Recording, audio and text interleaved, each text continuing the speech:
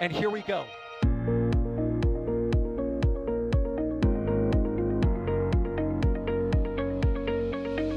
have liftoff. Propulsion continues to be nominal. R68 chamber pressure looks good. Doubling up. Roger, roll, Atlantic. Water towers fly! Yes! Tango down to nominal. Fighting downside FD off. Bring in FD off. Off. It's orange! 145! Oh my god! Oh my god! Decollage. Look at this! Put that in the big bag, 343 unfolds to go. Indeed. We rise together, back to the moon and beyond. This methane would be igniting the flare, correct? Yikes. You dead? Sure. We don't need any more of these.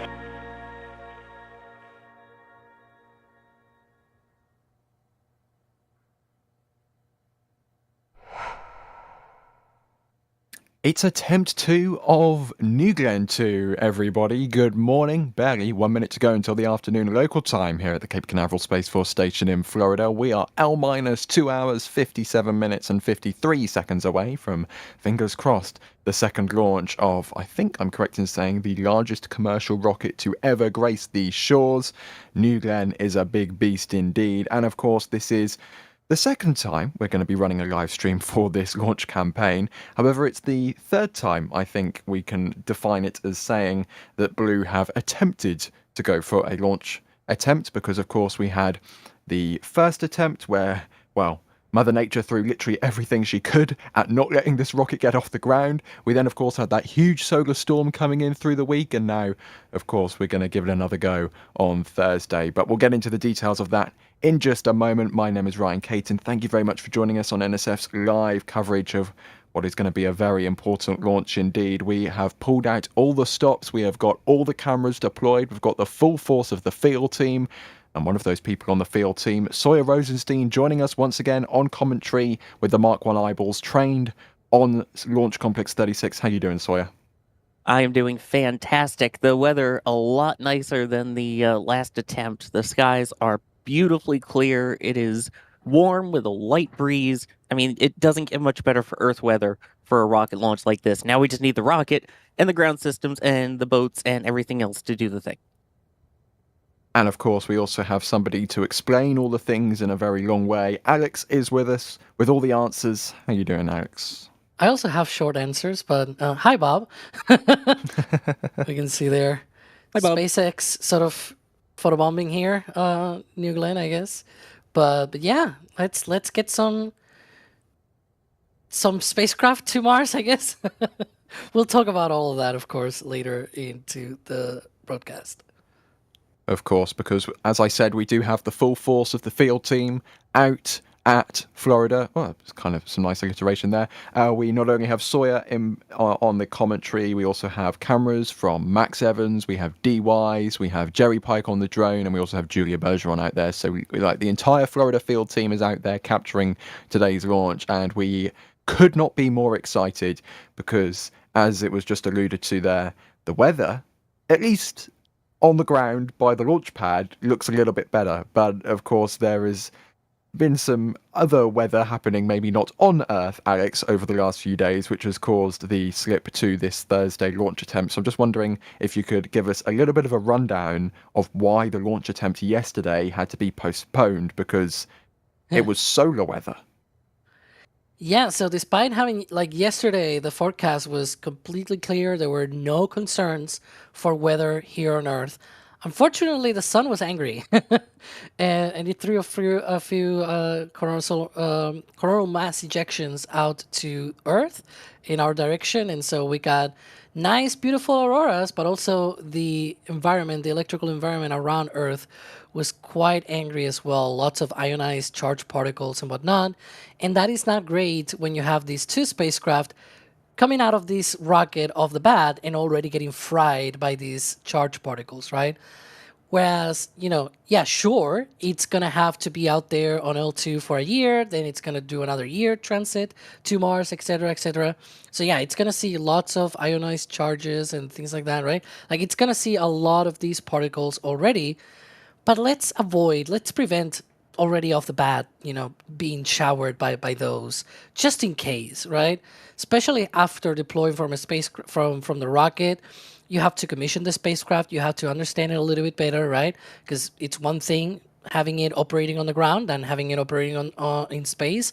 So straight off the bat, let's not put those satellites out there where they can get damaged by those particles and maybe even worse, right? So we really don't want that sort of thing, and so that's why they sort of, the rocket, the weather, everything was good. However, NASA said, let's hold it for another day. Let's launch tomorrow, and well, it's tomorrow already. It's today, I guess. Indeed. And of course, behind the scenes, pushing all the buttons, we have Kevin Michael Reed and Jake Egan producing today's broadcast. So, yeah, fingers crossed we get a good stream. No pressure, guys. Sawyer, I'm going to toss it over to you because, of course, at the top of the stream, we'll have to do a little rundown of what we are expecting. So with the push to today, we are 2 hours, 53 minutes away from the opening of the window. So if you'd like to just run us through, first of all, what we're actually expecting to see today, and, of course, the spacecraft, which is going to be going the long way round to Mars. Yeah, absolutely. So right now, as you can see on the screen, New Glenn out at the launch pad at LC-36. And you see those little flames on the right. That is part of the flare stack, which means that fuel and propellant load is indeed underway. That started about 4.5 hours before launch. That will continue until about 1 hour before launch when they finish loading up those commodities and go into sort of a topping off mode. So basically trickling a little bit for any of the extra that's going to vent off or kind of burn off as we get into the warmer, humid Florida weathers compared to the super cold temperatures there. Meanwhile, they will continue to keep an eye on the weather with the last weather check at T-minus 30 minutes. Then, of course, they will do a go-no-go poll to enter the terminal count at about 17 minutes.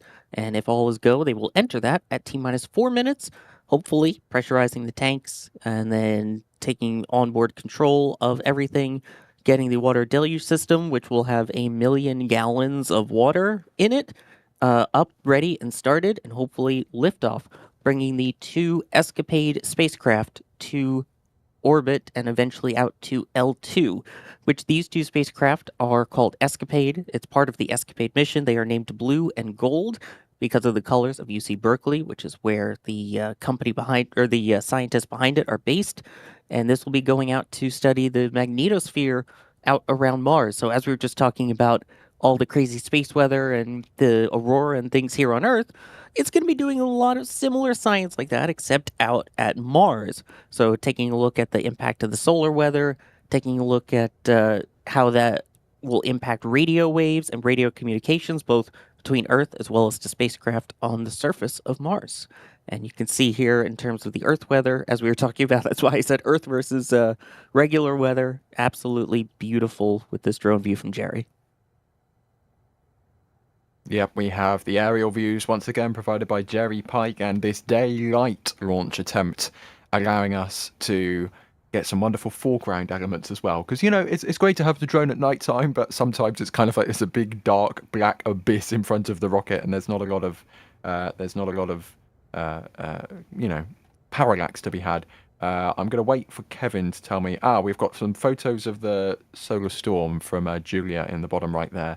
Unfortunately, our preview isn't fantastic, so I can't actually see any of the aurora. But yeah, it's down by the tree line there. You can see the red color. Easier to see in this one. Yeah. Yeah, and again, keep in mind, this is down at the Space Coast, so right here in Titusville, Port Canaveral, Cape Canaveral area. That's very far south. It is a very strong solar storm when they are this visible this far south. Unfortunately, unlike the solar storm we had back in May 2024, when we got to see some of it in the UK, it wasn't that visible here. I'm not sure whether that's just because of the fact that I think the magnetic North Pole is kind of tilted toward. Alex is going to be very unhappy about my physics talk here. Technically, I think the magnetic. Pole, but sure.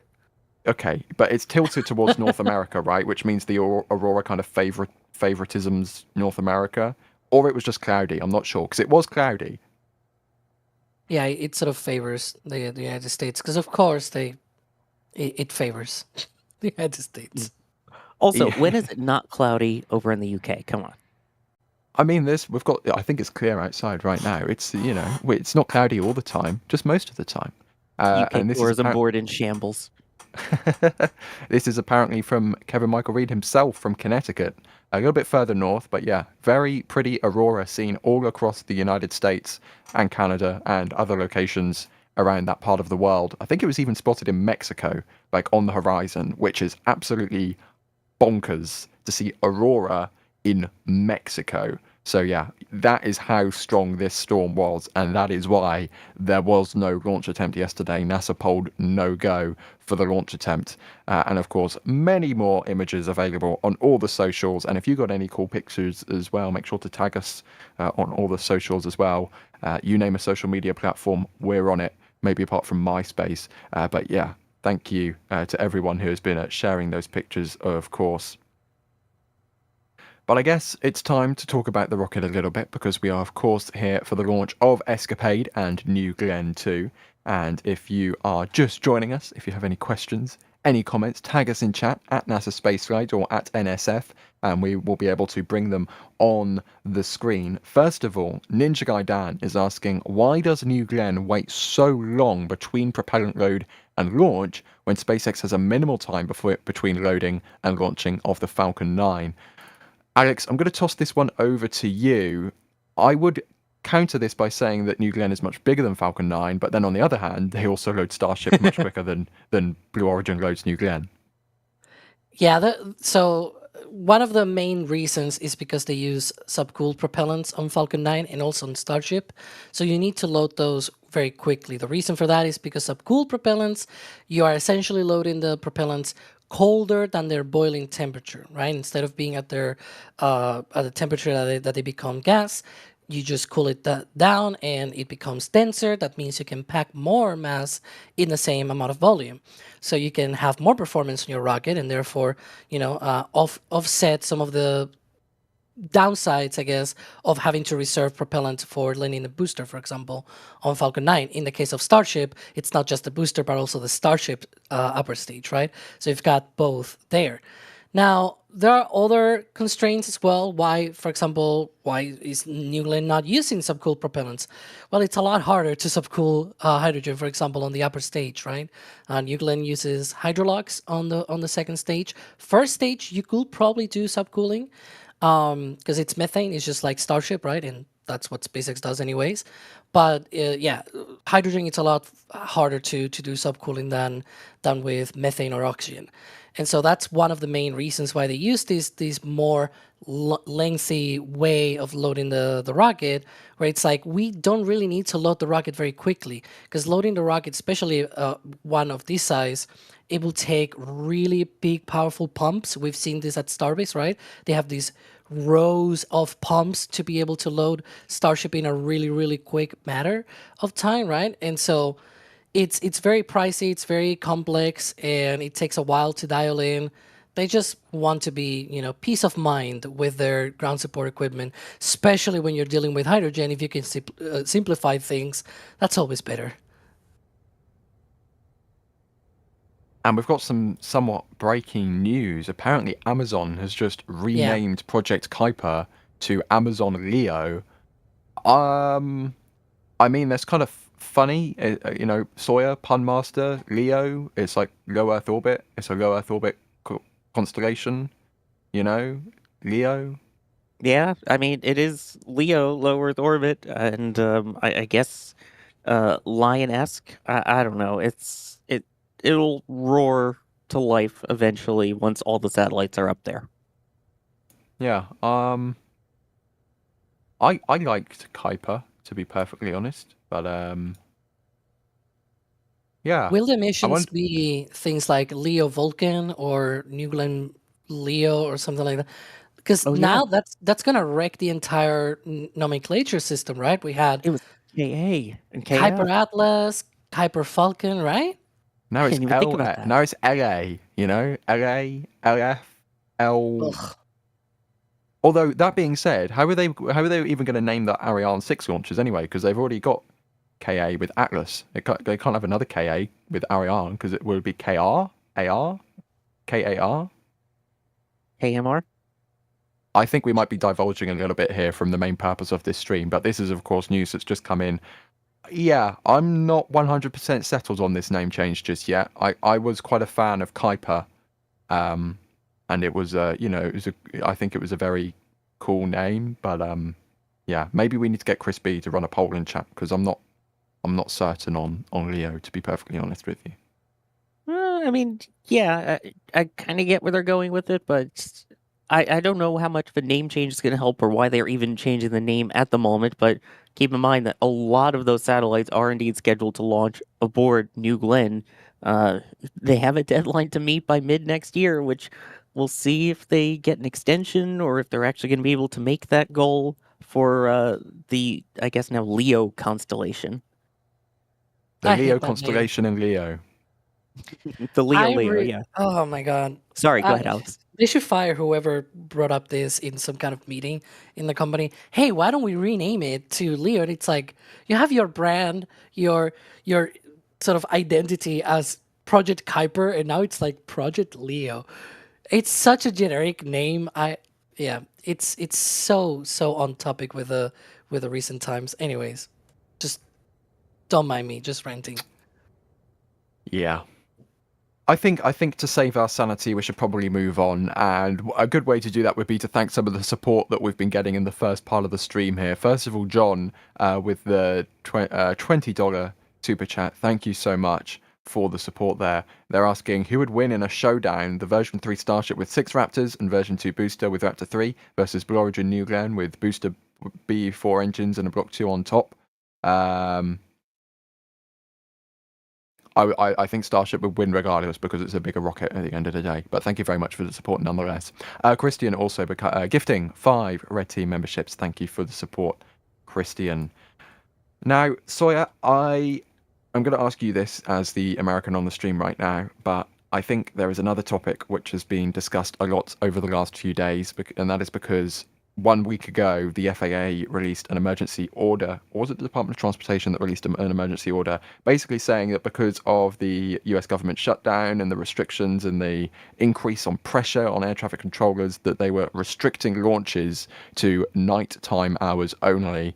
However, this is obviously not nighttime hours, and we are still under the effect of that emergency order, even though I read online last night that the government is now going to be reopened. So as somebody who hopefully knows more about American politics than me, could you just explain what on earth is going on? I know that's a very loaded question, but I feel like there's a lot of people who want to know what on earth is going on. Right. So Blue Origin and NASA worked with the FAA to get the permission to launch during the exception window. Again, because of the unique trajectory and the mission itself, they got an exception so that they can launch within the daylight hours. Otherwise, all launches were supposed to be between 10 p.m. and 6 a.m. And yes, while the government is now reopened, it is still going to take some time for the entire air traffic control system to get back to normal, because you're getting all the controllers back. They still have canceled about 6% of all flights in the United States during the shutdown. So as they get things ramped back up, I wouldn't be surprised if, to ease the load on those air traffic controllers, this stays into effect a little bit longer. But for now, it does still remain in effect, and Blue Origin and NASA did get an exemption for this launch. Yep. And Indeed. And yesterday, in fact, they sort of renewed the emergency order that they released on Thursday.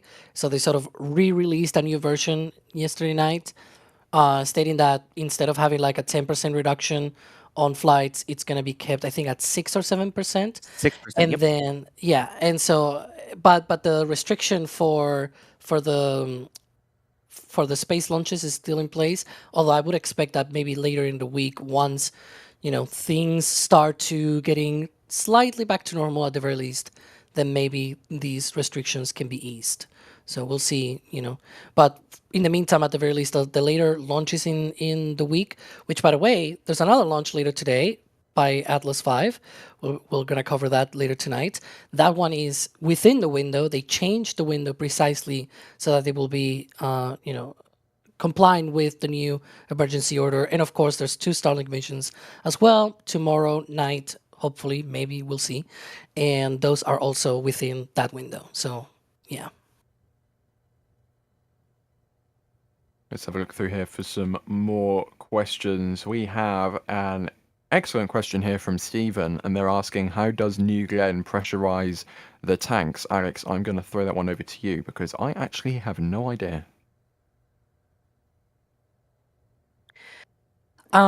If I'm not mistaken, I think they use just like autogenous pressurization, I think, on the first stage and maybe helium on the second stage.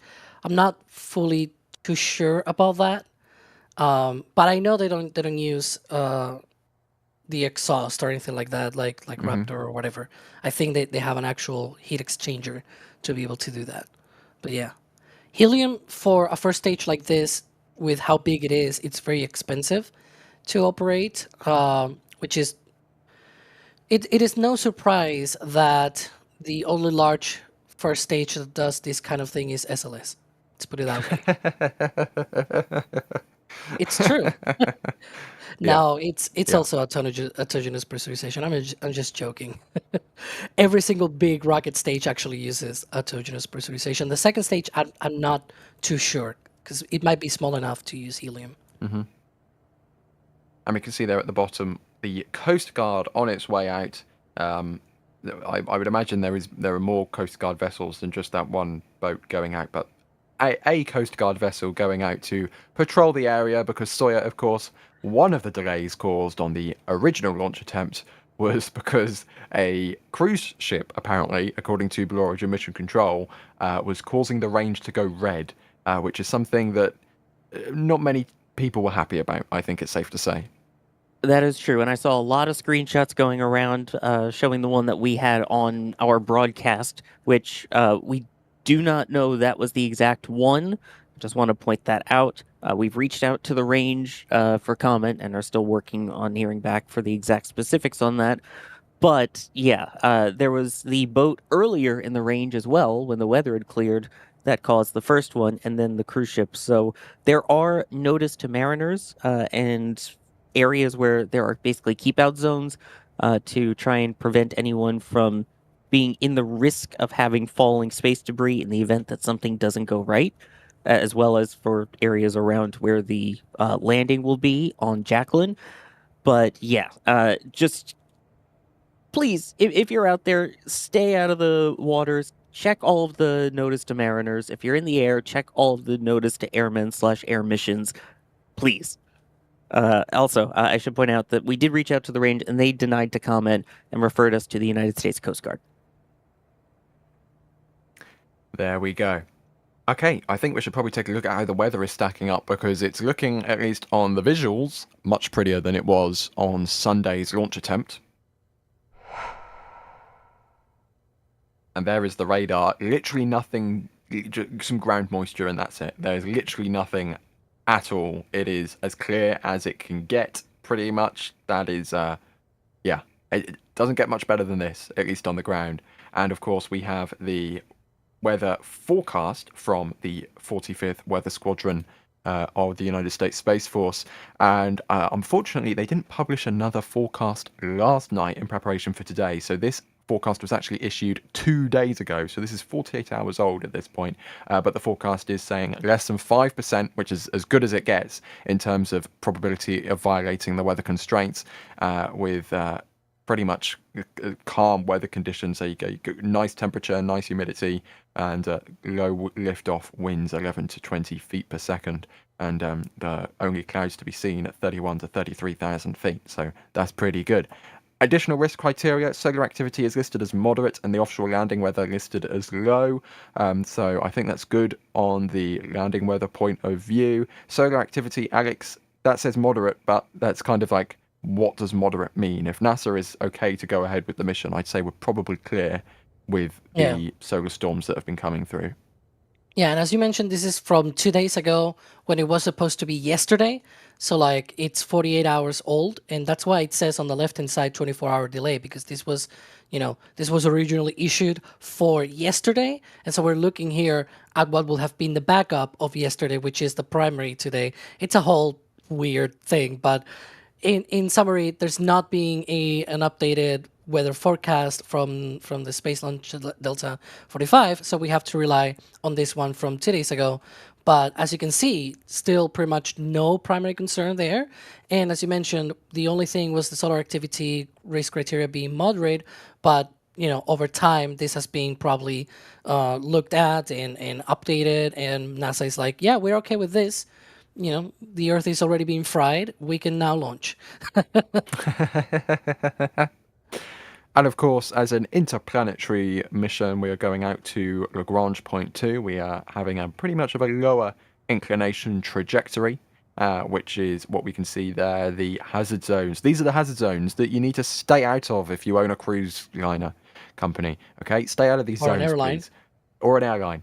Any of the lines, stay out, because we want to see New Glenn launch today. And you can see that. Just imagine a line from the Cape drawn all the way in the middle of those hazard zones. You can see where it gets bigger for the landing of the booster, and then when it's just the second stage, it's a bit thinner there. So that is the approximate trajectory we are expecting New Glenn to take today as it heads for Lagrange Point 2.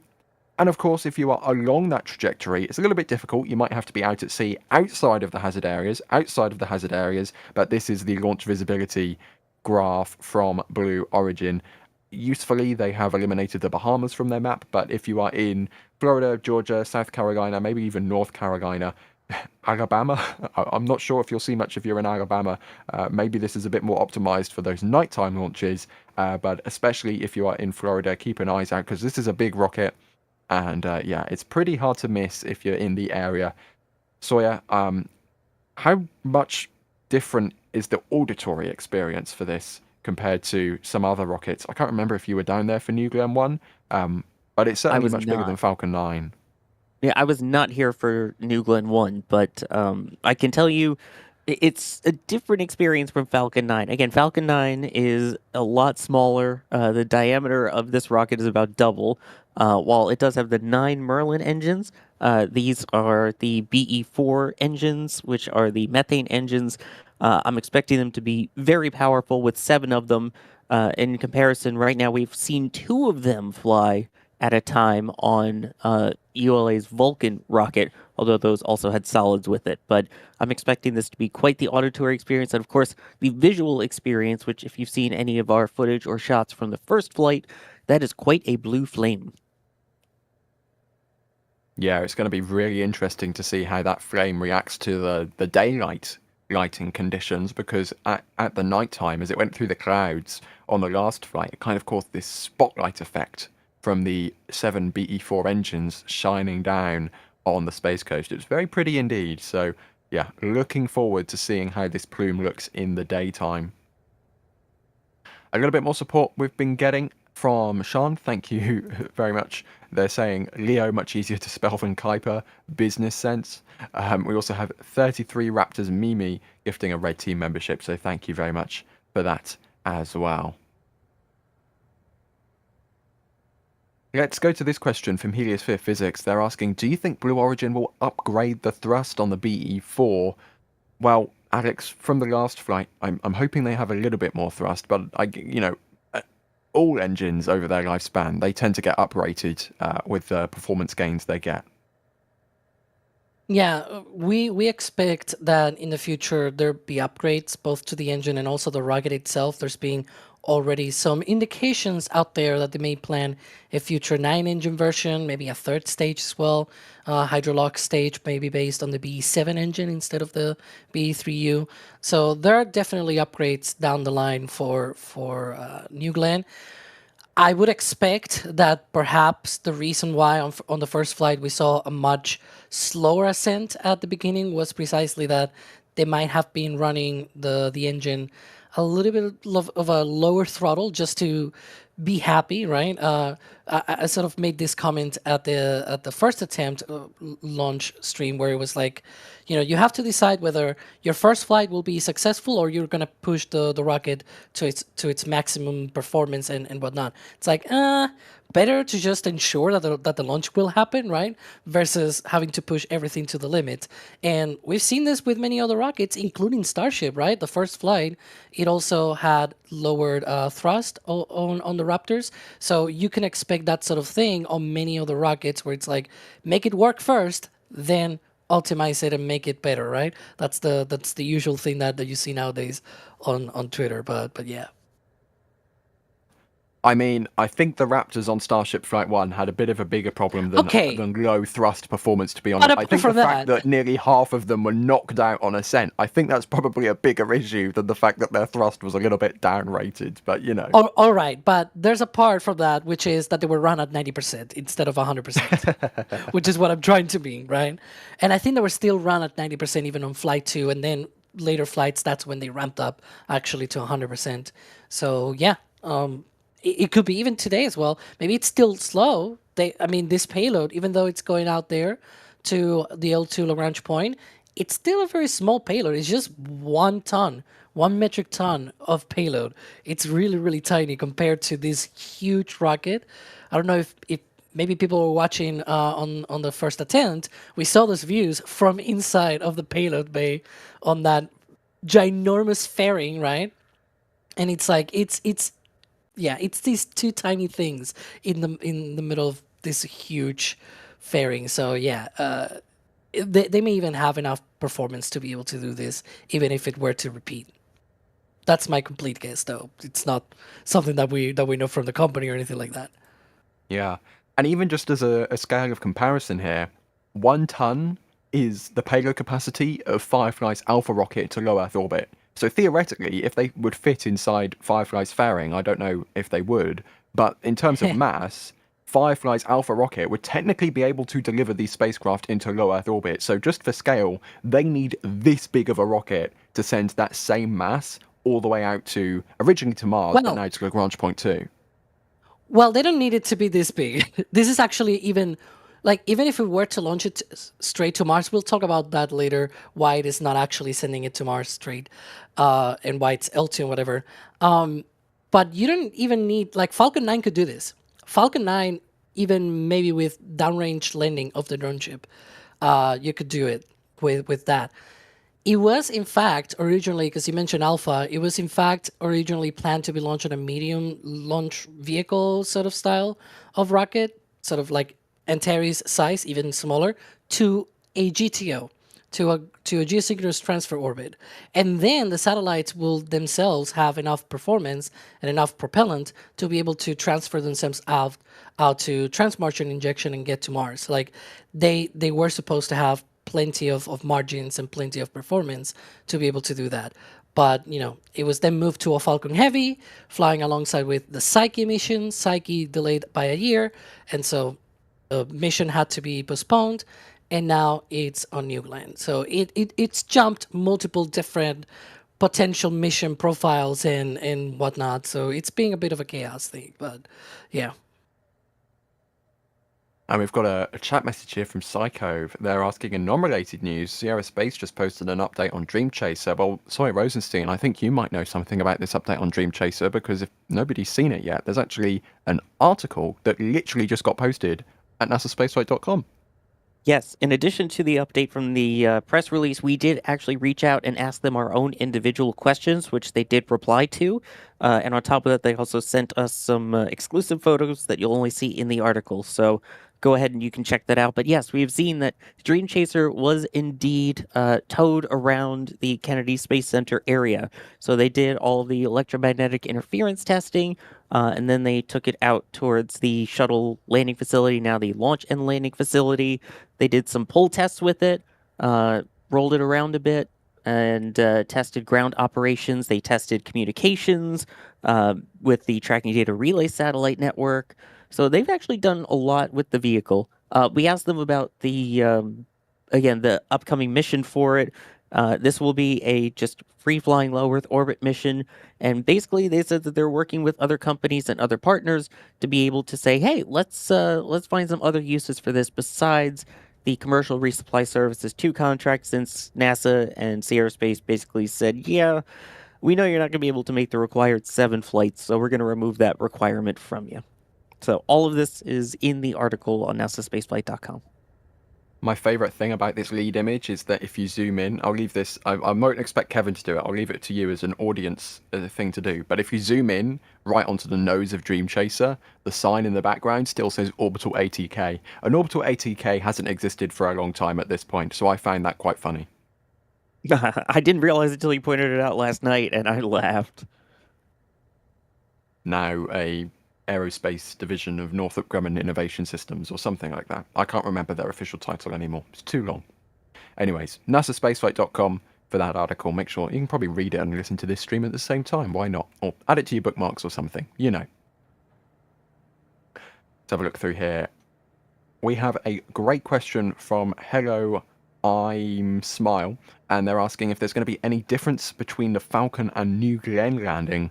Alex, if I remember correct, I'm not sure if this changed for this flight, but I know at least for New Glenn 1, the landing profile was kind of more like New Shepard, as in the booster is going to hover more, well, not hover, but kind of have a slower descent than the quote-unquote suicide burn that Falcon 9 does. Yeah, it's a bit of a different landing profile in terms of distance and rough timeline. It's very similar. Like it's slightly like 1 minute later than what you would expect for a Falcon 9 landing. But in terms of the things like the distance, for example, I know a lot of people have been asking how does that compare, right? We got tons and tons of questions about that on the first attempt, where it was like, well, it's very similar. In fact, there's been many other Falcon 9 landings where it's been even further away, and so it's a bit of a very similar trajectory, if you want to mention it like that way. But yeah, in terms of the profile itself, the entry burn is also with 3 engines, although I don't know if they do 1-3-1, right? The thing of like igniting the center engine first and then the 2 outer engines, and then when shutting down the engines, you shut down the 2 outer engines and then shutting down the center. I don't know if that's the case for Blue Origin, for New Glenn. I know that they at least light up 3 during the entry burn, but that pattern, I'm not too sure. But then for the landing burn, they specifically mentioned that for this flight, they're going to be doing a single engine landing burn, even though on their many different renders and whatnot, they show first 3 and then down to 1. Apparently, it's going to be a single engine landing burn. Or that's what the mission timeline says. I'm literally reading here.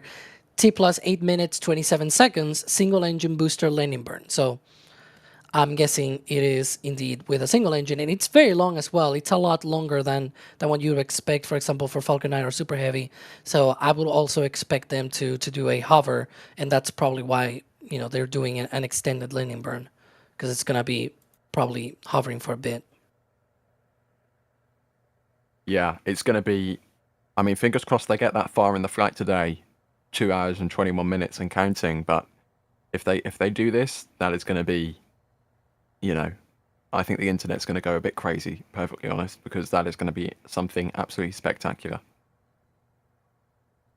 After the scrub of New Glenn 1, I actually went back and rewatched the, what was it? I think it was CRS 8 question mark, whatever, the CRS 4 maybe, the one where Falcon 9 landed on the drone ship for the first time. I went and rewatched that stream, and yeah, I'm certainly looking forward to seeing something similar with New Glenn 2 today. And we can see here a live view at the Kennedy Space Center Launch Complex 39 press site, which is about 10 miles north, but this is where the official countdown clock is, which is, you've seen the iconic shots of the Saturn V and the shuttle, and this is technically a new one, I think, Sawyer. They've put an LED screen on it, but you can see there, it's still counting down 2 hours, 20 minutes, and counting at the press site.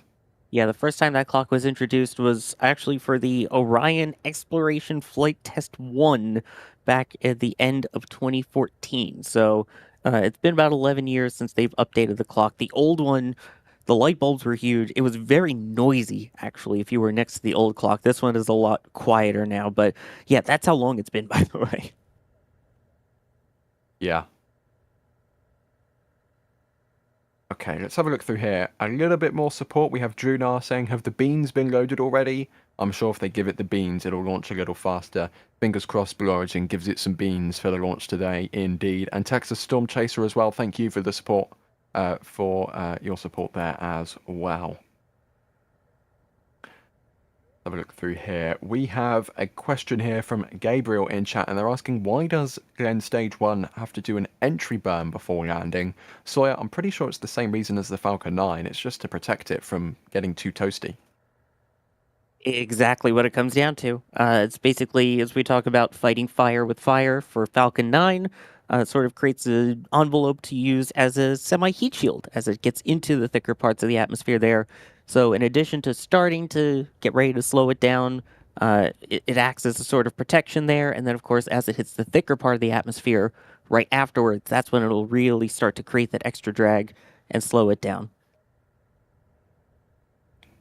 And we have another very informative post on X from our very own Julia Bergeron, saying that the crowd is a little bit lighter than it was last time around.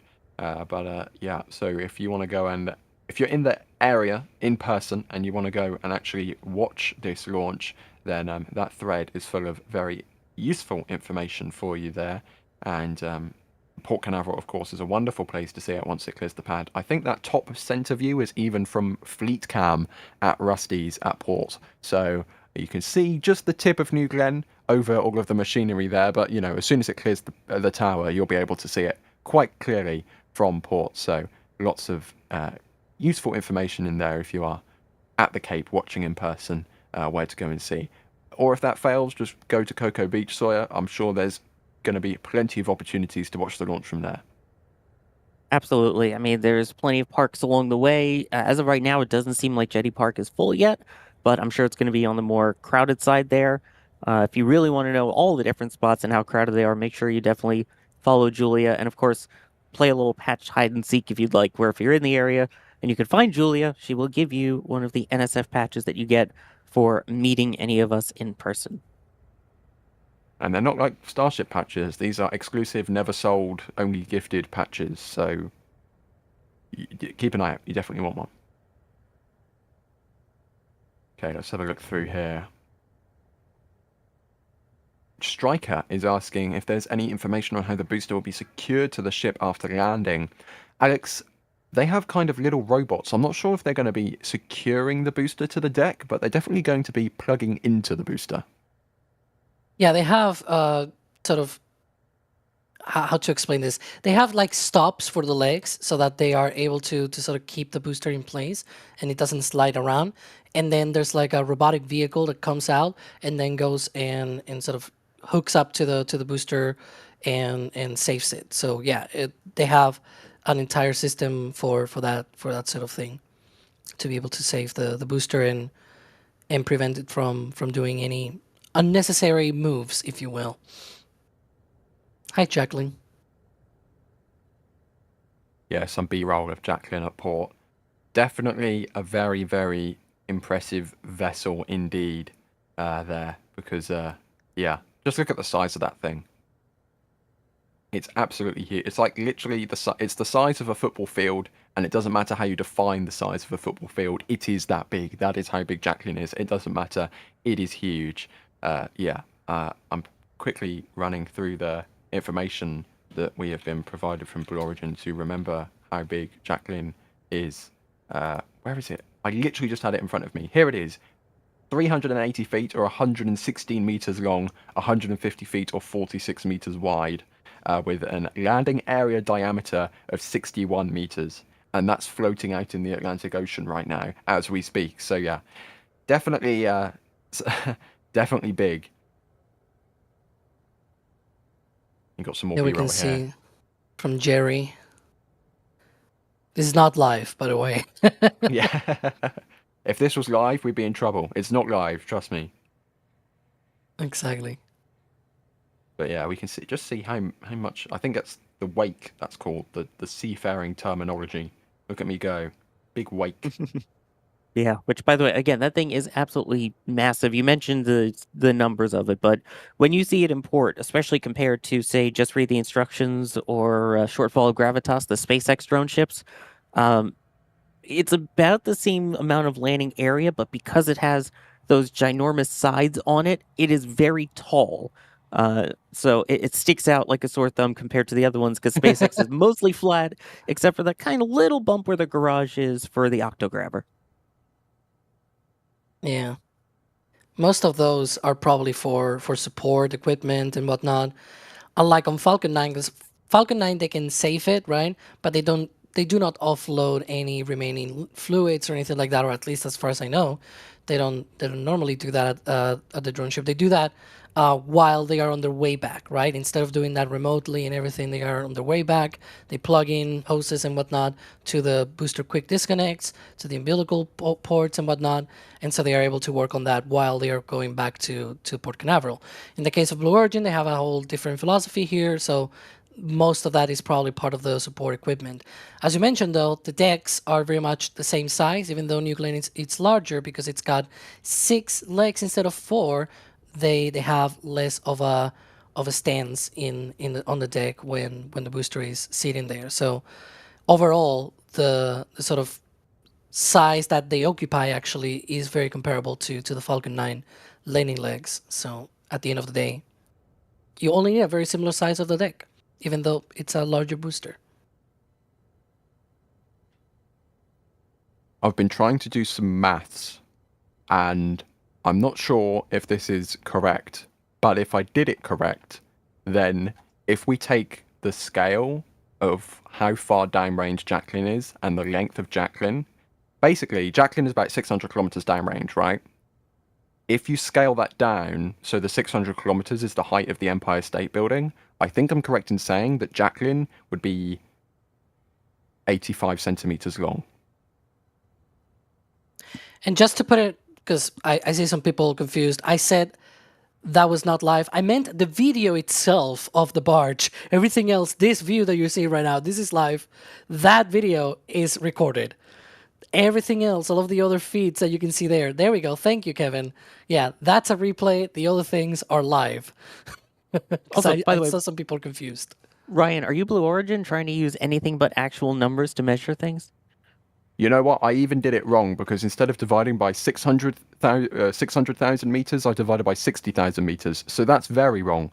If the downrange was the height of the Empire State Building, Jacklyn would be 8.5 centimeters long. So just as a comparison of the size of what they're trying to achieve, how far away, imagine trying to land on a target 8.5 centimeters long from the top of the Empire State Building. I think that would be quite difficult.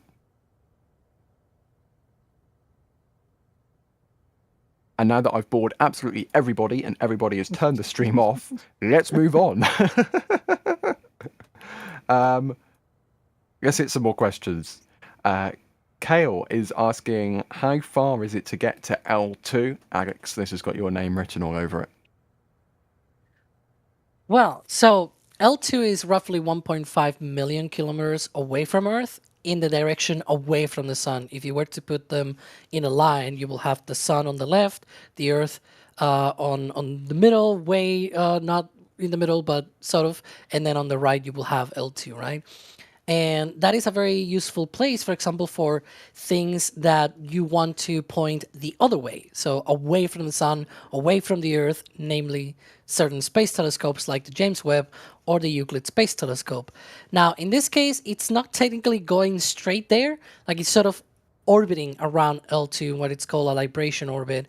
And what they're going to be doing is they're going to be sort of going around and circling the place.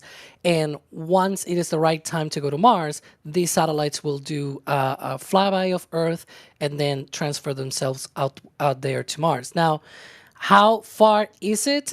I told you the distance, but I didn't tell you how long it takes to get them there. It's about a month or two in order to get there, because even though it's relatively close compared to Mars and things like that, it's going to be a very slow cruise out there. So it's going to take a while.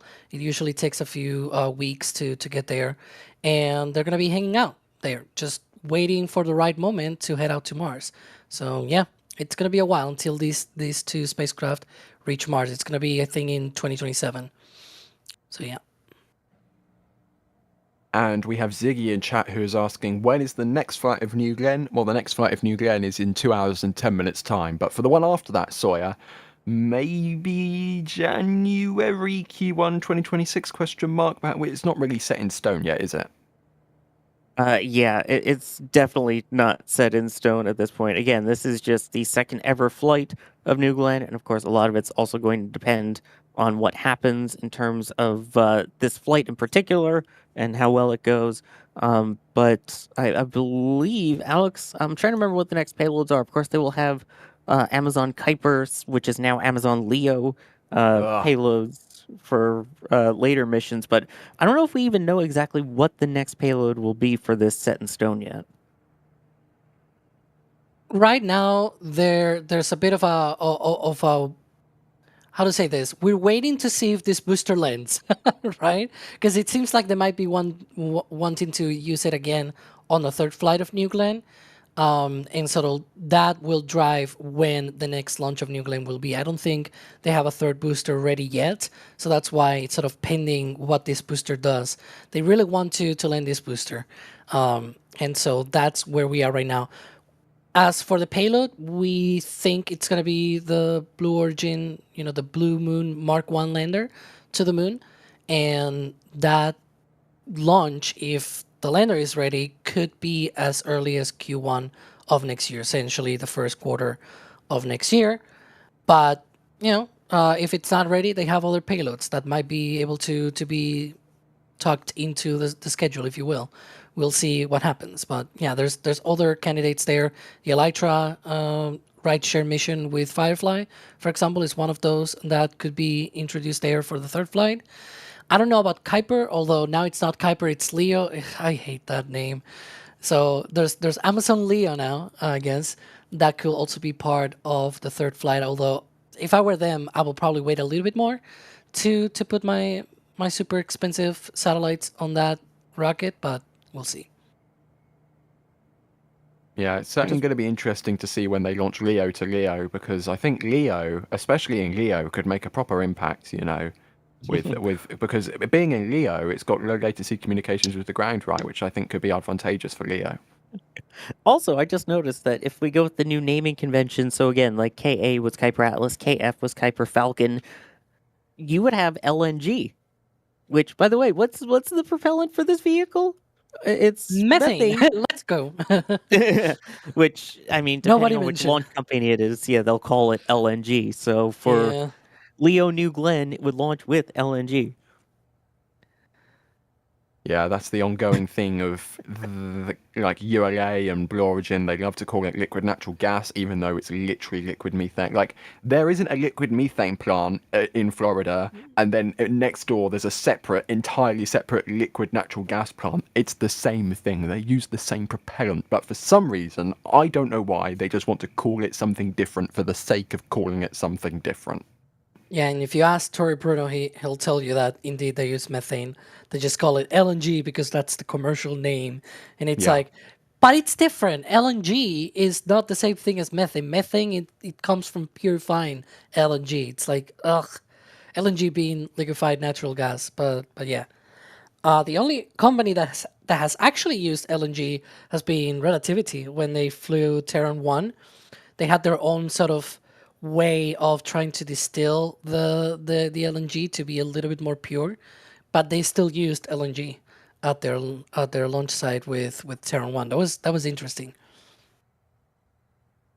Yeah, that was a long time ago at this point, but we are eagerly anticipating the launch of Terran R, another big rocket, Sawyer, at the Space Coast. There are so many companies and launch pads spooling up action at the Cape. Is just absolutely incredible to see with all the different companies. Exactly. You've got Relativity. You've got Stoke Space as well. That's going to be working out there. Both of them have made amazing progress with their launch pads and their facilities, as you might be able to see from our KSC flyovers, working on their horizontal integration facilities, lightning towers. It's unbelievable what they're doing there. And then, of course, LZs 1 and 2 basically being retired as landing zones and being converted back to launch pads. So hopefully we'll see companies take those over and more rockets flying from there.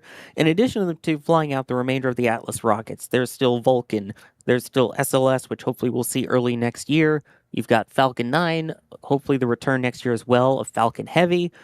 A lot of rockets still to come. Now, we've been getting some interesting questions in chat. The first is Ziggy, who is asking how many squirrels can fit or can New Glenn carry? We should ask that question to Adrian. And then we have John, who is asking how many John Glens could New Glenn launch into Leo? Now, I think the squirrel question is probably the easiest to answer because I don't know if anyone knows what John Glenn's weight was. It seems like a rather personal question, but yeah. I'm going to leave that as a chat thing to tackle, and if anyone in chat has the answers to either of those questions, then at NASA Spaceflight, at NSF, let us know, and we will talk about it. But yeah, that is interesting, to say the least. And this is not a replay. Kevin just forgot to take that down. Thank you, Kevin. Almost like he's listening. Yeah, right. Let's hit a bit more support because we have a Marsky with the support here. Thank you very much for that. Texas Storm Chaser, another reference. We have what happened to Old Glenn? Sawyer, I'll turn this into a proper question. Where does the name New Glenn come from? Because Blue kind of has this naming convention with all of their rockets. Yeah, Old Glenn, in fact, was John Glenn, the astronaut. So the first rocket that the other rocket that they fly is called New Shepard. The first American to go on a suborbital flight was Alan Shepard. And so as a result, for their suborbital hops, they call it New Shepard. Meanwhile, this is their first orbital rocket. So the first American to orbit the Earth was John Glenn. So as a result, this is called New Glenn. And if they do advance with the third one that they were planning on, it would be after the first person to step foot on the moon, Neil Armstrong, so that would be New Armstrong. But yeah, it's all after American space heroes. And do you know what their first rocket was named after? Go ahead. Goddard, because it was their first rocket. So it was named after the guy that made the first liquid fuel rocket. It was very on point, I guess. But yeah. I mean, not as cool as being named after the Millennium Falcon, but still very cool. What I don't know is why they didn't call that New Goddard, but they did New Shepard and New Glenn. Maybe they only came up with the new idea, like, after they'd flown Goddard. Yeah, and then they can't, well, you know, some companies, SpaceX, will go back and rename things retroactively for no reason whatsoever other than to cause mass confusion in the spaceflight community. Thinking when they reclassified all of the Super Heavy boosters to be V2 boosters, even though they were the first generation Super Heavy booster. Anyways, maybe Blue have decided to not retroactively rename Goddard to New Goddard for the sake of just leaving the name as it was. Anyways. Blue Engine. BE4, yeah. Blue Engine 4. Yeah. They really thought about it. Probably the same folks that name Amazon Leo. Anyways. You're not gonna shut up about that, are you? I mean, Amazon is it's a subsidiary of Amazon doing Leo, and of course Jeff Bezos, who owns Amazon, also here with Blue Origin, so they're kind of related. Anyways, Bixario, thank you for your support as well. And they're asking who controls LP2. I'm not sure what you mean by LP2. Yeah, so just at NASA Space. Oh, Lagrange Point 2, probably. Oh, Lagrange Point 2. That's an interesting point. Yeah, Alex, that's actually, yeah, that's a very interesting question because nobody really can. I don't think anybody controls it. It's just out there in space. No. Yeah. But it's quite big. Yeah, and normally, like, you usually have satellites not actually on the point, but orbiting around the point. It's usually the more stable way of being there. And, well, there we can see the graphic.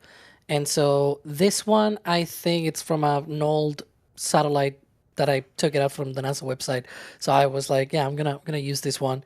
And yeah, the L2 point, it's sort of on the other side of the Earth, 1.5 million kilometers.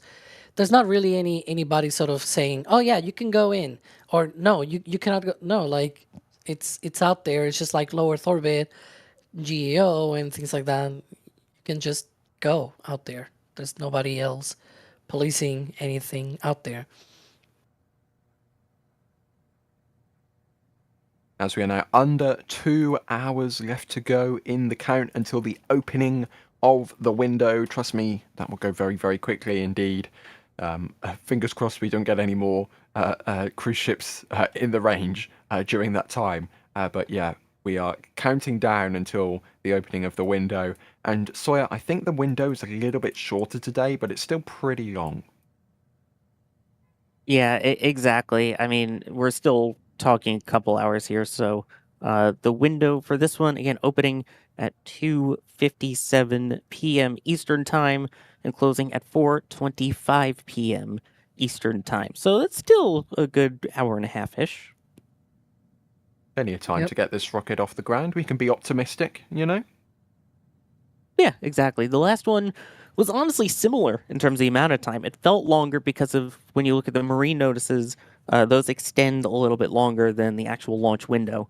But yeah, it's still hour and a half. We have LSF17 in chat who is saying about 90,000 squirrels. Oh my goodness, if the weight is kilos and each weighs half a kilo, you're welcome. Now we need to do, see LSF, now we have the mass constraint. Now we need the volume constraint and see if 90,000 squirrels can fit inside the fairing of New Glenn. I doubt it would be comfortable for the squirrels with 90,000 of them squished in there, but yeah, now we need to get the average volume of a squirrel and compare that to the volume of the New Glenn fairing, which that's an interesting equation to make. But once again, a task for chat. Let us know if you have the answer and we'll bring it up. How about this? How many New Glenn boosters can you land on a cruise ship? Just asking for a friend. No big deal. And I think we have just gotten information that the WB-57 is airborne, which is the tracking aircraft from NASA. Essentially can fly really high altitudes, and they slap a whole bunch of cool imaging paraphernalia on the front, and they can get some cool visuals of launch. Well, they get cool visuals. Whether they share them cool visuals is kind of up to Blue Origin. So unfortunately, we might not be seeing much. But yeah, that's certainly useful for the company nonetheless. And that is just taken off from the shuttle landing facility. I refuse to call it the launch and landing facility or whatever it's called nowadays. It's still the shuttle landing facility to me. But yeah, that is now, as you can see, Like they on launch the flight anything from radar. there. Well, yeah, they don't launch. Well, they technically take off. Does that count as launching? No, it doesn't. So yeah, that aircraft, NASA 927, now airborne and on its way out to the landing zone, perhaps. Maybe they're. Yeah, that's interesting, actually. I'm curious as to find out if they're going to be out there for ascent primarily or landing primarily. If we get live views of the landing from the WB-57, just saying. Just saying. I don't know. We'll see. Obviously, we're tracking it here on Flight Radar 24, as you see on the screen. So we'll have to see where it goes. I'm trying to look with my Mark 1 eyeballs for it as well as it heads outward, but we'll keep tracking it. Indeed. Okay, let's look for some more questions. Of course, if you are just joining us, first of all, welcome to the stream. We are NSF, we are NASAspaceflight.com. We're an independent space nerd media organization. We want to bring you all the rocket launches that we can. And if you have any questions, tag us in chat at NASA Spaceflight or at NSF. Quick news shorthand. I guess it's been there for a few months now, isn't it? It's not really new anymore. Either way, yeah. Bring us your questions and comments, and it gives us something to talk about for the next couple hours. And it looks like we're also pimping the Rocket Recap, which is our exclusive content and behind the scenes, our newsletter, which you can sign up for. You get that once a week, every Monday, I believe, in your email inbox the rocket recap, which is got all the launches, all of the videos, all of the articles as well, the latest articles from the website. So yeah, that's something you can sign up for there if you so wish. Anyways, let's move on and talk about some different things, because we have a rocket that's going to be launching in an hour and 54 minutes time. We have a question here from Gabriel, and they're asking, why doesn't Glenn Stage 1 have grid fins? And Alex, they've opted for some more conventional fins. Yeah, that's just their decision. It's what they opted for. I'm not sure if we have a really in-depth explanation as to why that over grid fins, but that's essentially different ways of solving the same issue, I guess. Neutron is also going to carry fins instead of grid fins. So here you go. Also, speaking of, I think Kevin got the wrong. Yeah, it looks like tweet. Kevin has just picked out the wrong tweet there, but Blue Origin has confirmed that fueling is complete for the launch of New Glenn 2, and that is scheduled for approximately T-minus 60 minutes for that propellant load to be complete. But as we saw on the last launch attempt, they actually wrapped that up very early. So they're 54 minutes ahead of schedule right now, which is very exciting indeed. So better to be ready early than to be ready late, and that is still remaining, counting down towards the opening of the window. And it looks like we've got a... I was about to say, as you see on the screen, there is the WB-57. I'm watching it as well through some binoculars that I have with my Mark 1 eyeballs. That is absolutely NASA's WB-57 imaging plane heading southeastward at this point. And there you go. That's the correct tweet this time. New Glenn is fueled for its second mission carrying NASA's ESCAPADE and a technology demonstration for Viasat in support of NASA's Space Operations Communications Services project.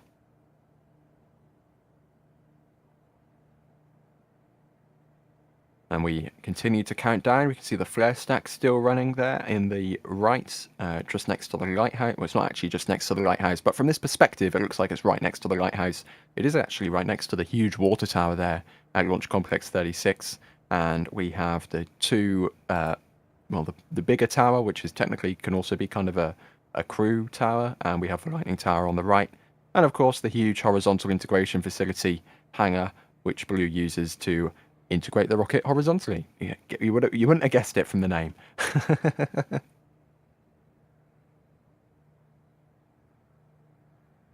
And we have a question here from ResistoJet, and they're asking, if the landing is successful, will it be the new world record for the largest spacecraft landed on a ship at sea? And Sawyer, I believe it would be, because the only other rocket to ever do that is Falcon 9, and Glenn Stage 1 is considerably larger than Falcon 9. Yeah, I guess that would make sense then. The only other rocket that they basically tried to kind of recover, mainly intentionally, was Rocket Lab's Electron, which they'd started by trying to catch it out of the air with a parachute and then just fishing it out of the water after it landed. But they haven't really done much with the recovery since that point. So I guess it would be, yeah, because this is definitely a much larger first stage than what we're used to with Falcon 9. Again, we're talking 7-meter diameter, and I believe even flares outward at the bottom to 9 meters, which is about the diameter of SLS. So this thing is pretty big, and even the first stage itself is almost the size of Falcon 9. So it's pretty tall. Indeed. And that's not the WB-57. I was going to say, that's an American Airlines. Yeah, that's an American Airlines plane. A lot of people probably on their way on holiday to Miami right now. But yeah, fingers crossed that plane is not in the way when it comes to the time of launch. They seem to be vacating the area rather quickly. I'm not sure who's tracking this. Plenty of time. There's 2 hours, so it's okay. Oh dear. But yeah, that looked to have been 737 from American Airlines going to Nassau. So yeah. Fingers crossed they remain out of the range when it comes time to launch. Anyways, The WB-57 is a little bit smaller than a 737, so we'll see if we can spot it or not with our cameras. Of course, Sawyer caught it with his binoculars a few moments ago. Right, let's look through here for some more comments. One Track Stew says, ChatGPT says 6,600 John Glens if stacked in Tetris formation. I would feel bad for John Glenn if being stacked in Tetris formation inside the payload fairing of New Glenn. But yeah. Wait, we're talking like line piece shape? Or are we talking the L shaped? Are we talking the T shape? I would assume all the different shapes. Hmm. Because that's how Tetris works, you know? You've got to fit them together with the different shapes.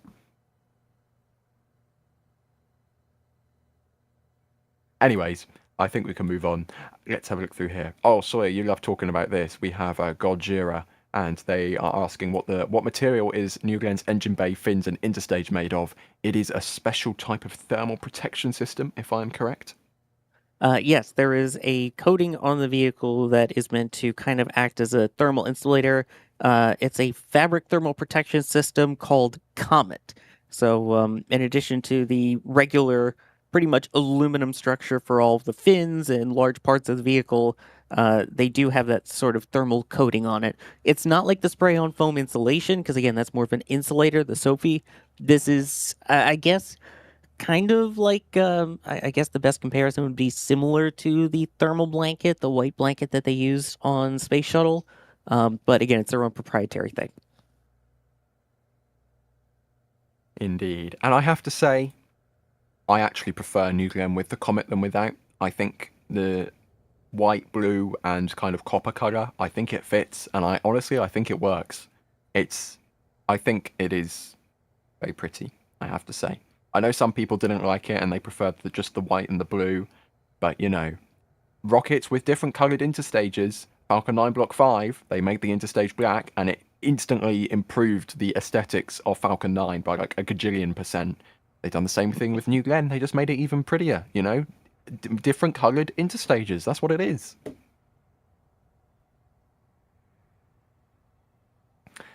Anyways, this is a great one for discussion here from Tony. They're asking if GS1 doesn't land successfully today. Of course, fingers crossed, we hope it will, but in the unfortunate event that it may not, perhaps not land successfully, will Juche 3 beat them to a successful booster landing?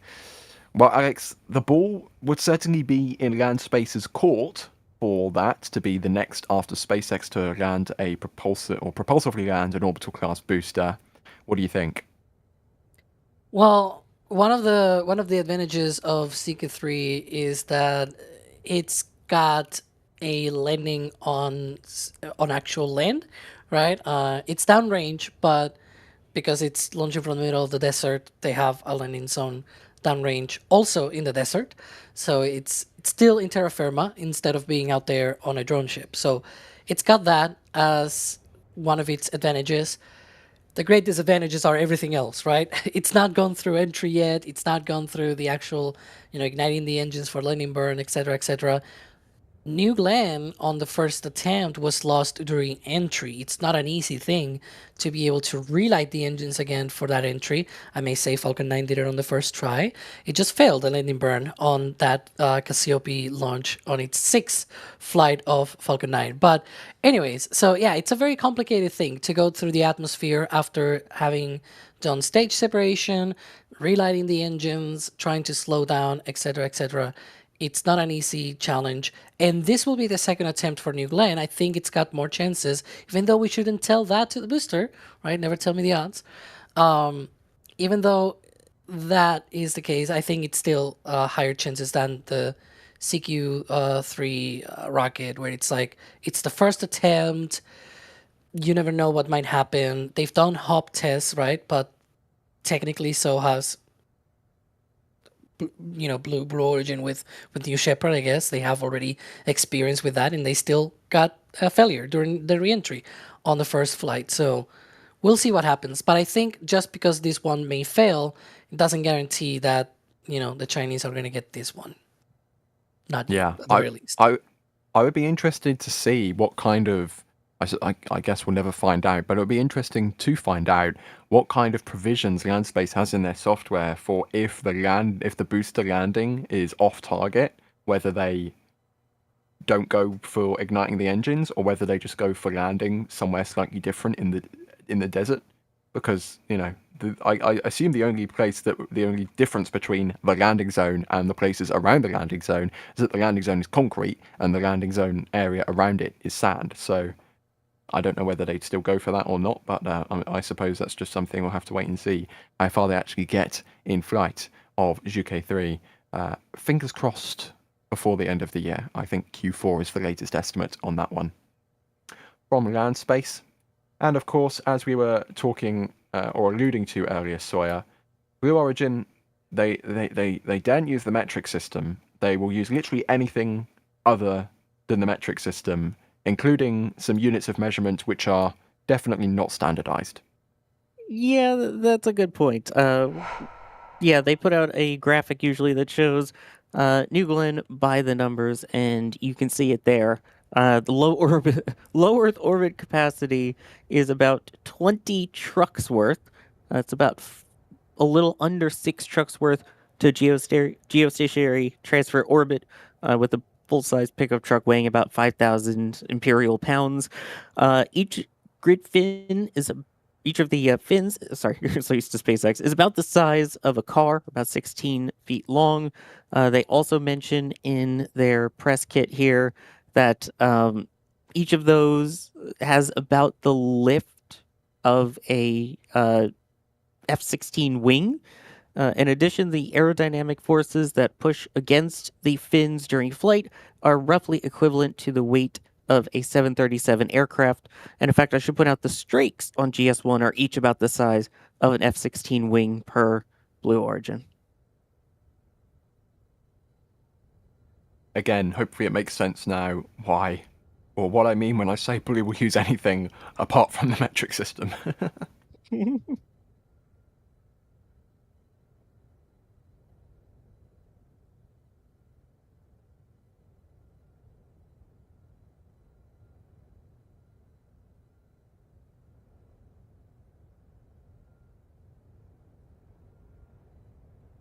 Do we have Alex? Hi. Hi, Alex. Hi. I have a question for you. Yeah, sure. Dutch is asking, what is a heliocentric orbit? Oh, well, that's an orbit that is just revolving around the sun. So the Earth's orbit is a heliocentric orbit. Mars's orbit is also a heliocentric orbit. It's an orbit that just goes around the sun. That's what it means. Were you trying to talk while muted? Nope, definitely not. Yeah, because I heard a lot of silence earlier. But yeah, what were you going to say about Venus? I was going to say that Venus's orbit is a heliocentric orbit. It and is. Mercury's All of the orbit is a planets. heliocentric orbit. And Jupiter and Saturn and Uranus and Neptune and everything else. We could go on for quite some time like this for all of the objects that orbit the sun. Yep. And when it goes to L2, it is technically it's both an orbit around the Earth and also an orbit around the sun. So it's somewhat of a heliocentric orbit, but yeah. Schrodinger's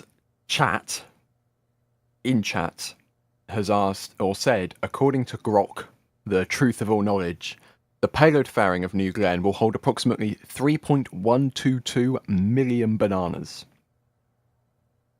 I'm not sure who needs 3.122 million bananas, but if you are in need of a delivery system of 3.122 million bananas to low Earth orbit, then New Glenn's your rocket. Now that's a measuring scale I can get behind.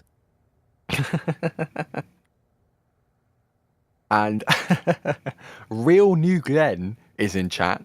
So the rocket itself is joining us in chat today, and New Glenn itself is asking, how far offshore am I landing today? Well, New Glenn, I'd hope you'd know that already, but Sawyer, for the rocket itself, very legit, this is actually the rocket in chat. How far downrange are we expecting Glenn Stage 1 to land on Jacklyn?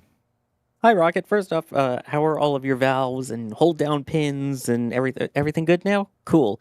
Hopefully we will see you be landing about 600 kilometers downrange. This one will be going towards the southeast. So it's east-southeast, essentially, It's about as far as we're used to seeing for regular Falcon 9 Starlink missions, give or take a couple kilometers. But yeah, it's about 600 kilometers to the east-southeast of Cape Canaveral and the launch area here. So you can see there, the left, as it gets a little wider there, that is the area where the drone ship will be. And then, of course, there's stage 2 as things go further down. Doesn't look that far on a map, but it is. Maps make everything look much smaller than it actually is. As I was alluding to earlier with my rough on live. As I was alluding to at the start again, as I was alluding to earlier with my rough live on-stream maths, if you shrunk the distance from the pad to the landing zone to the height of the Empire State Building, Jacklyn would be 8.5 centimeters long, or about 2 inches long. So that is simply the scale we are talking about, going so far away, yet targeting a position so small relatively in the abyss of the Atlantic Ocean. Also, thank you, Mr. Map. You were the one who brought up maps. Well, I mean, technically Kevin put it on the screen, but... See, it's gone. We don't have to talk about it anymore. And we have got another tweet from Julia Bergeron saying that the boat ramp just outside of Jeddah is hopping with boats going out. The US Coast Guard Flotilla 17-6 is on station, keeping count of outbound vessels for range support. They are a vital team that educates the public regarding notices to mariners, information, and boater safety. And yeah, I know Sawyer, especially when it gets close to launch, they want to ensure people don't go violate those knot miles. They even close the boat ramp sometimes, I think, just to try and prevent people from being in places where it would be advantageous if they weren't. Exactly. Yeah, we saw the signs out for the first launch attempt that they went through here, basically closing off the boat ramp. And yeah, especially as it gets close to the launch for any boats, especially that wouldn't be able to get out of the keep out area in time. So, of course, they are keeping a close eye on all of the boats that are offshore, and hopefully all of them stay outside of the keep out areas. And it continues. Oh, I think that's the sign you were talking about, right? It even still says shuttle on it. That's Yep. what the sign is. Shuttle era heritage hardware. Shuttle-derived sign. Anyways, Julia says, you may encounter a sign like this one on local waterways. This is your sign, to be advised of hazardous zones and not be the reason a range violation is called. There are consequences to that range from misdemeanor to felony charges. Yeah, there in Florida, Sawyer, this stuff is no joke. If you get in the way on purpose, then you are not going home a happy man. Right.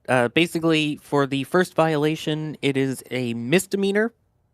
If you then knowingly violate it again a second time, or if you've done it before, then that upgrades to a Class 3 felony here in the state of Florida.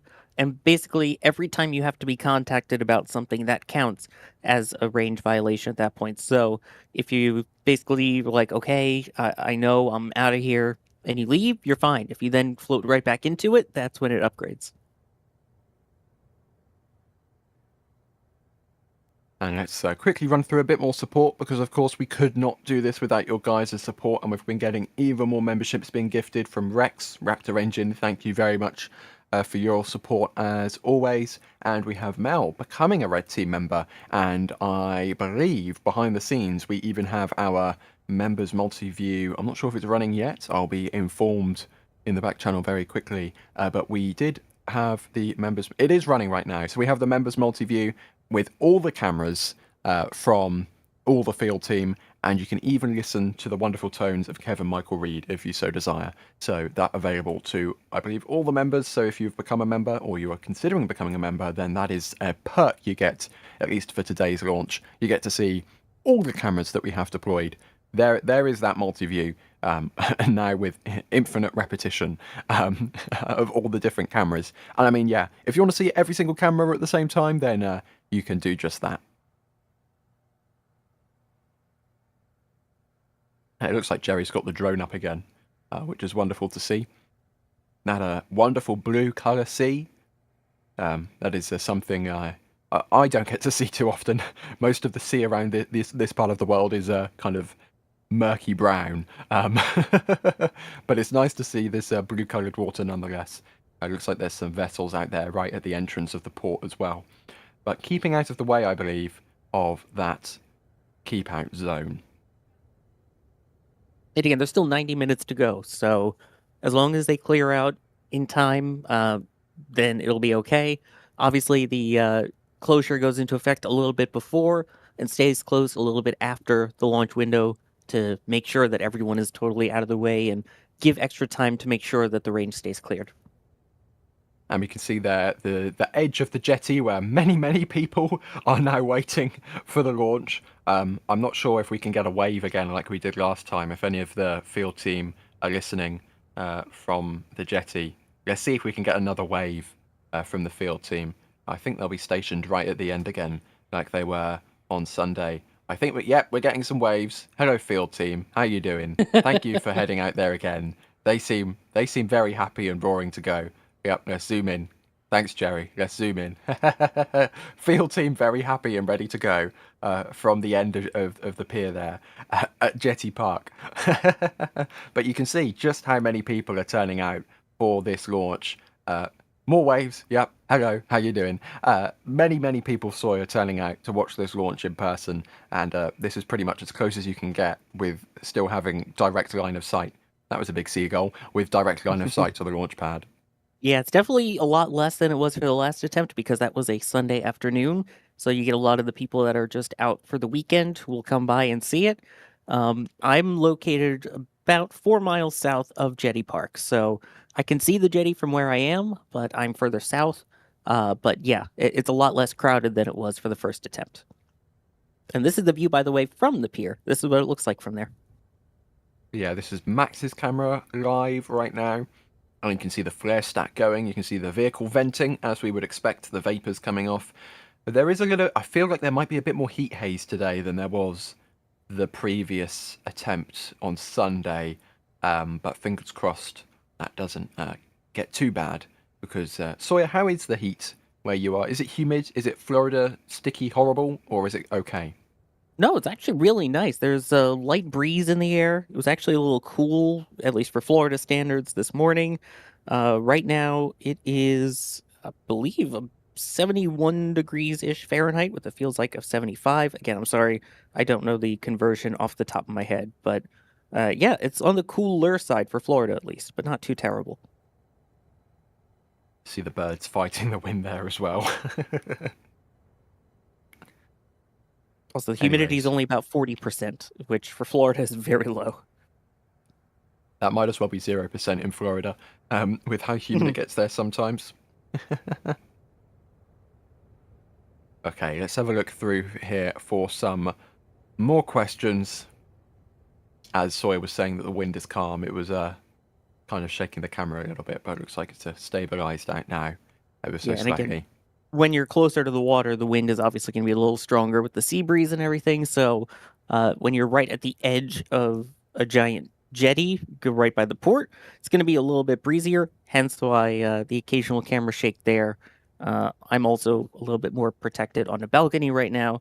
So I kind of have that going for me, which is nice. But yeah, the American flag that's right near me is definitely flapping, but nothing that would be a concern for launch. Speaking of concerns for launch, we have 0809439 who's asking, is this too aggressive? Is this goal too aggressive for New Glenn, being only the second flight? Well, Sawyer, technically, at some point, ESCAPADE has been pushed many times, but at one point, ESCAPADE was going to fly on the maiden launch of New Glenn. That was one of the things that was absolutely discussed. Yeah, and part of that was the fact that it was going to be right around the time of a Mars transfer window. So rather than going out to L2, the Lagrange point, they would indeed be going basically on their way straight to Mars. The fact that it delayed so much means they're out of the Mars transfer window, so this is a new test for the first time ever to see if, hey, can we leave a spacecraft hanging out in L2 and use that as a waiting point and then start sending them all off to Mars with a little Earth assist. So I don't think it's too ambitious for this flight. Again, the first one was their Blue Ring Pathfinder. which is going to be one of their kind of on-orbit test items that they had for the first flight. That one didn't even separate away from the rocket, but it did fly exactly as it was supposed to. So, in fact, they had a successful first flight. I'm not totally surprised that they're going for the landing again on the second flight and going all the way out to L2. And we have another excellent question here from Tony. They're asking, what do we know about Blue's plans for crew launch? It's kind of rumours at this point, Sawyer, isn't it? I think there were rumours going around a little whiles ago that Blue are kind of secretly, quietly developing a crew vehicle for New Glenn, perhaps. There's also rumours, I think, from that Athena document from the Jared Isaacman original campaign to be NASA administrator about maybe putting Orion on New Glenn, but this stuff is still kind of rumours at this stage, isn't it? Yeah, everything at this point is all rumors. Obviously, they're prepared for it. As you could see in the two towers there, the one on the left is a lot more bulky and built up, it looks like, compared to the one on the right. While it does have the, of course, the lightning mast and the catenary wires on top, that one is actually considered a crew access tower. So they would be able to attach things to it to allow crew to get on board if they do decide to go that way. But as of right now, it is not crew rated. There are no current plans for people, but don't forget, we also have astronauts, as they make sure to call them, that fly on New Shepard by crossing the Kármán line. My God. That's another Blue Origin thing I don't understand. They are obsessed with the Kármán line. And like, we cross the Kármán line, therefore our passengers are astronauts. And then they made, like, the Kármán line, the whole thing about the Kármán line is that it's 100 kilometers in altitude. 100 kilometers. And then they measure everything in feet. What are you doing? It doesn't make any sense whatsoever. Yeah, they use imperial units for all of their graphics, so just a thing to note. Anyways, I think we should check in with the WB-57 as it continues to make its way downrange to support imaging today's launch. You can see it's just making its way by the Bahamas now. Already 45,000 feet in altitude. Radar brought to you by Flight Radar 24. And you can see it there. Continuing to plod along, making its way downrange at 420 knots. Not intentional. But yeah, continuing to make its way downrange. Nice. And we'll see how far this coverage goes, because, of course, if it's going to be chilling out in the middle of the ocean, we might lose ADS-B coverage, which is kind of the format that is used to track aeroplanes. So we'll just have to wait and see if we can still see it, but it's still making its way downrange. And something else that's come up in chat is a Yakurg who is saying that I miss Jack. And yes, we all miss Jack, but if you missed it, I think we can actually make it official now where Jack has gone, because Jack has been an abandoner and gone and got himself a proper job, dare I say, nice at an aerospace startup in the Los Angeles area. And the aerospace startup in question has finally been revealed as Astroforge. You can see there in the middle, our very own. Well, I can't say that anymore, can I? Oh, I just realised I can't say that anymore. Formerly our very own. Formerly our very own Jack Beyer, now head of communications for Astroforge, and we are of course very happy for him with his future endeavours as he, get ready for it, Sawyer, forges ahead in his career. Love it. I've been waiting to say that for over a week, and I've been queuing it up, and I just had to let it out. Oh, yeah, I've been making the puns behind the scenes. It's nice to be able to make them outwardly. It's nice to be finally out with our puns. Oh, my goodness. But yeah, of course, hopefully, chat, you better be very happy for Jack there. Let me just, I think, yeah, everyone in chat very happy for Jack and his new endeavours, new adventure. Well, Sawyer, you'd like new endeavours. His new escapade into the future of Jack things. I don't know what the rules are with bacon at Astroforge, but I feel bad for anyone sharing the canteen. Although I will say, I mean, the new Endeavour exhibit is in works over out in California. That's the one thing, in my opinion, that the West Coast has going for it, is that it has the best space shuttle Endeavour. Still covered up, though. I haven't unwrapped it yet. I've got it wrapped up. Whilst they build the new exhibit there. But to see it fully stacked with the SRBs and the external tank, it is such an amazing sight to see. Again, I was fortunate enough to be media for STS-135, the final shuttle launch, and go out and see it at 39A with the full stack. There's nothing like it. But of course, we all know the actual best shuttle is Discovery, which you can go and see at the Smithsonian Adverhazy Center in Virginia right now if you want to. You know, it's the best shuttle and it's the easiest to get to because it's literally right next door to the airport. So as we all agree that is the best shuttle, let's move on and do a little bit more support. Yeah, Chris Bergen trying to get me to say that Atlantis is the best shuttle, the one that flew STS-135, and that is here at the Kennedy Space Center Visitor Complex, but it's Endeavour. Yeah, well, it's Discovery, but I think we should probably move on with some support because we have John who is saying, have we got an update? I'm not sure if this is an update or just more information from the KSC. We will read it out anyways. NASA's ESCAPADE mission consists of twin spacecraft designed by Rocket Lab. The pair will be the first coordinated multi-spacecraft mission to Mars. The spacecraft are bound for the Red Planet to study the interaction between the solar wind and Martian atmosphere. So, yeah, it doesn't look like that's actually an update from the Kennedy Space Center account. But yeah, let's put that on screen nonetheless. Okay, John Speck with the $2 support. Thank you very much. They're asking, isn't Lagrange Point 2 still an Earth-centered orbit? I don't know if we have Alex back with us because that's a very physicsy question. But we will. I will cue that question and ask that to Alex when he joins us again in a few minutes. We also have Telstar86 in chat with a £5 super chat. Thank you, Telstar86. They're saying, other than Neil Armstrong, which astronaut would you like a rocket to be named after? Sawyer, out of the copious number of astronauts you have had the pleasure of meeting, I think we should name a rocket after Jim Lovell, but what do you think? I mean, I feel like the obvious answer, of course, has to be the steely-eyed missile man, the one who was also in command of STS-1, who's been to the moon. It's got to be John Young, if I had to pick one off the top of my head here. I mean, he's the OG GOAT when it comes to the space shuttle. Again, walked on the moon, pretty cool. If not, the only other person I think who has a really cool story that I feel like would be great to name it after is Story Musgrave. So those are my two picks, but I feel like we need a John Young rocket. Yeah, that is a good point there, Sawyer. A good point. We have Drew Nar with the Canadian $2 saying huge congrats to Astro Yak. Of course, big congratulations. Telstar86 again in chat. You can cook bacon under a grill, not an Astro Forge. That's fantastic. Oh.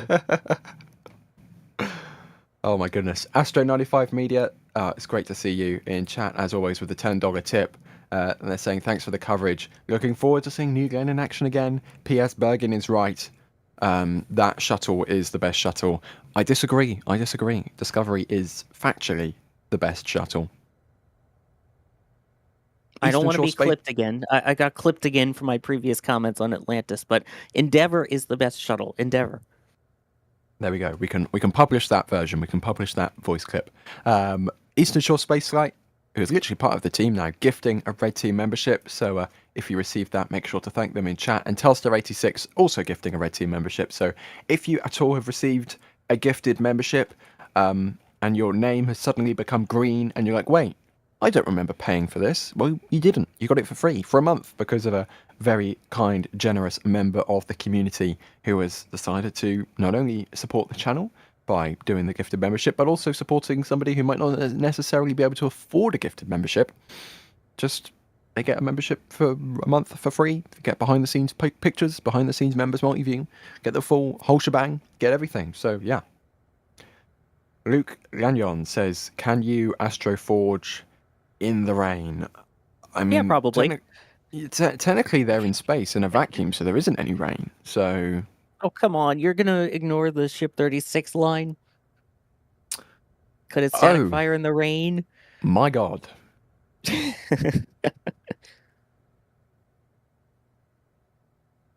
Anyways, we have a question here from ResistoJet as we approach T-minus 1 hour and 20 minutes. ResistoJet asking, do you think New Glenn may be part of a future moon mission one day? Sawyer, that one day is coming up pretty soon because, of course, New Glenn is going to be launching Blue Moon and their cislunar transporter. That is true, yes. As part of the Artemis program, you may recall that Starship will be the lander for 3 and 4, but Blue Origin will be doing the Blue Moon Mark II for Artemis 5. So that is being built just down the road from the pad here at their Exploration Park facilities. They also have some work that's being done near the port for it. So all around this area, they're building the lunar lander that they'll be using. Of course, they are having a test version that will go out first, uncrewed Mark 1, and that will be followed eventually by the crew vehicle. So, yeah, we will absolutely see lunar landers launched on this, in fact, from Blue Origin, on a Blue Origin rocket. I know, shocked. There's even more boats lining up at the entrance to Port Canaveral, staying long out as of they the stay out. exclusion zone. Yep, they're Yep. staying out of the exclusion zone. So thank you, boats and mariners, for doing that. Please, no cruise ships get in the way this time. Yeah, there's a lot of boats that are kind of just parked off the water in the Atlantic here, basically from the jetty all the way down. So I'm sure some of them are just out there trolling and fishing. As long as they don't troll us and just troll for fish, we're fine. Sawyer, I think we have another pun master in chat, because Ronnie Taylor says, "New ride, Sally. I'll take my pun token now."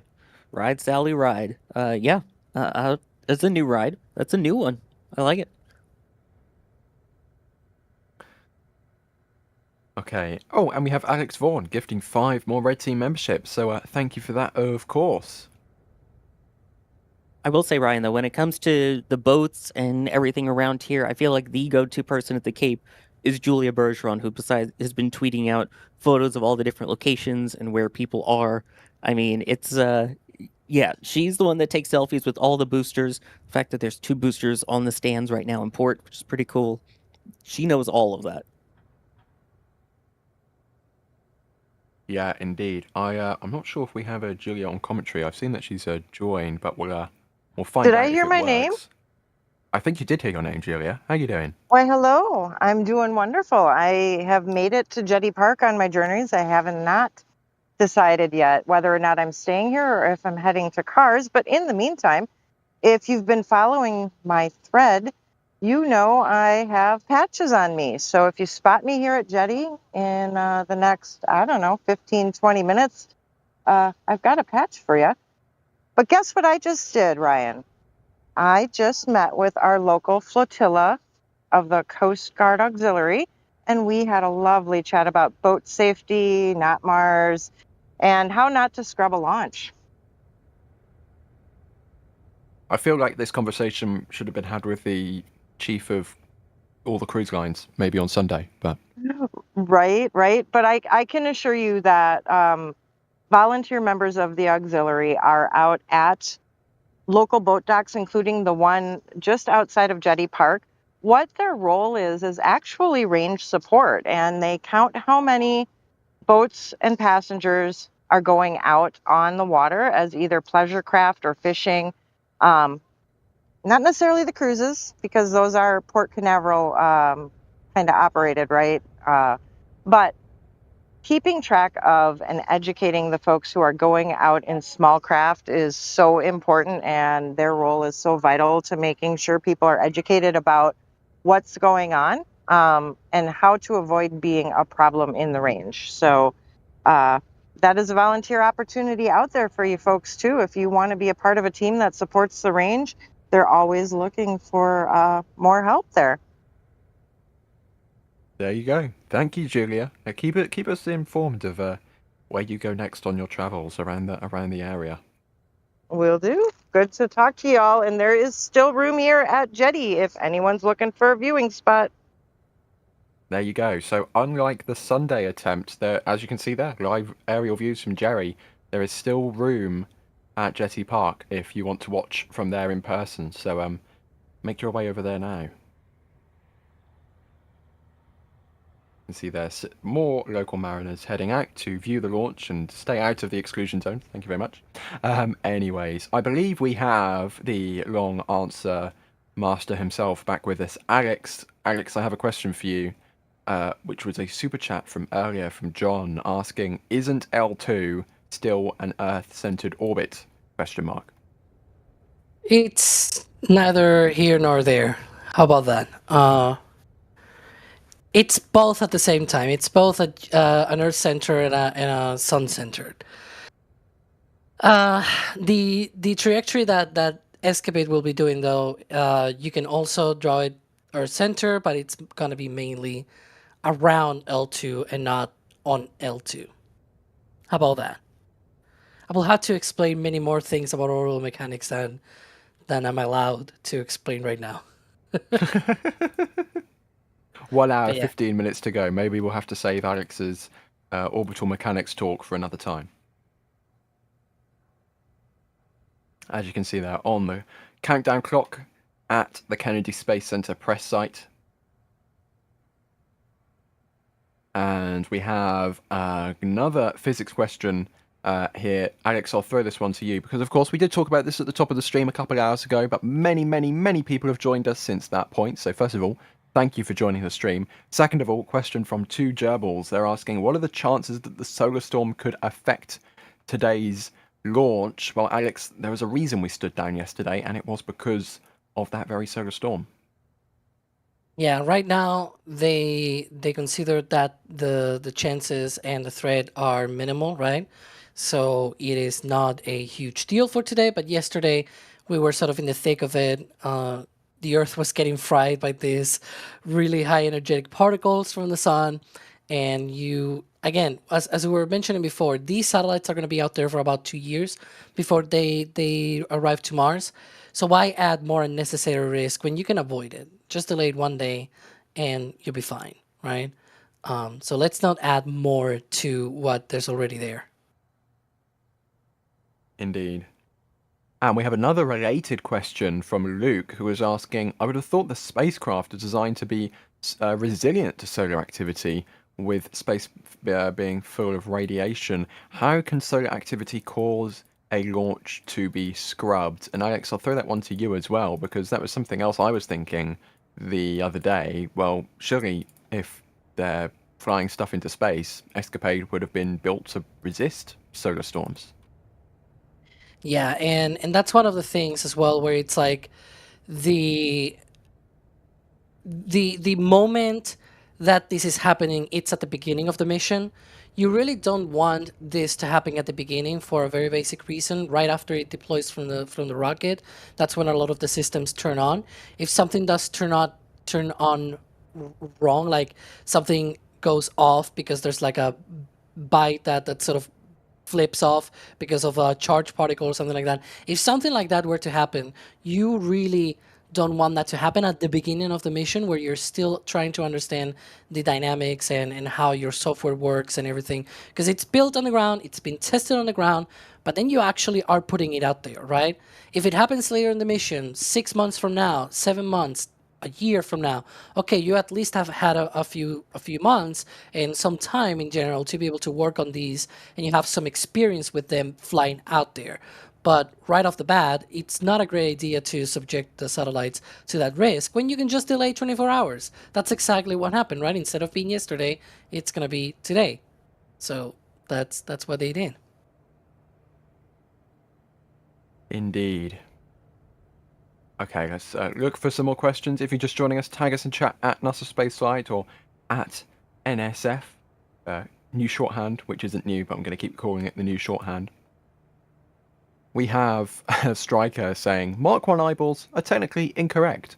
Eyes have evolved an estimated 40 times, so they would be the Mark 41 eyeballs. Thank you for the comment. I think Mark 1 eyeballs just rolls off the tongue a little bit better. Nothing? Okay. What am I going to say? I mean, I don't know. Yeah, Anyways, moving on. I mean, it would probably be Mark 42 because that's the answer to life, the universe, and everything. But Oh, see, that's what I was expecting, Alex. I was expecting something, witty that added to the conversation. Anyways, moving on. Geohand. sorry, we're gonna get some camera stuff set up here as well while we're chatting. That's why. I'm Alex Physics, not Alex Biologist, so... Oh, okay. Geohound says, a little bit off topic, but how much of the Space Launch System and Orion are already built for Artemis 3.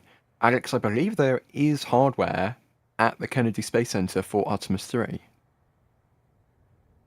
There's also at the Michoud Center in New Orleans. And so you've got the core stage tanks, for example, have been made. The engine section of SLS is at the VAB, at the Vehicle Assembly Building. You've got the ICPS, the upper stage is also at the Kennedy Space Center. It's just waiting to be ready to go. For the rest of the rocket to be ready. The solar rocket boosters, those are fueled and are at Promontory, Utah. And once everything is ready, once the core stage is out there at the Kennedy Space Center, everything is put together. Then they're going to be sending those out there for integration. The Orion spacecraft is currently still being worked on. The European Service module is also being put together at the Kennedy Space Center. So you've got multiple of these pieces being put together, but nothing is ready yet to go. And it's going to be at least another year, at the very least, for the rocket itself to be ready to go, for example. And I don't know about the Orion because it's a bit more wavy in terms of the schedules, but it might also be another year until everything is ready to go. But built, as in finished, the only thing is the solar rocket boosters and the ICPS upper stage. Everything else is still undergoing construction right now. But they've got a little bit of time to get it together. Oh my goodness, the launch rate of SLS, maybe a couple years to get it all built. Fingers crossed.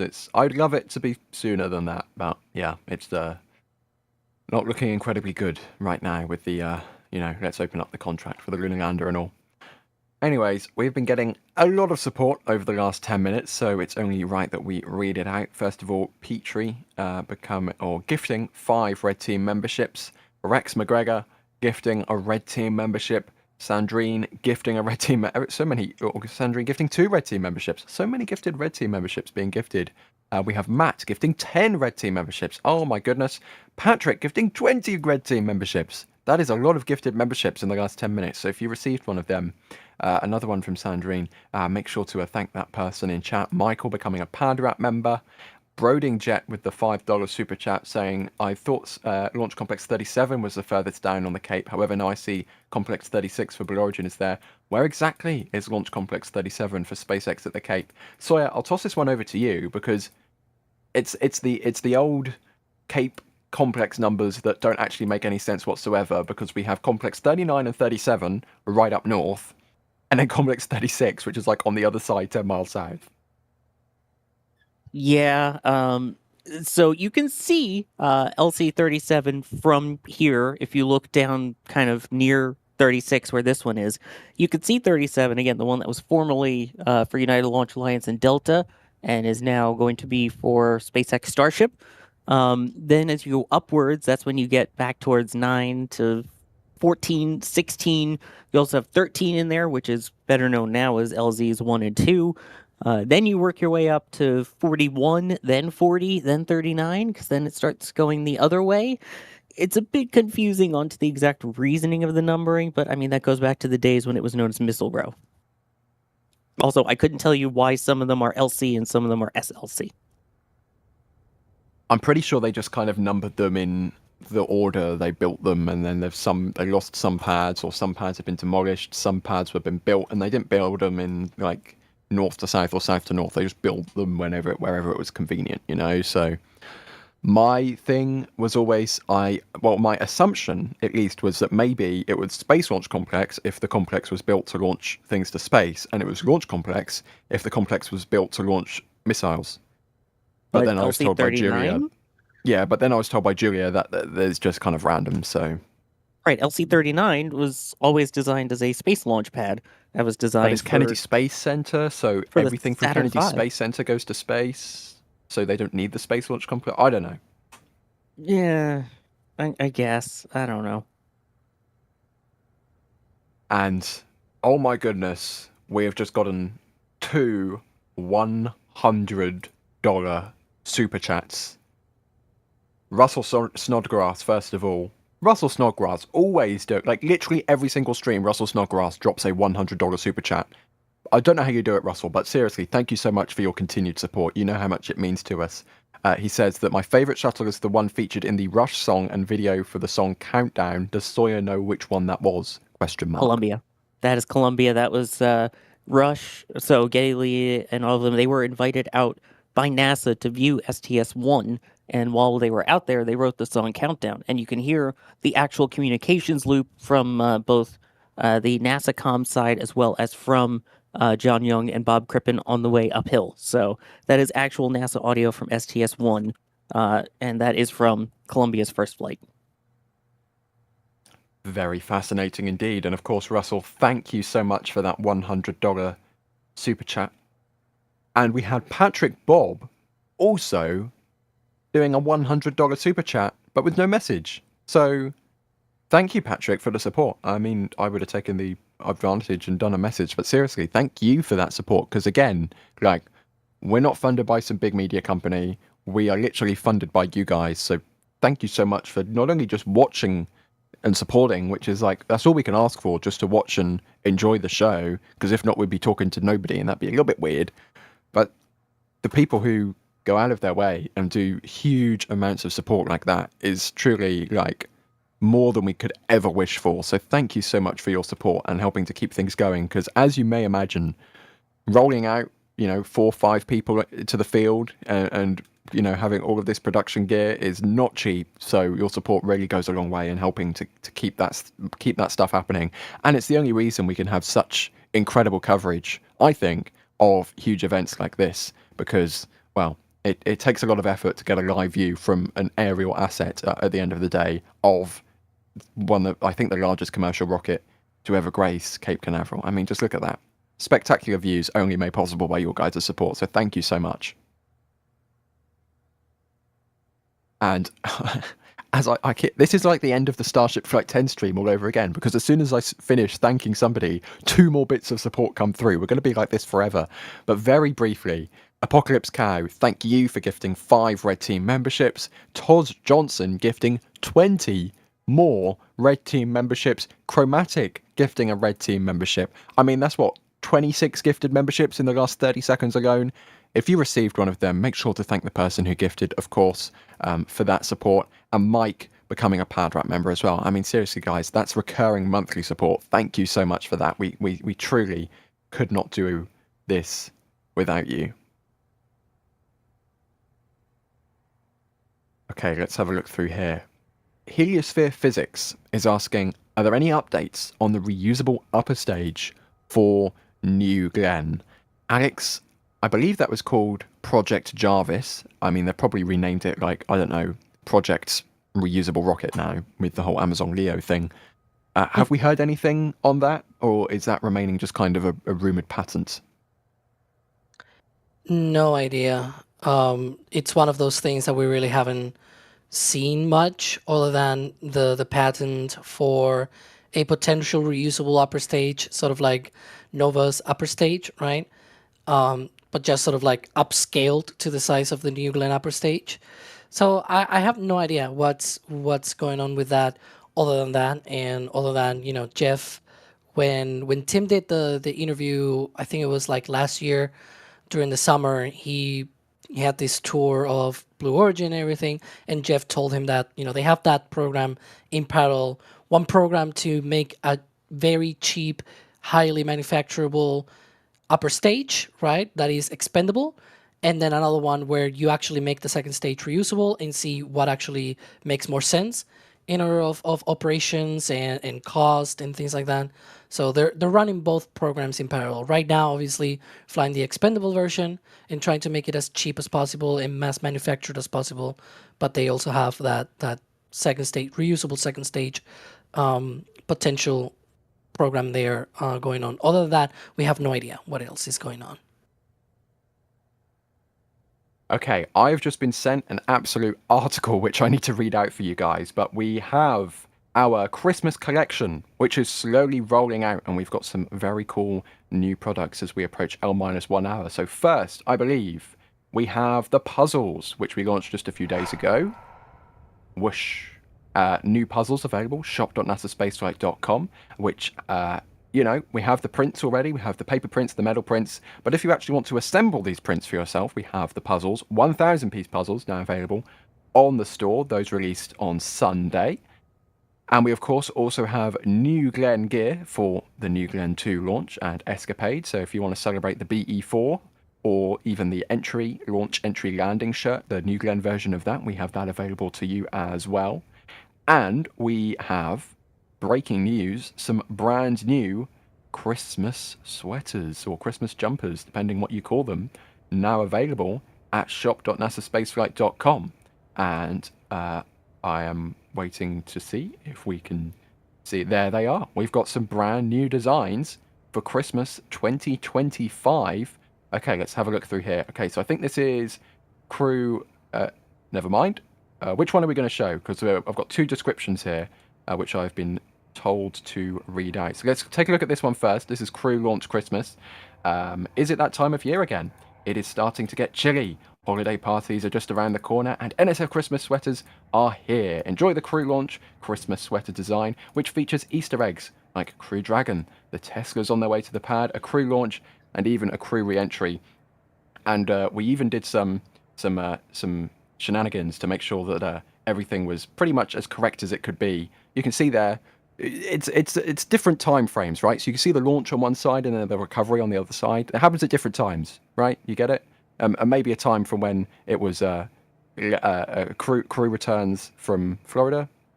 Just imagine it's a really long lens, right? So you can see the Dragon and the Falcon coming into port at the same time. Maybe even Polaris Dawn. It's a shorter mission. They're only up there for a few days, so they come in at roughly the same time. You know. That's what we're trying to show with that one. We also have another one, a brand new sweater design, the Seasons of Starbase, and that is because over the years, Starbase has seen many milestones in seasons, and this sweater design encapsulates only a few of them because we can only fit a few of them on there. We've got Starhopper, Poppy, the first full stack launch, to, of course, the iconic booster catch there as well, with many Easter eggs hidden all over from re-entering starships. We've got the boosters, the Raptor engines, and this is what every rocket nerd wants at Christmas. And even Kevin, if we can zoom in, I know on the re-entry merchandise from Flight 9 or 10 ? But the engine configuration in the Starship might have been upside down on the original design. But we have corrected that this time around. So if you zoom in, you can see we have made sure the Raptors are the correct way round this time, with the Raptors there. Even though it's kind of low resolution with the threads there, because these are proper knitted sweaters and jumpers, right? This isn't like a print just stuck onto some default jumper. This is like actually proper knitted. So the resolution is literally what you can get with knitting. So we can only make out 3 of the engines there. But we have corrected the engine orientation issue. And that is, of course, in addition to all of the other Christmas designs we have from the previous years. And in terms of the dates, because, of course, if you want to order these now to get them in time for Christmas, we have November 21st, which is kind of your deadline for air economy shipping, and November 30th for air express shipping. And those are the dates at which you can pretty much, as close as we can, guarantee to getting these in time for Christmas as a Christmas present for a loved one. And we have Das joining us. Hi, Das. You mind if I jump in real quick? Go for it.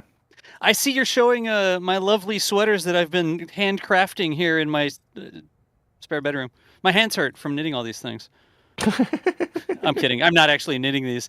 Real quick, I just wanted to jump in because I see a lot of people asking questions about the shipping. And it's like, we ship all over the world. And because of that, we can't really guarantee any specific date. So if you want to get one of these in time for your family's very beautiful sweater party around Christmas, like ordering it today is the best thing to do, right? Those dates, like, could you order it next week and would it be okay? Probably, maybe, I don't know. But since we send it everywhere around the world, like ordering it today, tomorrow sort of deal is probably what you want to do to make sure you get it in time for Christmas. So I wanted to just jump in. We've spent so much time working on these. I'm glad that we didn't get into a debate as to whether or not this sweater is on the East or West Coast, because we were worried about it. y'all can argue about it in chat. Do y'all think this is supposed to be the East or West Coast, or find what we got wrong on the sweater? But just because we try to get these to people all over the world, we can't guarantee any specific date, but we still think we have about a week before you can buy them. Just order them today if you really want one of these and you think that this is something you want to have in time for Christmas. All good? All good. I mean, fingers crossed we should see the support queue flooding with Christmas jumpers, Christmas sweaters being ordered now at shop.nasaspaceflight.com. Name drop. I like how you very specifically read the exact text. Like, we typed up some, hey, here's some information about the sweaters. And Ryan's like, it's that time of the year again. It is starting to get chilly. Like, Anyways.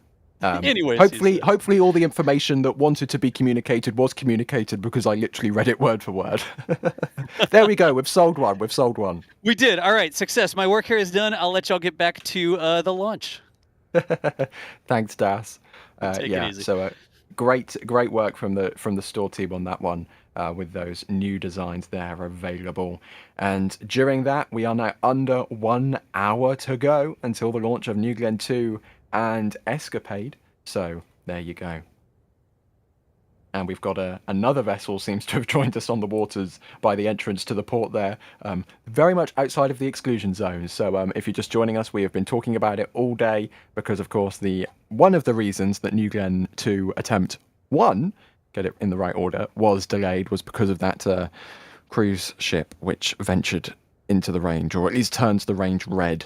So yeah, that is something we've been talking about, but it looks like, at least as things stand, things are looking a little bit better. Anyways, let's run through here with some more questions. Let's see what we've got here.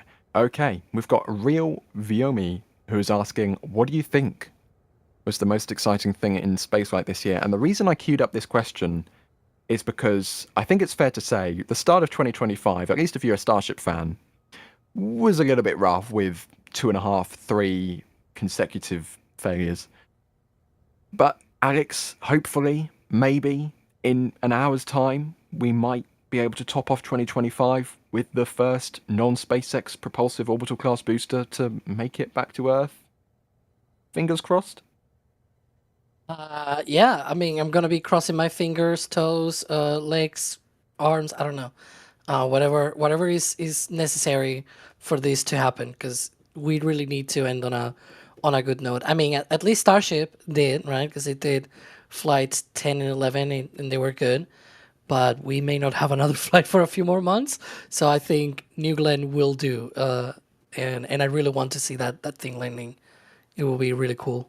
And also coming back, because we're gonna see it with these, not this exact camera, I think, but this perspective of, having the launch pad in the background and the booster sort of sailing in. So I'm really looking forward to that as well. See people already buying the new. Yeah, I mean, we're going to have a lot of support to run through during this stream, so bear with us, everybody. Sawyer, what about you? What do you think is going to be the most exciting thing in spaceflight this year? Would you pick New Glenn 2 as well, or would you pick something else?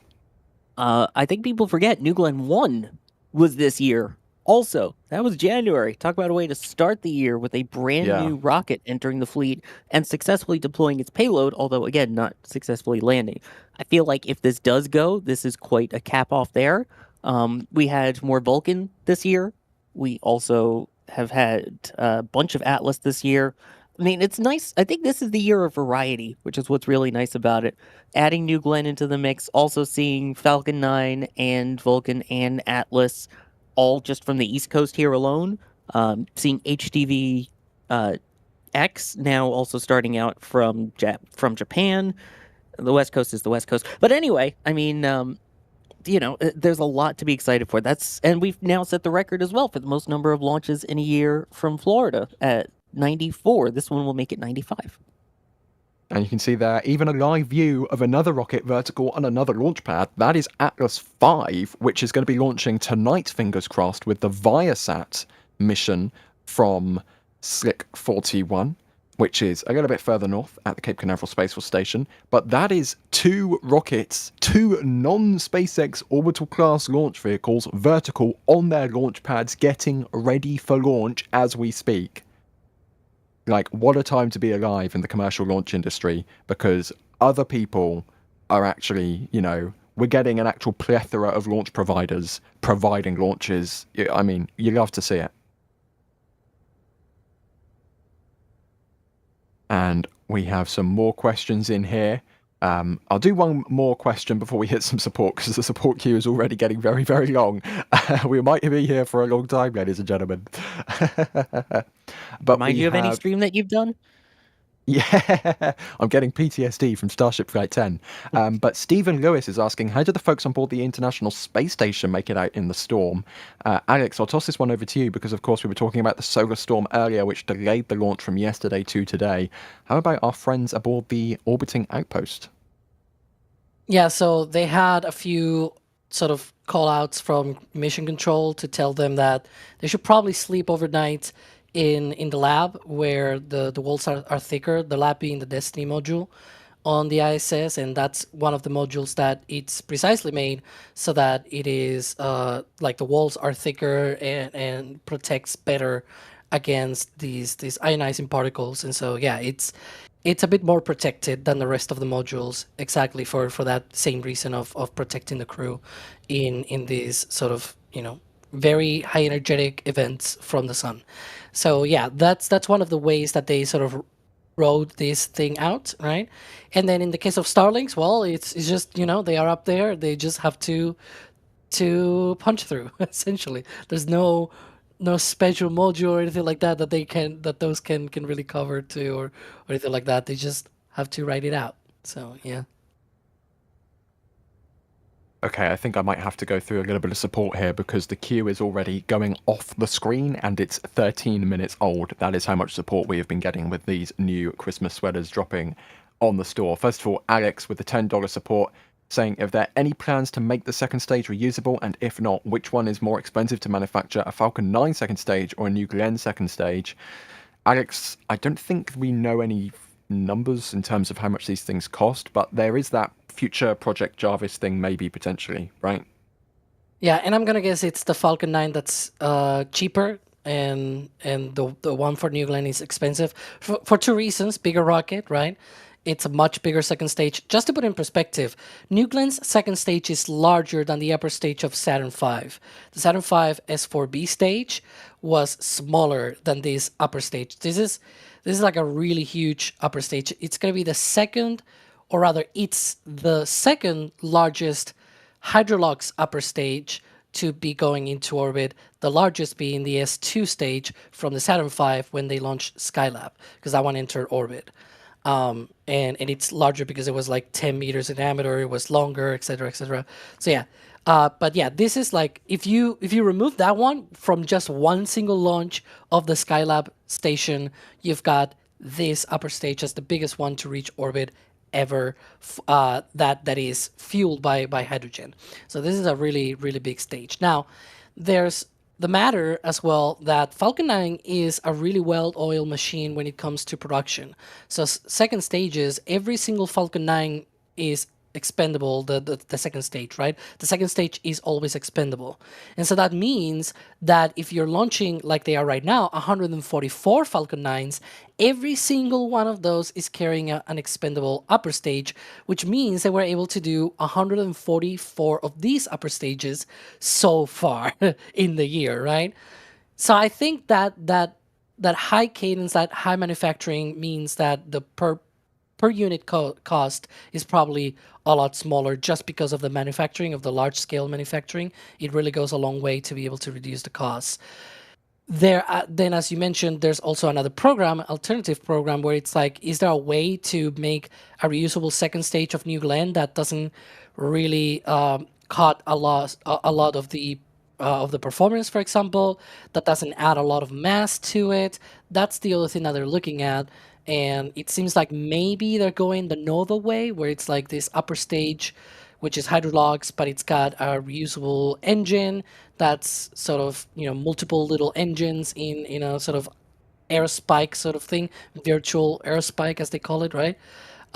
So yeah, it seems like that might be the way that they're going with that program. But we have had no new data or like information about that in over a year. Just saying, like, for all we know, this program might have even been canceled. For all we know, because we have no new data, no new information since last year. So, take it as you will. That's essentially what we have in terms of information. The time it's taken for Alex to answer that question, the support queue has literally doubled in size, and that is not an exaggeration. So we'll keep running through this as quick as we can. But Muta Bella Dark Wolf with the €6, thank you for your support watching from the Netherlands. We have 1-800-4 MacGyver gifting a Red Team membership. Thank you very much for your support there. Hopefully, Ethereal Swordsman, thank you for your support, but fingers crossed your internet improves shortly. We have Flipper79 McGregor gifting 5 Red Team memberships. Green Guy with the £5 saying, could New Glenn be used to carry the Orion spacecraft to the moon instead of SLS? Sawyer, we were talking about that earlier. At least according to that leaked document, that Project Athena plan from Jared Isaacman, that seems to be a proposal that is going to be studied.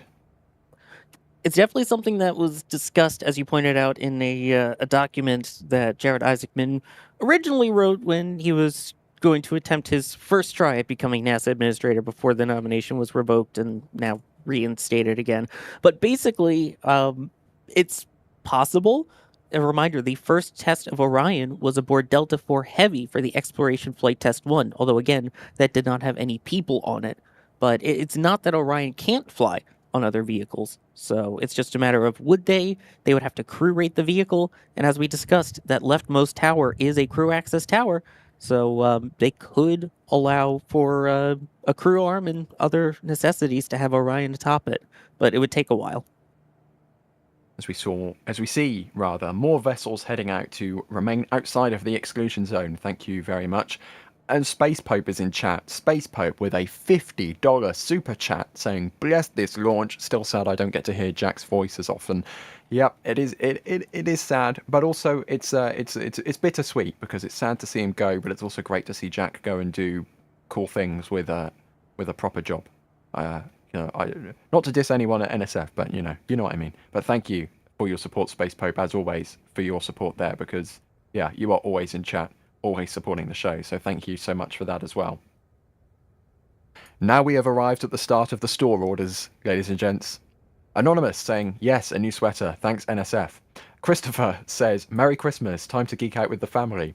Anonymous says, work Christmas party. Here I come. Chris says, happy holidays, you all. And Andrew, getting many things from the store, saying, love you all. Thank you for the many years of great coverage. Well, thank you for the support there, Andrew. Michael says, thank you for the continued great work. Stephen says, my first purchase from your shop. Looks fabulous. Can't wait for it to arrive. Escapade, drop it off for me in Doncaster in the UK. Well, unfortunately, Escapade isn't following that northerly trajectory. It's kind of going to a more equatorial orbit to head out to L2. And even if it was, unfortunately, we do not have any Amazon Prime late load capabilities to get that on board New Glenn at this point in the count. But nonetheless, fingers crossed it arrives in time for Christmas. Mister with the store message as well, getting the Christmas sweater. Michael as well, saying my second NSF holiday sweater. And thank you so much for your support there, Michael, because of course, not only do you support the show, you get something in return. Kayla, if it will pop up on screen. Jay, the panel's breaking. Kayla has also gotten the Starship Achievement sweater. We have Robert, who is saying, can't wait for the eye rolls at work with this one. Well, there we go. Sebastian saying, let's go, love from England. Estan saying, keep up the great work. Always appreciate your efforts. Anonymous says, Christmas coming early. Oh my goodness, so many store messages. Eric says they love the Christmas sweater. Jonathan says, excited to buy some great merch. Thank you for your coverage. Well, thank you for getting the sweater. And Anonymous, this is. I promise this isn't me saying Discovery is the best shuttle. Good night and go New Glenn. Yes, Discovery is the best shuttle, and thank you for getting the Christmas sweaters at shop.nasaspaceflight.com. I'm sure that support queue is going to fill up many more times, tenfold, throughout the rest of the count. But of course, as we approach L-41.5 minutes, we continue to track the launch of New Glenn 2 and Escapade, the vehicle continuing to vent, the flare stacks continuing to flare, and we approach that same kind of time yesterday, Alex, where we hope for things to go well, because Well, at T-minus 30 minutes, there is a weather check. And last time around, that weather check wasn't exactly favourable. But this time, fingers crossed. Yeah, we'll see what happens. That's of course one of the main things that we're looking to go through. As you said, the weather is a lot better this time around, so we don't expect that to be any sort of hold up for today's launch. I think today we're just down to, the range being again clear and not like the other day where we had boats and cruise ships and whatnot, either getting close to it or in the zone. We don't really know exactly what happened there, but it was a concern at the end of the day. And so we are just down to that and also the vehicle behaving, right? So if both things are good to go, the weather looks good, NASA is good to go in terms of the solar weather, right? All of those things are cleared. So we'll probably go through that weather check at T-minus 30 seconds and still be 30 minutes, excuse me, not seconds. Way too late to do a weather check, if I may say so, if it were at T-minus 30 seconds. But yeah, so T-minus 30 minutes, we have that weather check. I'm mostly sure that Blue Origin is going to be fine with it, and they're going to just, go through that. And hopefully the next check after that, which should be the go no go poll for terminal count, that happens at T-minus 17 minutes. So we'll see what they do at that point. We had on the first attempt a few ground side issues other than the range and whatnot. So hopefully this time around those do not pop up on this attempt. Fingers crossed Blue has had this opportunity, that first kind of wet dress launch attempt turned wet dress rehearsal, to iron out all the kinks, because of course it's been a little while since January, since the launch of New Glenn 1, good 10 months or so, nearly to the day, 3 days off to the day, so fingers crossed they've had plenty of time to send teams out to the pad and make sure everything is doubly ready to go. Let's have a look through here. Carl is asking, what is the difference in performance of grid fins versus normal fins? Sawyer, I'll toss this one over to you, because of course Falcon 9, super heavy, they use those grid fins. New Glenn, on the other hand, uses more conventional fins. They're not grid fins, they're just fins, I guess. Exactly. I mean, part of it is the fact that when you're manufacturing the grid fins, you're not using all of that metallic material when you think about it, because it's like a waffle shape. There's little holes and aeration through it.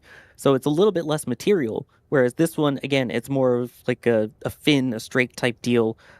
They do still wiggle, they do still maneuver, and they do still, affect lift and drag, but it's a different mechanism. Also, these don't have to fold out or anything. It's not like they do with Falcon 9. They also don't stay out and stick out like they do on Starship. They kind of are more in line with the vehicle. So it's a little bit slimmer. It's a different amount of material, but still gets the job done. Of course, we are tracking the launch. We are also tracking the WB-57, NASA 927, which is an aerial imaging platform which has appeared to arrive at the landing zone area, as we can see here, just northeast of the Bahamas on Flight Radar 24. And it appears to be doing some circling and some orbiting and some just chilling out. And it is still on the ADS-B tracker, so we can still track it, which is amazing. And fingers crossed, if Blue ever dares to share the footage that this aircraft captures, that would be pretty cool to see, because it does look like it's going to be tracking the landing of the booster, which fingers crossed goes a little bit further than it did last time around. Alex, for anyone just joining us who perhaps might not recall exactly what happened on New Glenn 1, you want to just give us a little reminder of what happened last time around and what they're doing to try and make sure that doesn't happen again on New Glenn 2? Yeah, so for New Glenn 1, the ascent portion went well. The second stage reached orbit. It reached the targeted orbit in medium Earth orbit. There was the secondary sort of mission there, which was the landing of the booster. And so in that case, the booster separated, it reoriented in the correct orientation. However, during the entry burn, the engines did not light up properly. They had an issue there with the relight of the B4 engines, and unfortunately, they were not able to go through reentry and slow down enough. The booster, we suppose, it just broke off during the reentry because it didn't slow down enough to prevent that breakup, right? And so that is what happened on the first flight. We don't know exactly what happened to those engines to not light up properly. We don't even know exactly the sort of details as to what exactly happened? Like, was it that one engine lit up but the other two didn't? Like, what was sort of the whole deal there? We know at least that one of the things that happened seemed to have been related with the engine chill of the engines. They need to condition those engines ahead of the entry burn. They also mentioned at one point the interaction of the engines that are shut down versus the ones that are running, some of that interaction in the pipelines and things like that. They also mentioned that during the static fire campaign for this second launch of New Glenn. So they think they have already the solution in place for that. So they're going to be trying again that landing of this first stage. And hopefully this time it goes through entry burn and they get down at least close to the barge, because last time, as I said, it broke off during the re-entry, right? So it never got a chance to even come close to the Jacklyn barge. Hopefully this time around it's a bit different. And in that bottom right picture, you can see the replays of the launch of New Glenn 1 all the way back in January. I'm sure our Florida field team saw it, very happy that not only do they get to go out for a winter launch once a year, they get to go out and do it again in the colder temperatures of November. Yeah, I mean, technically that's 2 winter launches now, with January of this year and November of this year. This one's a lot warmer than it was for the other night. Also, the fact that this is a daytime launch, you have a little bit of warmth from the sun, so that helps. And the fact that there are 0 clouds in the sky right now at all, perfectly clear. Some thin, wispy ones kind of off on the horizon, but that's really about it. Makes it a little bit nicer this time. And yeah, also the fact it's not stupid o'clock, so our sleep schedule is barely better, because our sleep schedules here are still all over the place with rockets launching at every hour. Indeed. And chat, I want to know what you guys think the thrust to weight ratio of this rocket is going to be, because as we can see from the replays, it took a little while, maybe a little bit longer than it should have done, to get off the pad on New Glenn 1. How long, or how big is that ratio going to be, do you think, this time around for New Glenn 2? Is it going to be higher than 1.01, which is what it looked to be on the first flight? Are they going to maybe uprate the thrust of those BE4s a little bit, try and give them a little bit more oomph off the pad? Let us know what you think in chat, because yeah, it's certainly going to be interesting to see if they're going to have to speed up the replay footage again in their promotional material.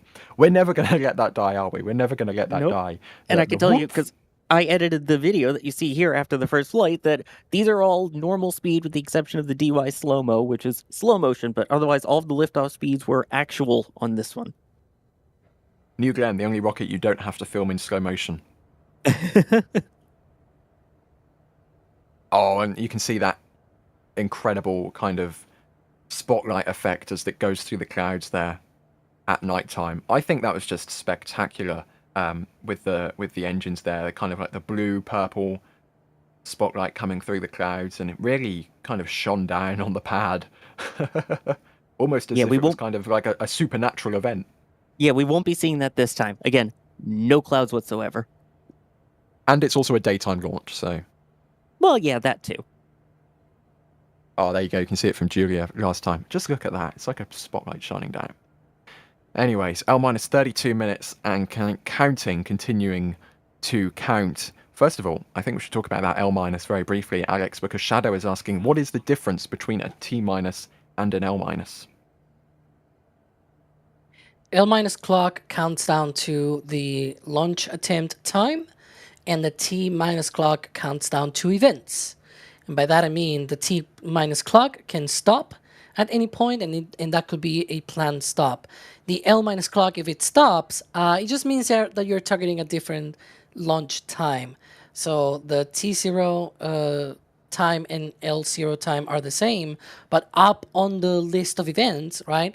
For example, in the case of Atlas, they have a planned hold at roughly T-2 hours, which ends up being L-3 hours, and then another one closer at T-4 minutes, and then it's also at L-34 minutes. The reason for that is because they take those planned holds and they stop to do things, to check out systems, to look at the weather, etc., etc., etc. I know a lot of people have been comparing New Glenn's countdown to Falcon 9's countdown and how it is so quick now, back in the day, Falcon 9 countdowns also used to be, you had an L- clock and a T- clock. There was a hold at the T- 2 hour mark. They did the go, no go poll for propellant load, and then they started the count again to do a propellant load sequence. So it is a sort of different way now because Falcon 9 has evolved over time and has done other things in the future. But for the meantime, you've got this for New Glenn. Maybe it'll change in the future. I don't know. I'm not too sure. Again, we've talked about this, for example, earlier about how it's very, very complicated to subcool the liquid hydrogen on the upper stage. So I'm not so sure. But that's essentially it. T- clock can hold. It is driven by events. It is not driven by the launch time. L clock, as the L sort of indicates, that it's counting down to the launch time, not to events. And we can see that briefly, that clock at the Kennedy Space Center press site. They eliminate that problem altogether. They just put minus. Anyways, okay, very quickly. Well, I say very quickly. We have got a mammoth support queue to get through. First of all, Patrick Bob gifting 50 Red Team memberships. That is the... Oh, it disappeared. That's annoying. But Patrick Bob, thank you so much for gifting 50 Red Team memberships, because that's a lot of that's a lot of memberships. Like, seriously. And if you receive one of them, make sure to thank Patrick. And that's the second huge amount of support that Patrick has done today. So seriously, thank you so much. We have Jason with the £10 saying, why don't Blue choose to fuel the rocket just before launch, given that they will have a higher propellant density? Sawyer, I think it's just because they've decided to not go with that kind of sub-chilled route. As Alex was saying, it's quite difficult to sub-chill hydrogen. Yeah, exactly. For the upper stage and even for the methane, with the ability to hold is nice if they need to. So with these super chill propellants with Falcon 9, as they start loading them, based off of how fast they load them and how cold they load them, if something happens during the fueling attempt and they need to stop the count, that's it for the day. This vehicle can hold for a lot longer. In fact, it's about a 90-minute window, and it can hold through the entirety of that fueled. And of course, it finishes fueling 1 to 2 hours before launch. So it just gives them a little more leeway. It's less efficient in terms of, not having the super chill propellants, which allows you to pack more in.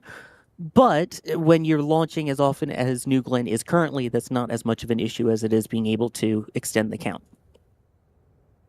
We also have a $10 super chat from Ethereal Swordsman for your support as well. Thank you so much for your ongoing support. BD15 Decals, thank you for your support, saying just pulling into Jetty now. Well, there's room left for you. We've got Jeff Rowe gifting a Red Team membership. Sean Lynch with a $10 super chat. Thank you so much for your support there as well. And he says a special thanks to Chris Bergen. Of course, thanks to Chris B for literally founding NSF all of those many years ago. And Drunar with a Canadian $5 saying any info on... I'm not saying it. I nearly did, but I'm not saying it, on the booster angle of attack during re-entry versus Starship. I don't think so. I think we'll just have to wait and see, because like you guys, we're going to be seeing this thing land, fingers crossed, for the first time. Like, we don't have a preview. We haven't seen this before. We haven't, we're all in this together right now. We are all going to be seeing this for the first time. So that's a question which will, fingers crossed, be answered in just over half an hour's time.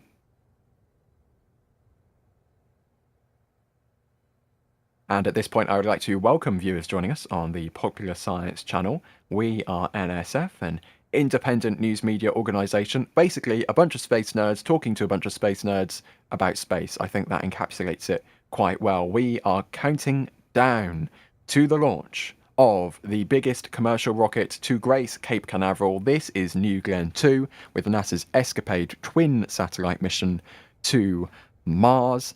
And joining us is an all-star cast, because we have myself, right? I just referred to myself as an all-star. I didn't mean to do that. Anyways, I'm Ryan Caton. Alongside me, an all-star cast. First of all, Alex joining us on commentary for today's launch. Counting down, Alex. Everything still looking good? Yep. New Glenn is fully loaded with propellant and getting ready for liftoff, hopefully in under 27 minutes from now. And everything is proceeding well. Weather looks good. All of the things seem to be proceeding just on time. So we'll see what happens. Also, we have the full force of the field team. All the Fs. One of them is Sawyer Rosenstein, joining us on commentary with the Mark 41, 42 eyeballs, as we've now just deciphered, trained on New Glenn. How is it looking from your perspective, Sawyer? From my perspective, it is looking spectacular. There's definitely some wind, but nothing that would be of a concern. The skies are perfectly clear. The flare stack continuing to go. New Glenn looking frosty and beautiful, hopefully launching 26 minutes from now. We also have cameras from Max Evans from DYs. We have Julia Bergeron out there with the patches. If you see her, ask for a patch. We have Jerry Pike as well with the drone. All the aerial views we'll be getting. You see that helicopter going in the background? That's a NASA helicopter. Don't worry about that. And of course, in the background, pressing all the buttons, Kevin Michael Reed and Jake Egan producing today's stream, making sure everything gets to your screens in a good fashion. As we see that NASA helicopter just crossing the back of shot there. But there we go. Nearly 25 minutes until the window opens. We are not seeing anything negative at all. And that's not me being optimistic. That's just me stating the facts. Alex, do you want to take us through what we're actually going to be launching today, though, of course, because we have a mission to Mars via L2. Yeah, so this mission is carrying the ESCAPADE spacecraft from NASA made by Rocket Lab, and they are going to be heading out to Mars. Now, Blue Origin's New Glenn will do some of that work to get there. The ESCAPADE spacecraft are going to be inserted into this sort of trajectory that will bring them to the L2 point, the Sun-Earth Lagrange Point 2, out there about 1.5 million kilometers away from Earth. So there we can see those two ESCAPADE spacecraft, blue and gold. That's their names. And so for today's mission, New Glenn will head out roughly east-southeast, essentially, right? And it's going to be doing a roughly 3-minute burn with the first stage. The second stage will burn for another 9 minutes or so. And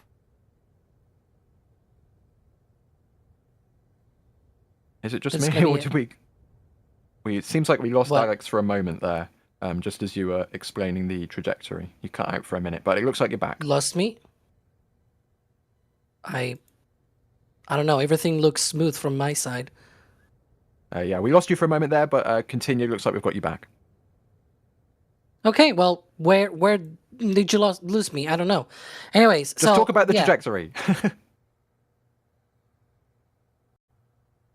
Okay, it looks like we're having some technical difficulties with Alex there. Sawyer, I'll toss it over to you if you want to take us through the trajectory and the weather, which we are seeing right now at Cape Canaveral. Yeah, so in terms of the trajectory, you can see there, it is sort of an east-southeasterly direction. That is the area of where it will be heading. And then, of course, in that area is the drone ship, the landing platform Vessel 1, also known as Jacklyn, named after the mother of Jeff Bezos. There is that vehicle you see there. The landing area is about the same size as the one that SpaceX uses for its Falcon 9s. Of course, though, it has those larger supports on each side of it.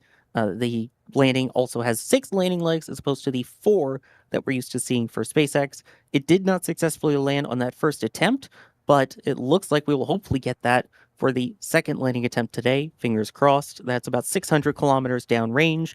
And then, of course, it will continue onward into its planned orbit, if all things go well. In terms of the sea state, there was some original concerns for earlier launch dates, but today they've been nice and calm. Everything seems okay with that.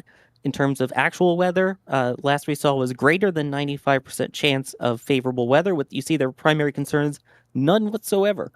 Solar activity was one of the issues that delayed an attempt that was going to try yesterday.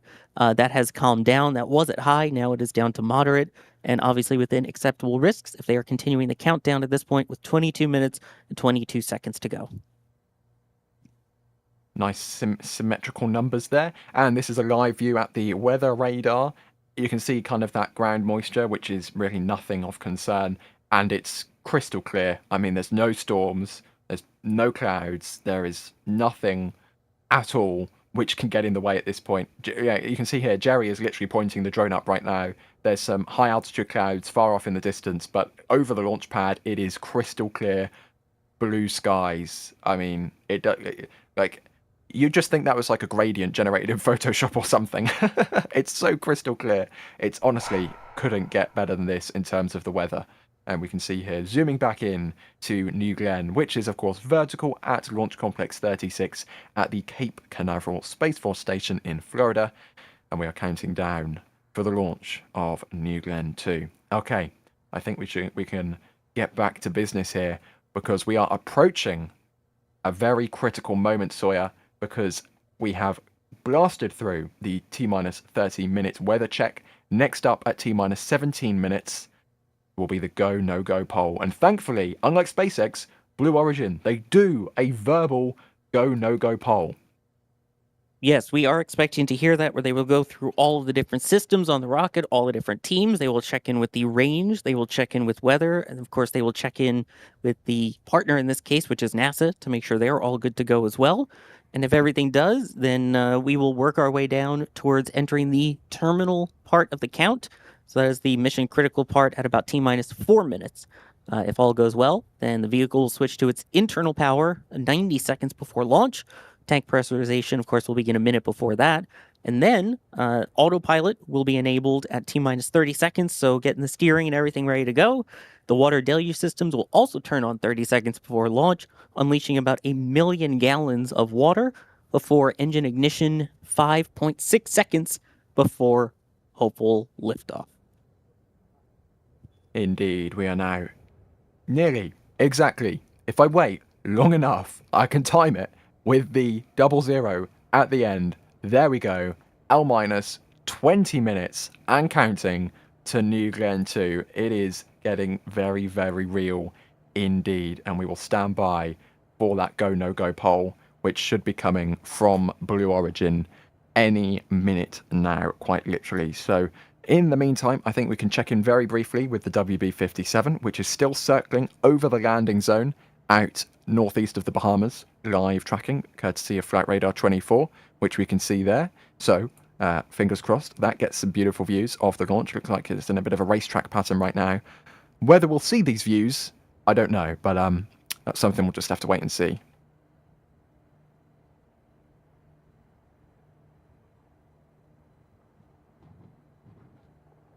And whilst we have the opportunity to, we have just gotten a huge amount of support in chat. We have gotten a $500 super chat from Chris. I mean, $500 does not go unnoticed. That is, and he just says, love the chat. I mean, literally could have put anything in the message there, but seriously, thank you so much for that. So, I mean, I can't do it how Jack did it, but seriously, we could not do this stuff without you guys. Thank you so much for all of your support. And yeah, I don't know how to thank you enough. There is nothing we can do to thank you enough for that sizable amount of support, because yeah, literally nothing I can say can do support like that justice. But thank you so much for your support, Chris. That is unbelievable, literally unbelievable, and it's support like that makes this stuff happen. So thank you so much. Seriously, thank you so much. We've also been getting some more store messages because, of course, we just released the brand new Christmas sweaters, the 2 new designs. Margaret has gotten on the store. Patrick saying fingers crossed for New Glenn 2 has been to the store. Christopher says I look forward to all your streams. Andrew saying thank you for all of this coverage. Been a fan for over 10 years now. That's quite a long time. Jared has been to the store saying thank you for the amazing coverage. I haven't been to the store, but somebody else named Ryan has been to the store and has gotten the Crew Launch Christmas Dragon sweater saying love the commentary, keep up the work. Thank you so much.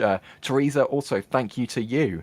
And Owen saying finally something that might fit. Thank you so much for your support there as well.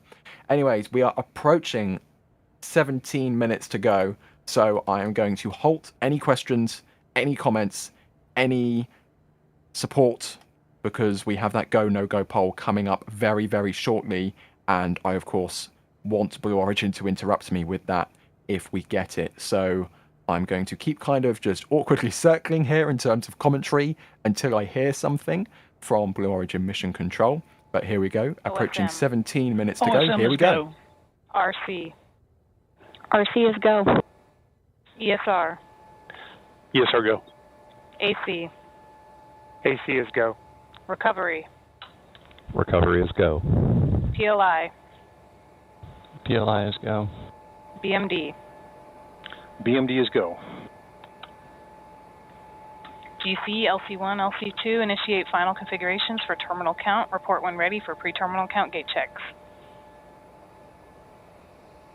GC cut. LC2 copies.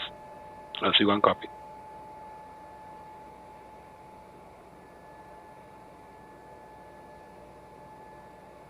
Trying LC1 to ready.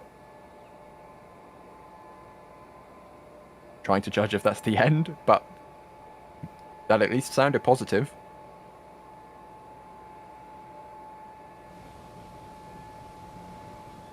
All right, you heard it there. Yes, we did. So that is the end of that go no go poll. Sawyer, everything's sounding pretty good.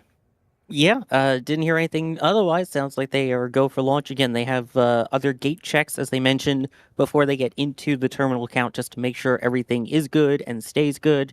But if so, that terminal count begins at T-minus 4 minutes, and that's really the meat of the countdown. That's when things get into the critical phases. A lot of onboard vehicle computers start taking over the count to that point. And again, as mentioned, tanks pressurized, power switches to internal.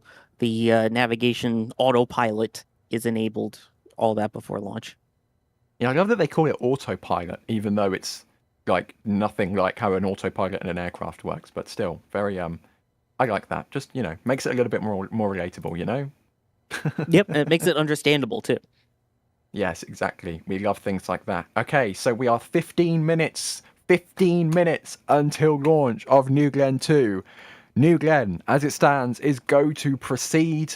Alex, I believe we have you back with us. We'll see if it works. If you would like to take us through some of the things we will be seeing after liftoff, because this overall mission is actually nearly 2 hours long. Yeah, well, the main mission at the very least should end rather quickly, because once the second stage reaches a preliminary low Earth orbit, then it's going to do a relight around T plus 25 minutes, which will last for about 1 minute and 44 seconds, and that'll put the two ESCAPADE spacecraft out there on their transfer orbit to the Lagrange Point 2.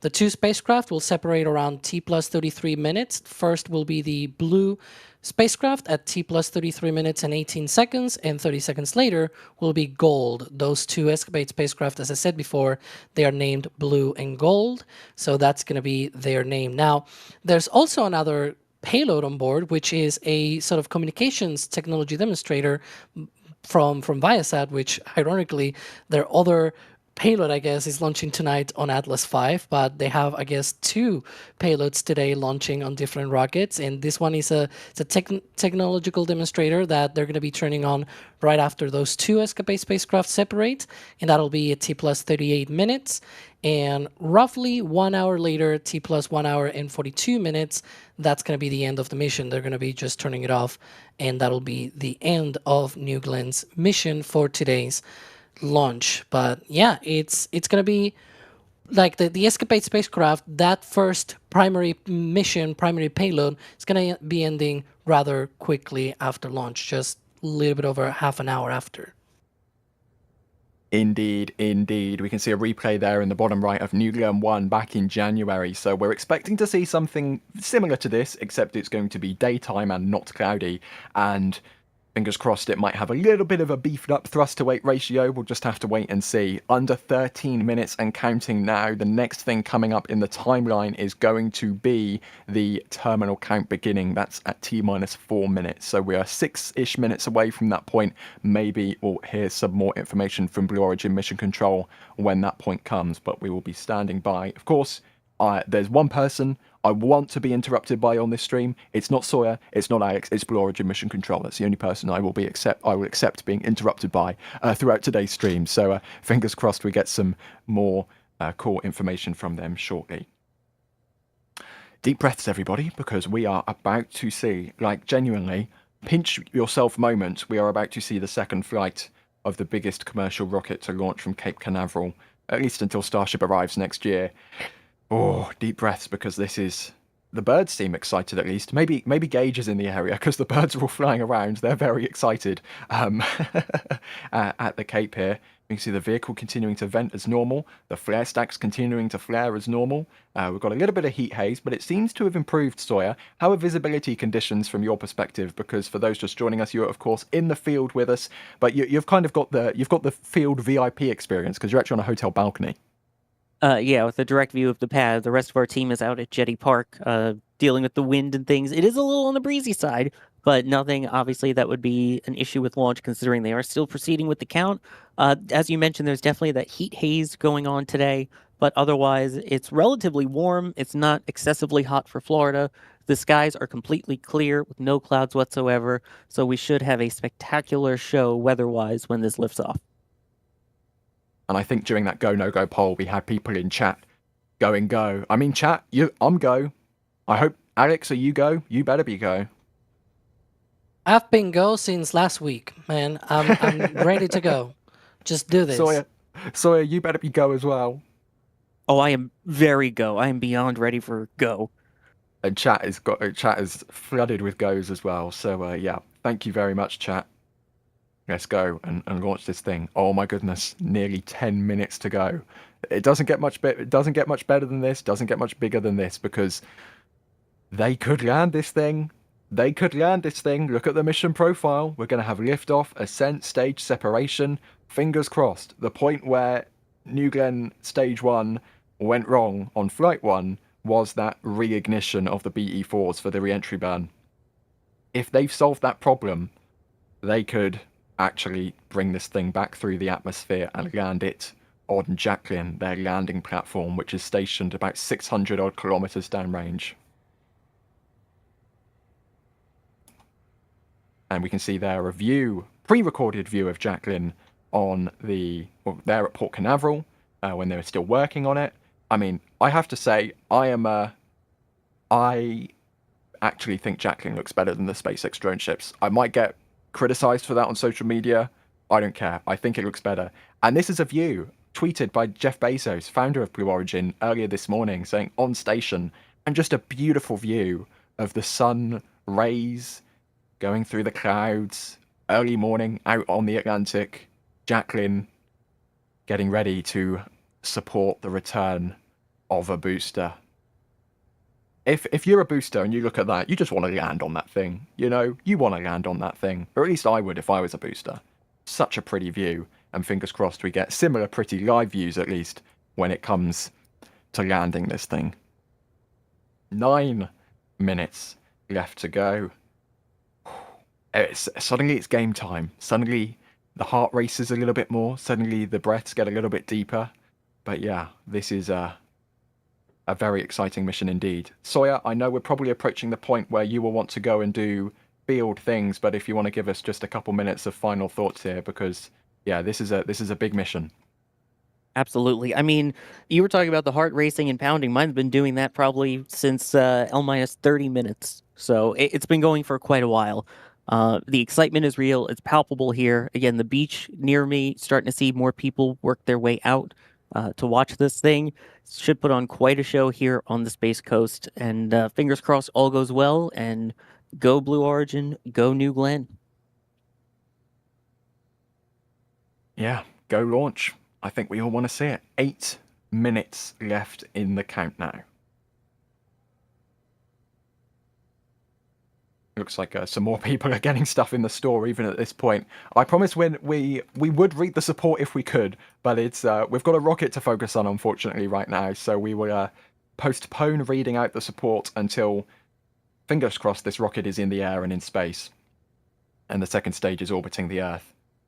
So that is when we will be doing all of that. But I'm seeing a lot of big support, so we are not ignoring it because we don't want to read it out. We will read it out, I promise, but at a more appropriate time as we cross 7 minutes and 30 seconds to go for New Glenn 2 and Escapade. Okay, Alex, I'm seeing blue skies, so fingers crossed if you could just give us a last minute quick report on that weather forecast we got. Everything continuing to look good at this point. Yeah, everything's still looking good. I have not heard anything from from Blue Origin or anything. They don't seem to have said anything about weather being a concern. We heard that poll being everything is go. So hopefully in less than 3 minutes we go through that terminal count gate, and that'll be the final 4 minutes in the count, getting everything like it just really becomes a very active rocket. They go through pressurization of the tanks. They go and start the autopilot system on the rocket as well. They activate the water deluge. They go into internal power. They have a lot of things going on in that last 4 minutes of the count. So hopefully everything is good to go for that. Indeed, and we have got all of the cameras deployed for this launch. We have got all the field team out there. You can see a small number of the cameras we have deployed, but we have the robots, we have the drone, we have the tracking cameras on the jetty. We have literally every single asset out for this launch right now to bring you all the views possible as this thing lifts off and heads downrange. 6 minutes to go until the launch of New Glenn 2. And yeah, things are getting very, very real at this point. We can see the clear views over the water, way, way better conditions than we had on Sunday, and fingers crossed the solar conditions are way, way better than they were yesterday, because of course, if you're just joining us, you got that T-minus 10-minute notification on next spaceflight and you're just joining the stream. We had that first launch attempt on Sunday, which had clouds, rain, a cruise ship in the range and some GSE issues. We had the launch attempt yesterday, which had that coronal mass ejection and solar storm from the sun. I mean, literally, this launch has had absolutely everything thrown at it. But finally, on attempt 2/3, depending how you count it, we are vertical. We are T-minus 5 minutes on Thursday. The weather is clear. The winds are relatively calm.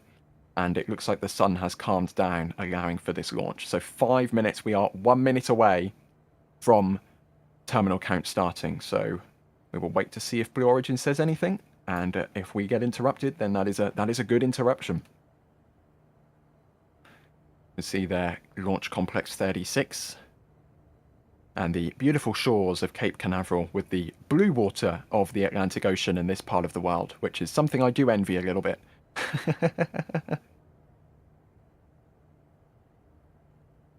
Okay. And we are now 4.5 minutes to go. Still standing by for any confirmation, verbal confirmation from Blue Origin. If we get anything, we'll of course bring it to you. But again, this is a relatively new vehicle. These procedures are relatively new, so we're not kind of in tune like we would be for, say, the 500th launch of a Falcon 9. Slightly different ball game, but we are now 10 seconds away from that terminal count beginning.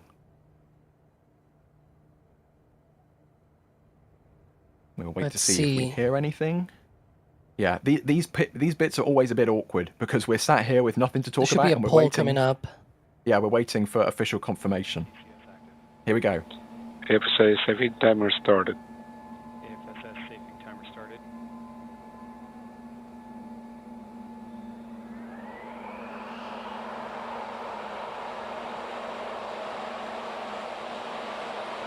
Sounds like someone's vacuum cleaning mission control.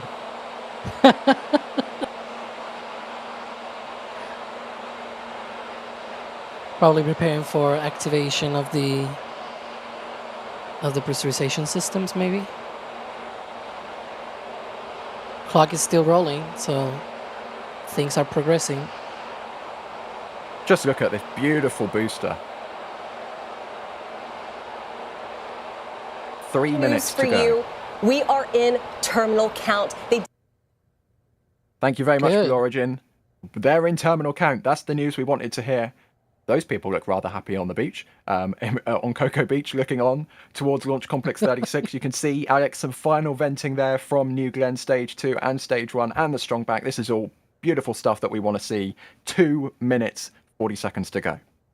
Yeah, those vents should turn off and prepare for pressurizing the tanks ahead of flight. Those tanks will come up to flight pressure. They're going to be preparing for the switching of the vehicle to internal power, hopefully in about a minute from now. And then a minute later, the water deluge will turn on. We're going to get that takeover of the count from the rocket. So yeah, last few minutes, just 2 minutes, 10 seconds to go. People are very happy, very happy in mission control. Blue Origin's facilities there. They have, of course, got facilities all around the country. And one other note, the discrepancy in the clocks is not that our clock is wrong. Ours is running to real time. You're seeing their feed delayed by a few seconds. That is why. These are real live views, as you can see there from our feed. This is from Jerry's drone view. outside of all of the TFRs and everything. It's in a good area to put this. So just 98 seconds to go. And boy, my heart is racing. So yeah. Sounds like we've got the field microphones turned on as well. 90 seconds to go until the opening of the window. Blue Origin confirmed. New Glenn 2 is in terminal count. The vehicle will be taking control in just about 45 seconds time. Rocket on internal power. Yep, the vehicle is now on internal power. And the next thing to note will be the water deluge system turning on at T-minus 30 seconds. Yep. So that is the next event we will see, because Alex, they actually run that deluge system under 1 minute now for quite some time. They run it for 30 seconds. Yeah, they like to keep it on for a little while to be able to run it. But yeah, that's one of the things as well that I'm seeing. The tank vents are off, so that means they are pressurizing the tanks for flights. Everything is getting ready for that launch, hopefully in 40 seconds from now. Standing by for that 30-second gate, which is when we should see the deluge system starting up and autopilot being enabled on New Glenn. Remember, the Blue Origin feed is a little bit delayed, but we should be seeing the deluge spooling up. Under 20 seconds to go. And I can confirm that deluge has been spooling up. 5 seconds from engine ignition of the 7 BE4s. Looks like we have a hold. All right, as we've seen here, our team has decided to go into a hold at T-minus 20 seconds. Yep, so we are in a hold as it stands, and we will stand by for a new T0 time from Blue Origin. Remember, they have a big window, 90-odd minute window. Auto shaping complete. Which they can launch in. So just a little bit of a brief pause. Yeah, plenty of time, folks. Plenty of time.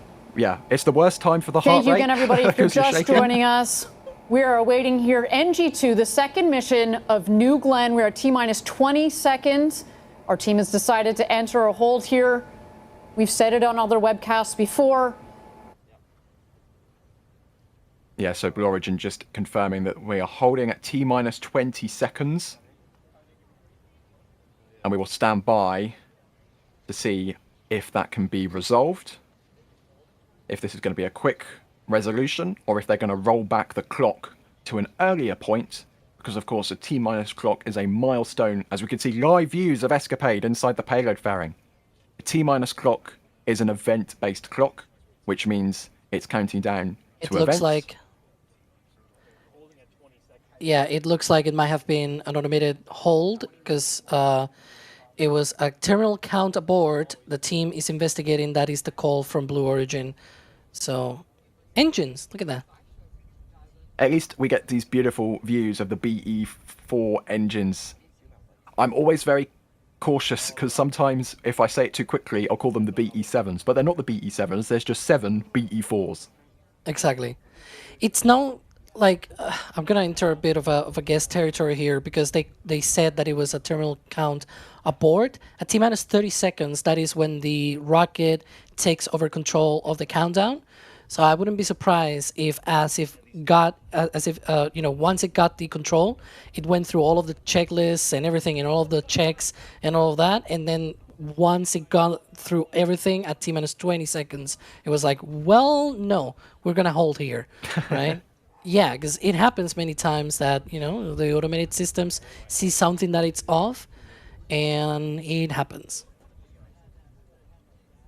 But yeah, we are literally held in limbo at T-minus 20 seconds to an automated vehicle called hold, because of course this happened beyond the checkpoint where the vehicle controls or takes control of the countdown. So we will stand by, see if Blue Origin has any reasoning, and if we do get any reasoning, we will of course bring that to you. But as things stand, we will again enter that awkward commentary territory where we have to kind of talk about nothing whilst talking about everything at the same time. It's quite difficult to do. And we are continuing to hold. Again, I'm not going to say the S word, but that hasn't happened. That hasn't happened. This isn't Falcon 9. They can hold in this state. They can continue to count down at a later date. This launch window is 90 minutes long. We were targeting the opening of a 90-minute long window, and we've eaten a few minutes into that. So we've got over 80 minutes left in this window, over an hour left to get this problem resolved. So absolutely no reason to leave the stream just yet. Keep watching, keep tracking, but fingers crossed this T-minus 20-second hold will be resolved shortly. Yeah, and it's worth reminding that I don't know if people remember the static fire test campaign for this flight, which was just a few weeks ago. Not right? for good reasons, but I remember. Where they had an abort right on engine ignition, and they still were able to recycle the count and try again within 2 hours of that attempt. We have not even gotten to the point of engine ignition in this case, so I think it's going to be a lot easier to be able to recycle the count and pick it up as long as whatever made this hold happen is resolved. It might have been, if it was, for example, on the automated health checks from the rocket, it could have been a sensor. It just saw a sensor. It was like the sensor is bad or whatever. We've seen this in the past with many rockets, including Starship, including Falcon 9, Shuttle, SLS, many of these other rockets where it's like there's one sensor that is off. It's reading the thing that it shouldn't read.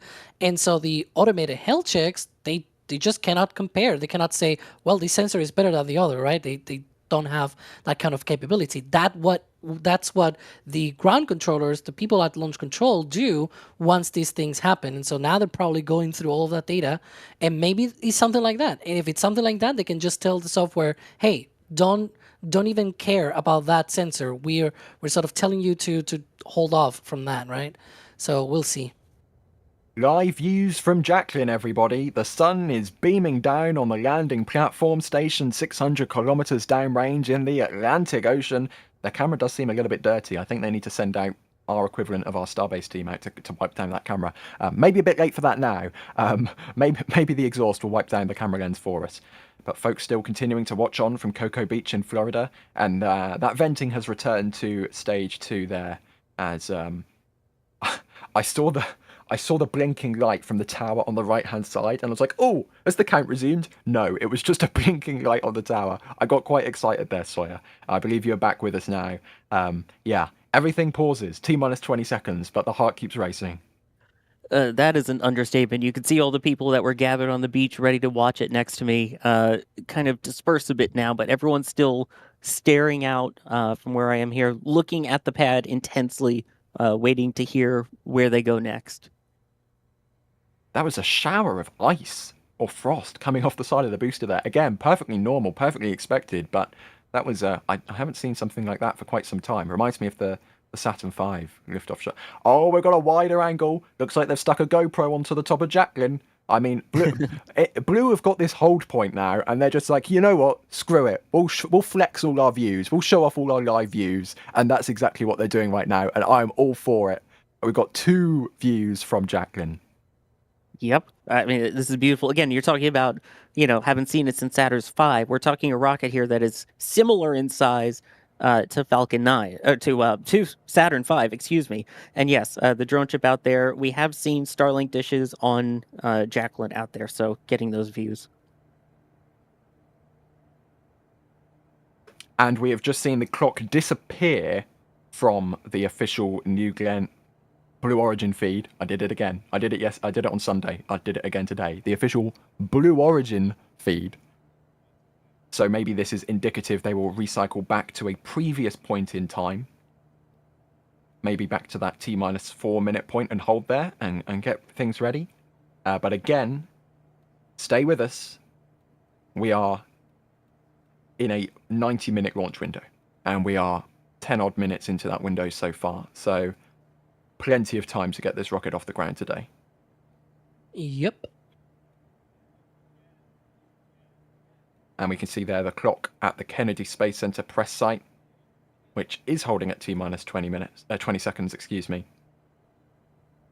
But whilst we have the opportunity to, there's not much else to talk about whilst we stand by for official word from Blue Origin, so if you are just joining us for the launch, I would like to inform you we have some new items on the store at shop.nasaspaceflight.com. We have new puzzles, 1,000-piece puzzles available. We also have more 1,000-piece puzzles. We have our New Glenn collection as well. We've got the BE4 from the Thrust collection. We've got New Glenn prints. We've got launch entry landing of New Glenn there. And the different BE4 engine configurations for those phases of flight. And wipe to the brand new designs for our Christmas collection. Christmas jumpers, Christmas sweaters, whatever you call them. We've got a awesome Falcon 9 Crew Dragon inspired design there. And these are proper knitted pieces of clothing, right? This isn't like a print onto some normal jumper. This is like a proper knitted sweater, like your granny. We've got a fleet of grannies in Das's basement knitting these for you right now.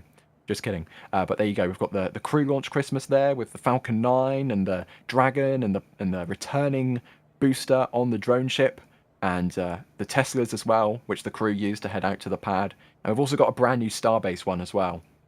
With the booster catch and the full stack and Hoppy, of course, and the corrected Starship engine layout. You might have seen from one of our re-entry designs a couple flights ago. The engine mounts might have been upside down, but we fixed that this time. Don't worry, they're the correct way around this time. So, lots of cool new designs at shop.nasaspaceflight.com. But the clock is continuing to hold at T-minus 20 seconds. We are standing by for official word from Blue Origin. And I think I should also briefly mention that we order today for the best chance of getting it in time for Christmas. Because things take a while to process. So there you go, on the merch. Order now, get it in time for Christmas if you want to gift it to someone else. There we go. I think that's all the points covered now. Thank you, Das. Okay, still holding. Still venting, still flaring, still doing all the things. But Alex, this prolonged delay is indicative of maybe something that's going to take a little while to wiggle out because, well, if this was a brief pause, we'd already be flying by now. Well, yeah, of course, they are taking their time and trying to see when they can retry again. So, yeah. Again, we are now in the awkward phase of commentary where we don't really have anything to talk about because everything pauses. But we need to. It was also because there was an update coming from Blue, so I was like, are they going to say something useful? Well, I'll let everybody else judge. I didn't get anything useful. It sounds like they're talking about terraforming Mars at the moment, which is not exactly indicative for today's launch, but nonetheless, they'll probably talk about the Mars Telecommunications Orbiter when it comes time for landing. Anyways. Oh my goodness. But yeah, so right now they're probably looking at it. They're probably going to recycle again the count whenever they are ready to do so. And we'll just have to wait and see. In the meantime, we can continue getting some of the questions from chat, for example, maybe? Yeah, I think that's probably the best to hit a little bit of support quickly because during that time we got Sergey Morzin, sorry if I pronounced that incorrectly, with no message but just a $20 Canadian. Thank you so much. Misunderstood Boy Genius becoming a Red Team member. Dave J with the $10 saying thank you for your outstanding coverage. Thank you for the support. Ken Phipps with the 5 Red Team memberships. Oh my goodness, Mike with a $75 super chat. Thank you so much for your support. And they're asking for reusable boosters like New Glenn. Are feed line pressure sensors reused each flight? I've handed data from from systems that require very accurate calibration over time. I think pressure spikes can be pretty significant on boosters. Do we know, Alex, maybe there's some Falcon 9 history in there? I'm not sure. I'm not sure what they're trying to mean. I have no idea. Okay. Daniel, thank you for the store support, saying watching from Douglas on the Isle of Man. It's a nice place to be watching from. Manfred saying just saw this stream. Advertising works, go Escapade. Thank you for the support as well. And another anonymous store message here from from Manfred, who's saying just from Anonymous. Oh, it's lost. I think that panel. I think Jay, the panel's broken. But Manfred, thank you for the support. Anonymous, thank you for the support. Saying perfect heat from NSF. Just what I need to prepare for the Swedish winter. Fingers crossed they do the trick. Zelio, thank you for becoming a Red Team member. Rick, thank you for gifting 5 Red Team memberships. We have Renier Vandenberg. Sorry if I pronounced that incorrectly. They're saying Pope is go. Oh, wait, no, that was Space Pope. They are. I see. My brain is fried. Sorry, I'm getting so confused. Rainier Vandenberg, thank you for becoming a Red Team member. Space Pope, they're saying Pope is go. You better be go, Space Pope. You already did huge amounts of support earlier in the stream. We had Sneezing Eagle gifting 5 Red Team memberships. Two Cheds gifting 10 Red Team memberships. Oh my goodness. Oh my goodness. And Kent S with a $100 tip to tips.nasaspaceflight.com, a direct way to support us. Send it straight to NSF. Seriously, thank you so much. They say, I grew up in the 1960s following the Mercury, Gemini, and Apollo missions. Can't say how much I enjoy your coverage. Keep up the good work. Seriously, Kent, thank you so much. That is unbelievable amount of support there.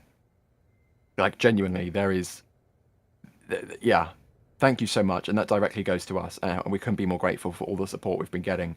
And we're also, of course, I must say, we're grateful to everybody watching right now. There are thousands of you, just like us, patiently awaiting the launch of New Glenn 2, which, if you're just joining us, entered a hold at T-minus 20 seconds, and we are standing by for more information on that. Very briefly, a couple more bits of support. Thank you for the $10 super chat here. They say, Tim, did you know that your video is required reading when you interview at Blue Now? I think you might have gotten the wrong stream again, but maybe redirect that to the Everyday Astronaut. We have Aaron becoming a PadRap member, and thank you for the support here as well. It's greatly appreciated.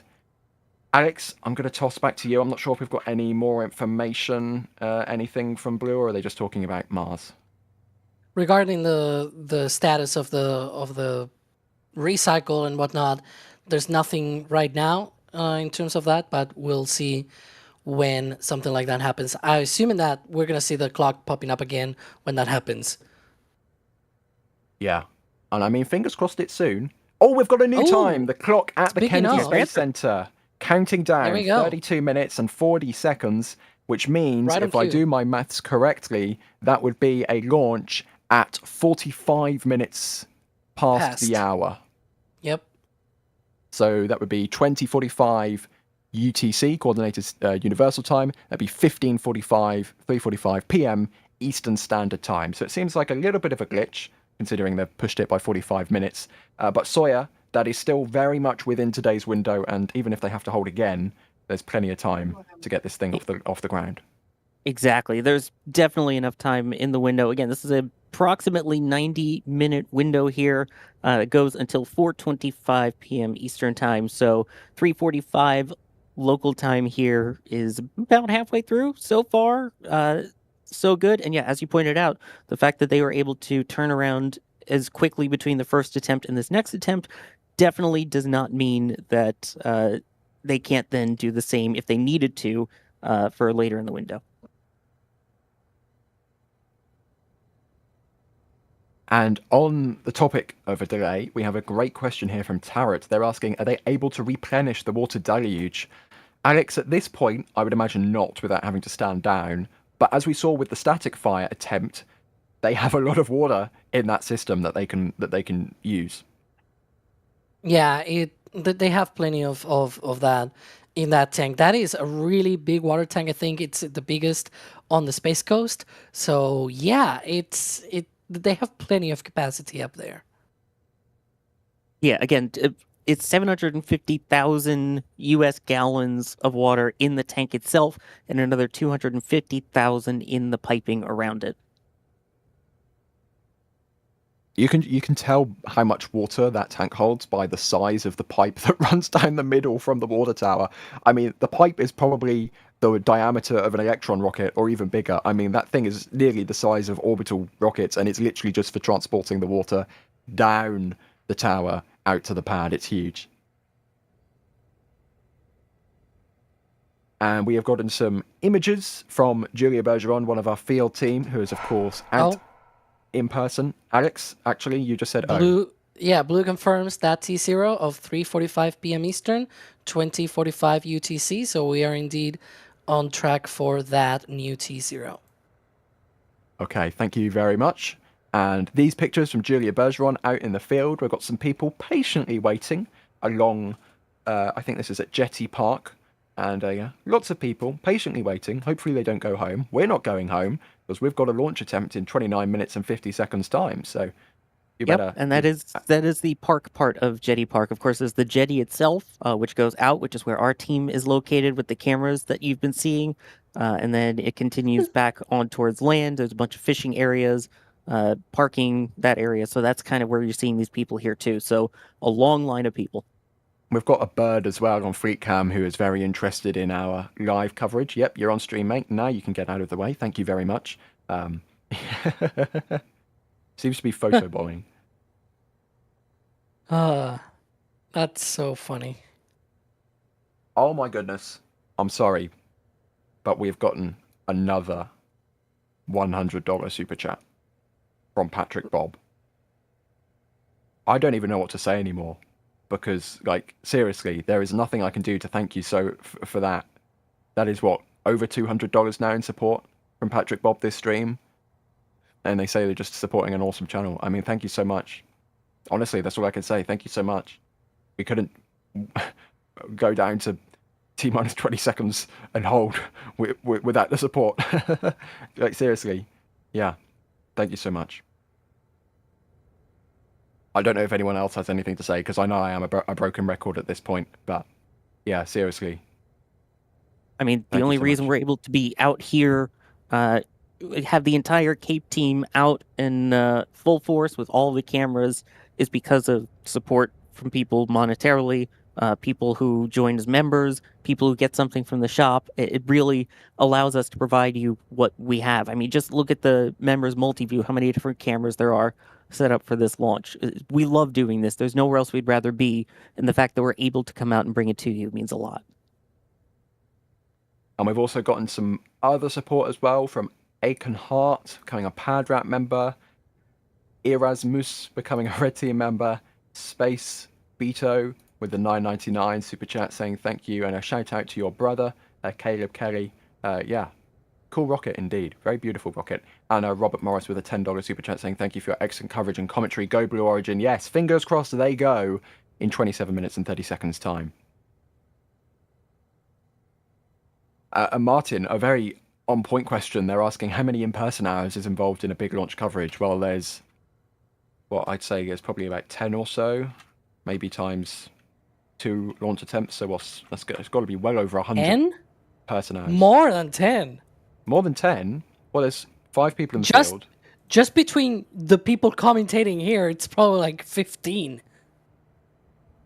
Right, because there's the 2 studio, then there's the 5 of us out in the field, and again, we're out here for much longer than that. The team's been out at the jetty since the park opens at 6 a.m.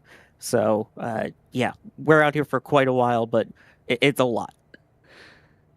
Yeah, it's the thing. I didn't say 10 hours. I said 10 people. But it's person hours, not it's hours. Yeah. I know what I meant. Okay, I know what I meant. Just the commentators alone, there's like 15 person hours just there. Just saying. And we of course not only do we have our field team, our fields team, but we have our wonderful production team in the background. Of course, Kevin, Michael, Reed, Jay Keegan, and all of the Space Coast Live operators moving the robotic cameras, which are trained on New Glenn right now. Okay, let's keep moving through here. Stephen Lewis has a great question. When orbital reef? ? Alex, do we know? I think we're seeing here pictures from the field. Yeah, this is somebody actually someone who's from not our normal Cape team. In fact, Ryan Weber, who you may know from Raptor Sides and things like that, is actually in Florida and here for this particular launch. This is also out at Jetty Park. So Ryan Weber getting to join in on the field action. And there's all the people lined up that I was talking about on the Jetty portion.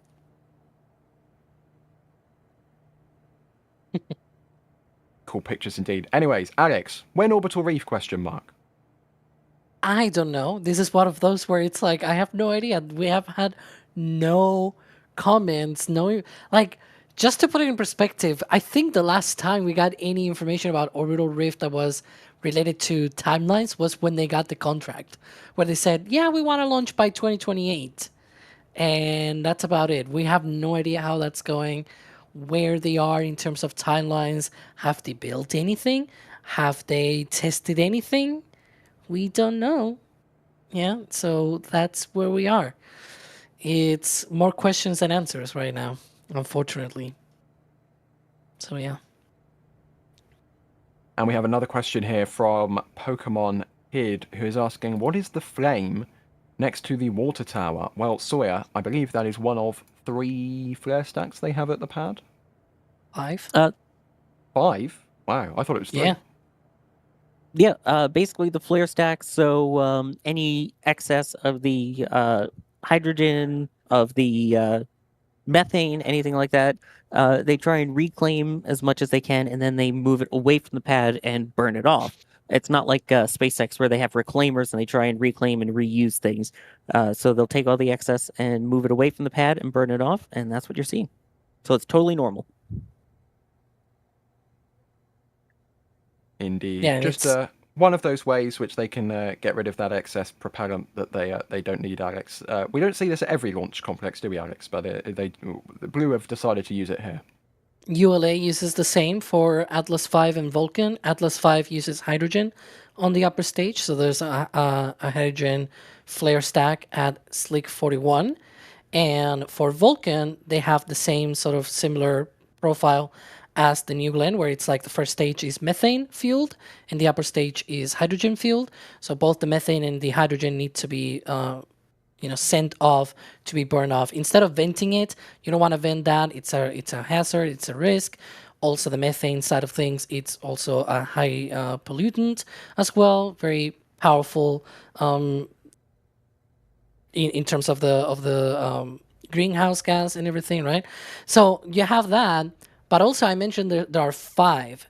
The Blue Origin Launchpad LC-36 is really complicated when it comes to that, because you've got the ground tanks where the hydrogen and oxygen and methane are stored on the ground, and they have 2 flare stacks there, one for the hydrogen and another one for the methane. But then once those propellants go out to the rocket, they boil off and everything, and they reclaim that boil off. And that boil off is burned off at those 2 flare stacks that you can see near the water tower. And one is for hydrogen, the other one is for methane. But there's a 5th. The launch pad, LC-36, is also the place where they're going to be testing their lunar lander. And their lunar lander uses hydrogen as their fuel.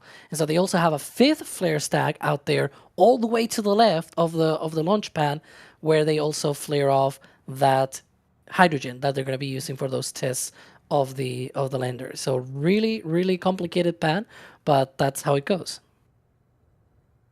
I was not expecting that to be an Alex answer, but I'm going to allow you the opportunity to do it again, because, something we love to talk about on NSF is, of course, the Federal Aviation Administration. And one of the things they do, of course, is license commercial rocket launches in the US. And Stephen Lewis has a great question. Not a great premise, which I'm not going to read out because I don't want to do a commentary jinx, but they're asking, should something not go to plan, will it be an FAA anomaly, or is the attempt enough? So, Alex, if you would give us the fortune of explaining what outcomes means in terms of Blue Origin's launch license for New Glenn, will they have a mishap investigation, etc., etc. If it lands and then after it lands it crashes, it will not trigger. But if it crashes as it lands, then it does. So it's a very, very weird way of putting it, but that's essentially what we've seen, for example, in the past with Falcon 9 rocket boosters, where it's like, if it fails as it is landing, then that triggers that.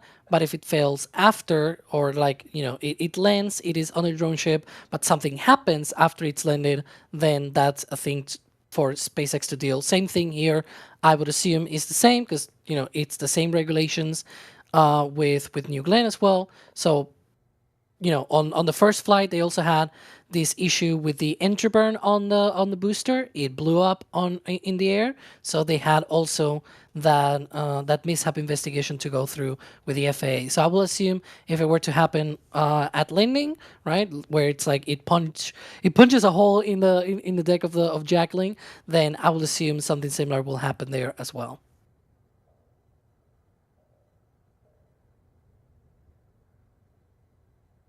Anyway, Yeah, it's again like the last one. Again, it made it into orbit properly, but since it didn't land, they had to do the anomaly investigation on it.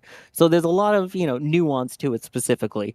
Of hey, here's how hello there. Here's what does and what doesn't classify as the anomaly, and we've gone through the FAA has been updating it over the years. What number are they on now? What's this for something with it? The what? What is it, like 430? What's the FAA regulation for that now for the Oh, anomaly? part 450, I think, or something like that. That's what it is. Yeah. Yeah, they Yeah, did an part update 450. to they did an update to those regulations there a little whiles ago at this point. But yeah. Okay, let's see what else we can get Alex to answer. James is asking if they manage to land the booster, how long do you expect it will be before they return to dock? Will we stream it so we can see the state of the booster? We'll certainly stream it. I would hope we get some expect- pretty views. Yeah, I would expect probably 3 to 4 days. One of the differences with the way that the drone ships come back with Falcon 9 is that with Falcon 9 they have the really big beefy tug that tugs the drone ships, and it's a lot faster. It can hit like 10, 11 knots on with the booster on top. I would expect that for the first time they're going to be slow, and they have the Harvey Stone support vessel that's going to be the one tugging back Jacklyn. That's probably going to be 3 or 4 days before it comes back once it lands and whatnot. So, but yeah, we'll be here. We'll be with our cameras pointed at the booster as it comes through the channel and comes into Port Canaveral, and we'll have an eye on all of those post-landing processes. Indeed, it would be a shame to successfully land it and then it falls off because you were towing it too quickly. But yeah, fingers crossed that doesn't happen, and fingers crossed we get a successful return to port. Maybe Monday, Tuesday next week, perhaps. We'll just have to wait and see. Okay, L-minus 17 and a half minutes. 17 minutes is the point of that go, no-go poll, so we should be expecting to hear from Blue Origin Mission Control any second now. And of course, that's not Blue Origin Mission Control, that's some wonderful music from Blue Origin. But if we do receive any information, we will bring it to you. But as it stands, it sounds like they're doing music, so that's not incredibly useful at the moment, but we'll just have to wait and see what we are provided, of course. Under 17 minutes to go now. Yeah, we prefer DJ KMR. Mm-hmm. Yeah, than DJ Jeff Bezos. Apparently, they said we were listening and then they started playing music, so that's how that managed to leak through. We apologise for that. There's being a hold in the clock, by the way. Another hold. Okay, so right it sounds before like that poll. They might still be troubleshooting that issue, holding at minus 17 minutes and 4 seconds. Another hold. What a wonderful launch attempt. But Sawyer, again... Quite the coincidence that it is holding right before the poll. Yeah, I mean, there's Maybe probably it's not a something in that. coincidence. Yeah. Exactly. There's a long window left, isn't there, Sawyer? This window extends all the way out for another hour from now. Right. The window closes at 4:25 p.m. Eastern Time, so 55 more minutes left in this window. And again, we don't know exactly what the reason is. We don't know if it's something with the rocket, something with GSE, something with a boat or a plane entering the range. All these different potentials. I feel like we've had almost every single option happen at this point in in this particular mission. So we'll have to see. Yeah, I might have done a tweet about that, and I may now be regretting doing a tweet about that. You can't blame it on me. You can't blame it on me. Anyways, again, if you're just joining us, we are in a second hold of the day. The original hold was at T-minus 20 seconds, as Blue, there was an automated hold from the vehicle. Blue then recycled, regrouped for a launch. However, they've held again at T-minus 17 minutes and we haven't got any information yet, so we will stand by. And whilst we are standing by, if you want to see many, many, many cameras, we of course have the perfect thing just for that, as we now get multi-view recursion on stream. This is of course our behind the scenes members multi-view, available to all YouTube members. So let's have a look, see if anyone's just joined the member program. We have the French Taunter, who just they actually gifted Red Team membership. It's Moves became a Padrat member. There we go. It's Moves. You now have access to this. You can watch this, and you can listen to the behind the scenes communications. You can see literally every single camera we have deployed for this launch at the same time. Who wouldn't want that? And you can also see the you can actually see what the operators see for our live streams. So there you go. That's all available for YouTube members at every single level. So if that is of interest to you, behind the scenes, you know what to do. Let's have a look through here. As we continue to hold, let's get some more questions. Actually, very quickly, we have even more support because we had Bideford, one of those names, another name, always in chat with $50 super chat saying enjoying all the wondering commentary while working. Love NSF. Well, we love your support, Bideford. Thank you so much for watching and being part of the community and doing everything you do to help keep the show going. And yeah, again, I'm going to sound like a broken record. We couldn't do it without you. Genuinely could not do it without you. So thank you so much for allowing us to do what we do and share these historic spaceflight events with you from all around the world. It is super appreciated.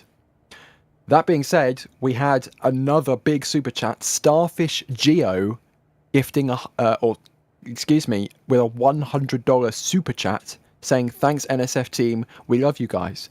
Another $100 super chat. Seriously, thank you so much. Like I ran out of things to say a very long time ago, but thank you so much for your support. That is unbelievable, genuinely unbelievable. Sometimes the amount of support we get, and yeah, again, can't do it without you. So genuinely, thank you for allowing us to do what we do. New Red with the $5 super chat. Thank you for the support. Jared, I believe that's Jared Elgvin, gifting 5 Red Team memberships. We have Fish Video File with their support as well. Thank you for your support there as well. We have Skip Griffith with a $10 10 Red Team member. You can tell we've been live for a long time because I'm confusing super chats with gifted memberships. That is how long we've been live. Thank you for the 10 gifted Red Team memberships. We also have Deborah Hall with a €2 support. And Deborah Hall literally doing a super chat to thank the person for a gifted membership. Unbelievable. Thank you for your support, Deborah. And we have Denny becoming a Padrat member as well. You also now get access to the member multi-view behind the scenes. See all the cameras, see all the things, or listen to all the things as well. All available for all of those members. Just look at this rocket. Just look at this. It's so pretty. So big, so pretty. And PTZ engineering camera, courtesy of Blue Origin. Wonderful to see. As that vapor continues to vent, and we remain in this hold. Nice texture. Yeah, it's nice. It's nice texture on the booster there. Something else we can keep an eye on is a cruise ship which is leaving port. It's another Carnival cruise ship. Now, I would hope whatever I'm not naming names, but I'm just saying whichever cruise ship caused the scrub the other day, they're not in the way anymore, because we've already held for enough things. It would be great if we could get things moving this time. In general, it would be great to have information as well, why they hold, what's going on, what happened during the terminal count, that sort of thing. But unfortunately, we are in a vacuum right now, and it's not space. Yeah, we're in an information vacuum. We would tell you what's happening if we knew. Ladies and gents, we would tell you what was happening if we knew. Yeah. But at least we have something to watch in the meantime, right? We can see the ship going out. The waves. Mm-hmm.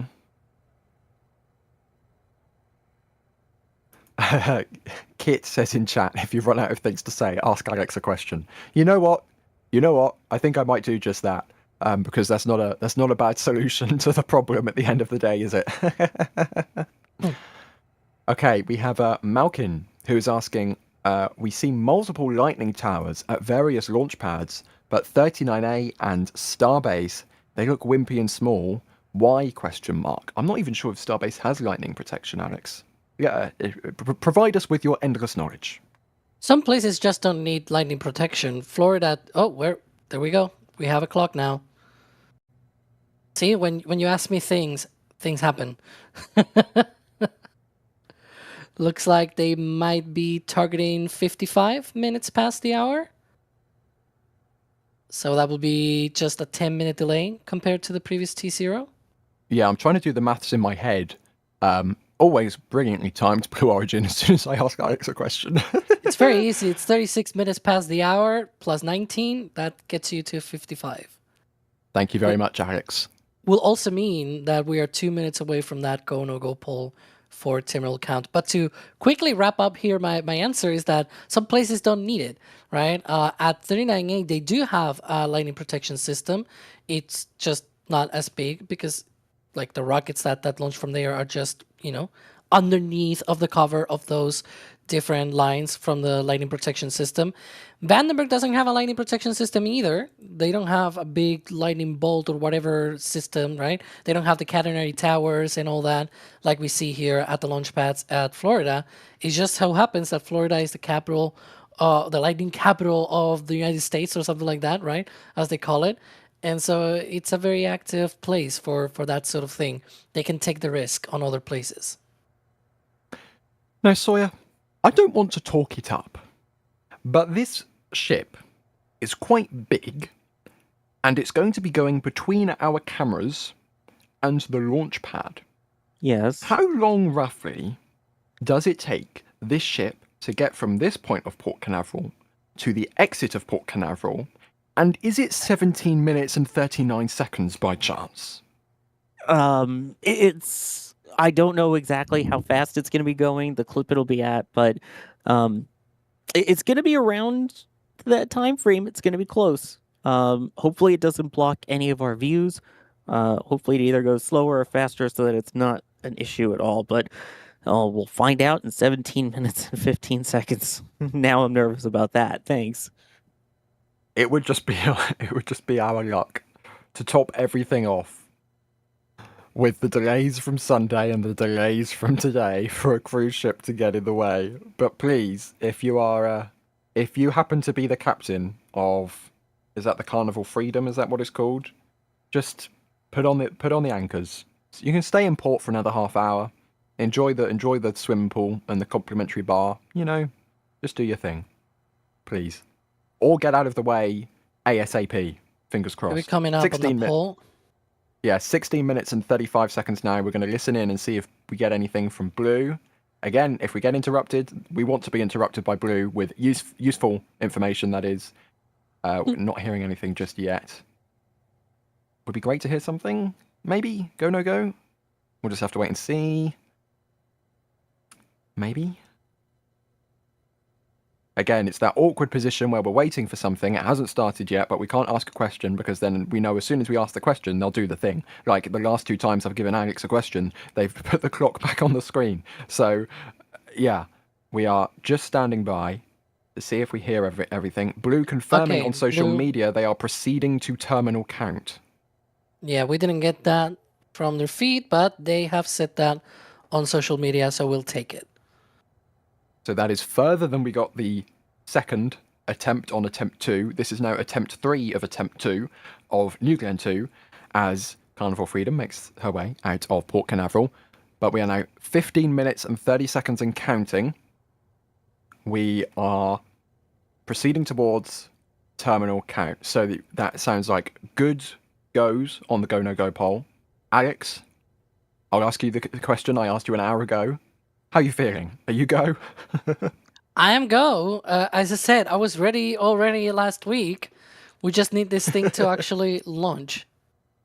Sawyer, how are you? Are you go? I mean, the Carnival Freedom is picking up the pace. That seems to be go. The nerves are back again. They calmed down for a bit, and my heart rate is right back up. Of course, the other nerve is making sure that these cruise ships that are leaving clear out of all of our views of launch. So as long as in 14 minutes and 49 seconds they're not in front of any of our cameras, including mine or Max or D or Jerry, I'll be very happy. Yeah, I agree. I hope everyone on board the ship has happy holidays. I would also like if the ship was out of the way when it comes to our happy launches, so hopefully we get the best of both worlds today. I mean, it seems to be picking up the pace. You know, it's passing Rusty's now. I'll be optimistic it'll be out of the way by the time launch comes. Okay, 14 minutes left to go in the count. Alex, do you want to bring us through some of the events we will be seeing, or should expect to see, as we come through? It's 10 minutes until the next event, which is that terminal count starting. Yeah, still proceeding with the count. Hopefully no more holds, please. And so just 14 minutes away.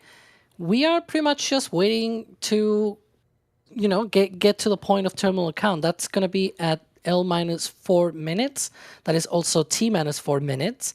And that will sort of kickstart a very complex part of the countdown where they're going to be preparing for launch, pressurizing the tanks at T-2.5 minutes. The vehicle will go into internal power about a minute after that. We're going to go through all of these very active parts of the countdown. And hopefully this time around we actually clear L-20 seconds, because otherwise I'm going to be very, very sad. Yeah.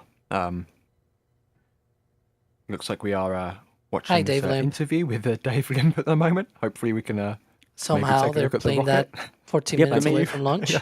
The man in charge of Blue Origin worth pointing out. Yeah, he's the CEO of Blue Origin. Yes, indeed. But no offense to Dave Limp. Love what he's done at Blue Origin.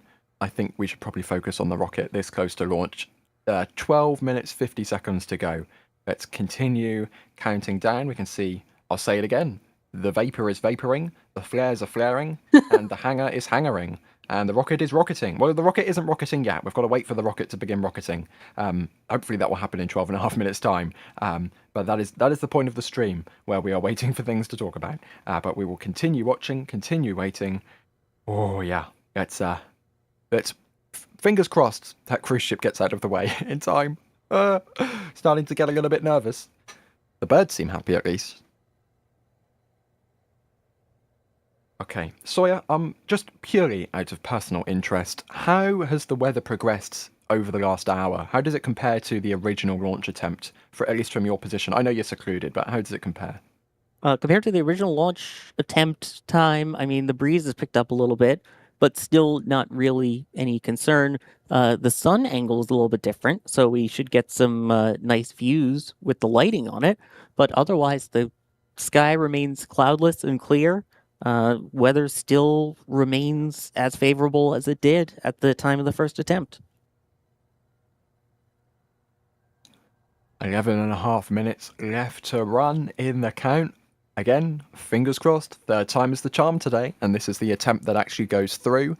Remember, or rather as a reminder, that's the word I was looking for if you're just joining us, we've had 2 attempts so far. The first one paused at T-20 seconds.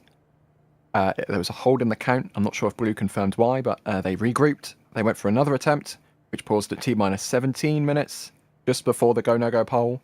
And this third attempt has currently proceeded all the way through to T-11 minutes. So, yeah, we are keeping an eye out and keeping an ear out. And fingers crossed we hear and see positive things from this point onwards, because we are preparing for the launch of the biggest commercial rocket to grace Cape Canaveral. And that is Blue Origin's New Glenn. This thing is 98 meters tall. It's the height of SLS. It's huge compared to a Falcon 9. It's 7 meters wide. Its payload volume is incredibly large. I mean, hilariously large when we see the ESCAPADE spacecraft inside the fairing there, because they're tiny compared to the fairing. But it's a very big rocket indeed. Worth noting, by the way, we were talking about viewing and things. People are starting to gather again here at the beach. If you were planning on getting out of work and trying to run over to Jetty, they are out of day passes. So if you wanted to try and buy a day pass and sneak in after work, A little too late. Speaking of people getting a good view, all of the people on top of the Carnival Freedom, are we getting a good view? Kevin knew what I was talking about. He cut straight back to that view. Yeah. Hopefully it doesn't block our view, though. It seems to be, I don't know, about halfway down the channel at this point, and it's done that in 10 minutes. So 10 times 2, and it started moving at T-minus 20 So minutes. maybe it goes at the tip of the channel in 5 minutes. Yeah, that's what's making me nervous. That's what's making me nervous. 9.5 minutes to go. I swear. Also worth noting that Port Canaveral, that area, is not in the exclusion zone. So if you see something coming right out of the mouth of the port, it's not horrible. There's still not in the range at that point. There's still this view from Jerry, right? We'll have that from the air as well. Yep. So that's good. That's why we have the drone, everybody, because when those pesky cruise ships get in the way, I mean, this is literally how our luck comes sometimes. L-9 minutes. The first attempt, there was a cruise ship in the range. The second attempt, there's going to be a cruise ship in our cameras. Sometimes that's just how these things go, unfortunately, but we do have aerial assets for a reason. We have Jerry Pike and the drone. Jerry Pike not on the drone, Jerry Pike controlling the drone remotely, flying that over the Atlantic at the moment, out of all of the hazard zones, way out of the way, to bring us some crispy clear, high definition views of launch. Fingers crossed, 8.5 minutes away. Just look at that beautiful launch site. I do know a lot of people in that jetty are probably going to be not amused by this, because we're talking about the camera views and everything, but there's also a lot of people out there that are just enjoying the launch, just like we are here, right? And you're just nerds like us, and yeah, not great. Yeah, indeed. Should have timed that better. I think that maybe they need to do like a halt on all cruise departures at T-minus 10 minutes for any launch, you know? Just a proposal. They need traffic lights at the entrance to the port, so they can't block the view from the jetty, to stop all of the boats at the entrance to the port when it is time for a launch. Anyways, we are also continuing to track alongside that cruise ship the NASA WB-57, NASA 927, which is airborne northeast of the Bahamas. You can see here on Flight Radar 24. Continuing to loop around in its holding pattern there. That is stationed above the landing zone for New Glenn. So whether we'll actually see the views from this aerial imaging platform, we don't know. It's completely up to Blue Origin whether they wish to share that with us. It's all proprietary at the end of the day. They are a private company. They are completely entitled to do that.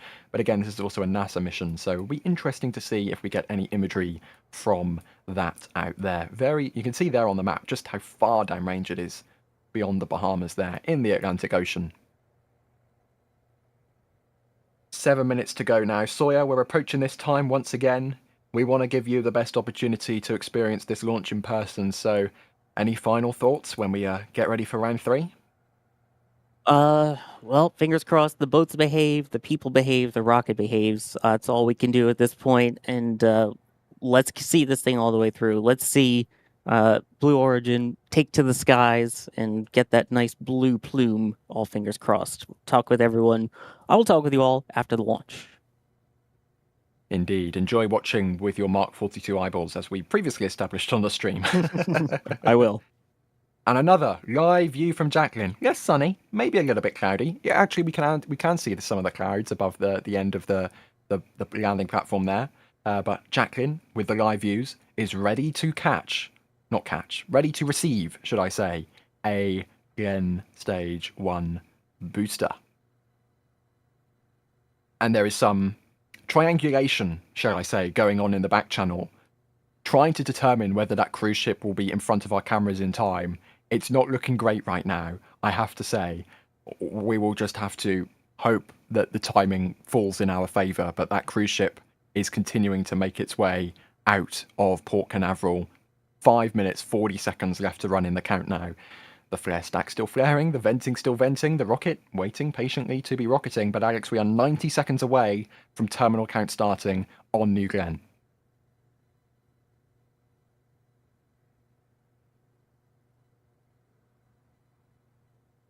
Maybe with this would be a very poor timing for another technical glitch, but 5 minutes and 20 seconds left to go.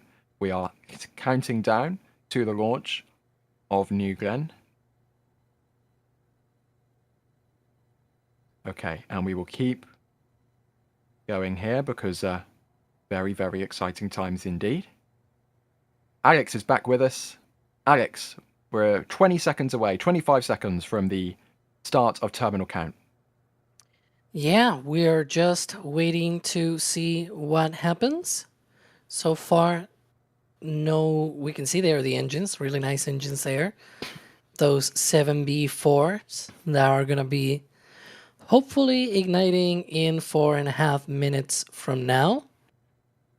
Still counting down, as you can see. What is this? This is some Really? DAS art that we have. DAS is trying to figure out if the ship will be in front of the cameras by the time of launch. The ship is quite a far way down the channel at this point, and with 4 minutes left to run, I dare say, ladies and gents, it's not looking good. I'm sorry, but it's not looking too great. But we have eyes in the sky. We have Jerry's drone to look out for the launch as well. So don't fear, we will have a live feed on the stream. Whether we'll have a live feed from Max or DY's, that's yeah, I would they might not be too happy after launch. I'll put it that way. Say nice things about them, please. Okay, let's see.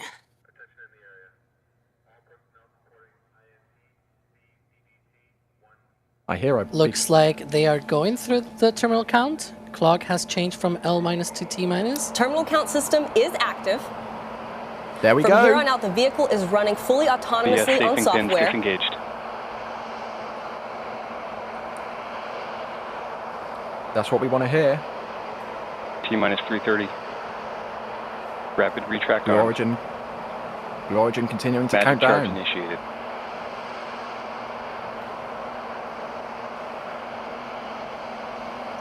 Should be turning off those vents really soon to pressurize the How tanks for exciting flight. here. We're ticking down. In 3 minutes, we're going to launch this vehicle to space. We're going to put 2 satellites on their way to Mars, and we're going to try to land that T-minus booster for 3 the minutes. first time. So exciting, and a big props to our launch control team that has managed to do a recycle on this vehicle. We want to fly today, Tabitha. Oh, there are the cheers. Yes, the energy is palpable. Our launch director, Megan Lewis, she's in the control room now. I know this is an exciting moment from her.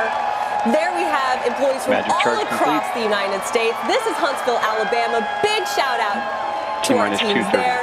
And of course, GS1 pre-press HQ, start. Ken Washington, we see you. Washington. Blue Origin, very happy indeed. We will go for a bit more of a space nerd approach here on NSF. 2 minutes, 10 seconds left to run in the count. Alex, what are the final things expecting to come up in the final 90 seconds? Pressurization now coming up to flight pressures. We can see the vents have turned off. So everything is proceeding as expected. Next up should be... Yep. Next up should be the vehicle going in internal power in about 8 seconds. That will be at T-minus 90 seconds, which is now. And the vehicle, again, fully in control of the count from T-minus 30 seconds. On internal power. And this clock continuing to count down. 1 minute, 10 seconds to go. That's a different boat that's getting in the way, which is fantastic. But don't fret, we have the drone views from Jerry Pike. Jerry Pike is going to save the day. 1 minute to go until the launch of New Glenn 2. 30 seconds away from the water deluge and the autopilot being enabled on Glenn Stage 1. 50 seconds left to run in the count. Through 1 minute, still going. Flight termination system has been enabled. Range is green. That's what we want to hear. Nothing in the way this time around. We are approaching 30 seconds. Keep an eye out at the base of the vehicle, because that is where we'll start to see that water deluge system splash up. That runs for the 30 seconds before T0. Expect engine ignition at T-minus 5 seconds. So we should see that water deluge spooling up any second. And it is spooling up now as I speak. 15 seconds left to run in the count. We can see it from Jerry's drone. Very, very big water deluge system. Stand by for the ignition of the 7BE4s. Here we go. We've got ignition and retraction and liftoff. New Glenn 2 is off and away. Escapade is headed to Mars.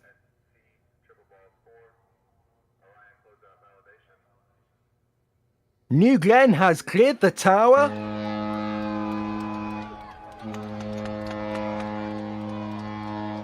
The cruise ships are happy. We're pitching downrange. Let's listen in for the roar of those 7BE4 Methalox beauties.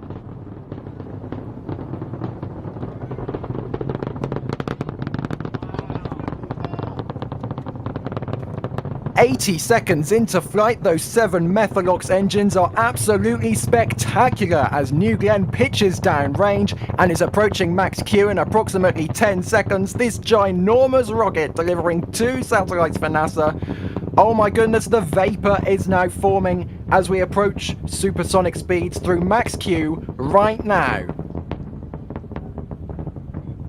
We've had good callouts from Blue Origin, all 7 engines performing as expected. And that shining light in the sky is a 98-meter tall New Glenn continuing to pitch downrange. And that was a spectacular ascent. We should see main engine cutoff in 1 minute from now. That was incredible. Wow. It's so cool seeing this in daylight, man, compared to nighttime.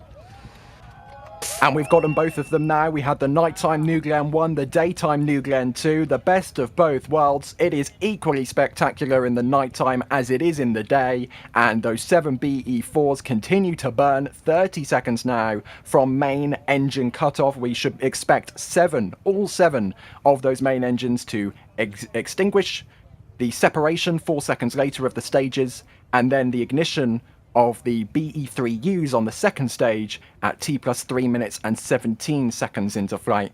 So main engine cutoff coming up in 10 seconds time. We are continuing to track the vehicle as it heads down range. Expect to see those engines cut off any second now. That looked like Miko? Yep, there's Miko. And we should be able to track stage separation from the ground. There goes the booster. There goes Glenn Stage 2. They are separate objects in the sky. And the booster appears to be flipping now. And we've had good ignition on the BE3Us. Glenn Stage 2 headed to orbit. Wow.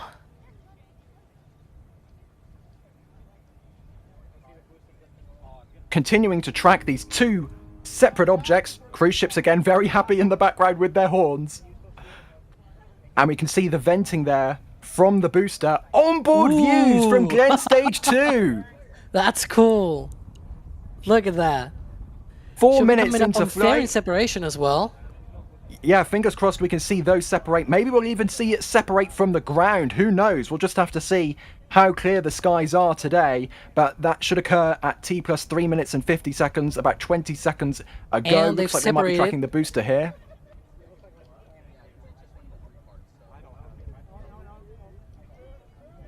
Wow. I believe that, I believe this is the booster we are tracking, but that is confirmation of fairing jettison on the second stage. So everything performing as expected with Glenn Stage 2 and the 2 Escapade spacecraft, which are currently on their way to their parking orbit.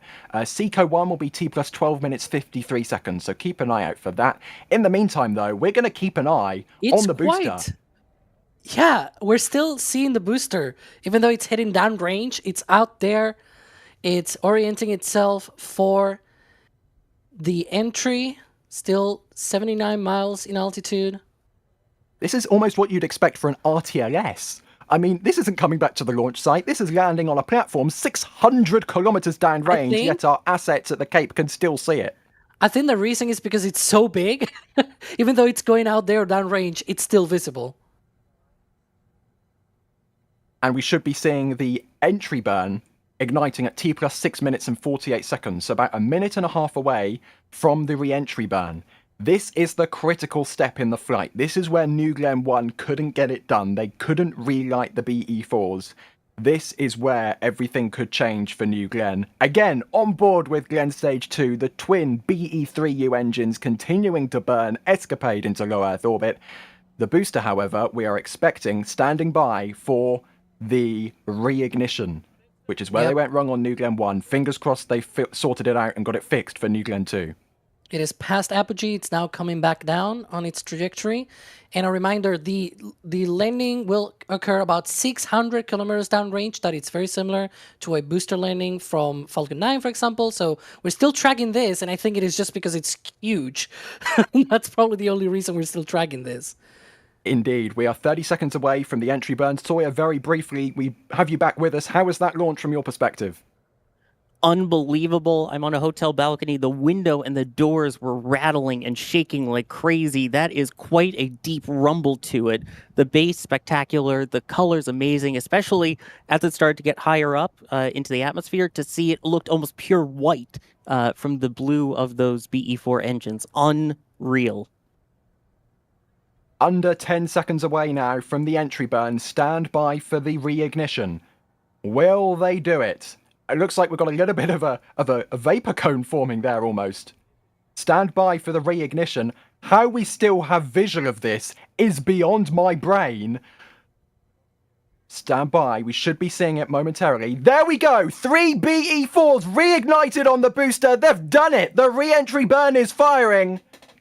They're fighting fire with fire and slowing down to protect itself from the aerodynamic forces of re-entry. Look at that entry burn go! It's the same thing that we see with the Falcon entry burn, right? The line, it's sort of perpendicular to the one of the engines. Look at that. And everyone at the Cape is losing their mind, and rightly so. We now have the shutdown, the planned shutdown of those BE4 engines. Landing burn coming up in 50 seconds time. Now, this is where things are about to get very, very exciting indeed. Somehow, we are still tracking this booster from Blue Origin as it heads down range. We are now a minute away from landing on Jacklyn. New Glenn could become the second orbital class launch vehicle to propulsively land its booster back on Earth, and we are less than a minute away from that potentially becoming a reality.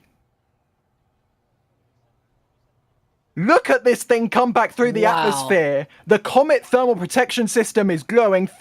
Less than 10 seconds away now from that landing burn igniting. Come on, Landing Burn. My heart is absolutely racing. Come on, Landing Burn. You've got this, New Glenn. Through the clouds. Standing by for reignition. There's the reignition of the BE4 engines. Oh my goodness. It's coming back through the clouds. Through the clouds. Let's see if we can go on board with Jacklyn. On board with the booster. Where's Jacklyn? There's the ocean. Oh, there's the landing legs. But where is Jacklyn? There it is. There is Jacklyn. Oh, it looks like we're slightly off target. It looks like we're slightly off target. And it looks like we have gotten a splashdown of New Glenn 2. Or is it on the deck? It was hovering. It's on the deck. They've done it! Blue Origin have done it! Oh my goodness!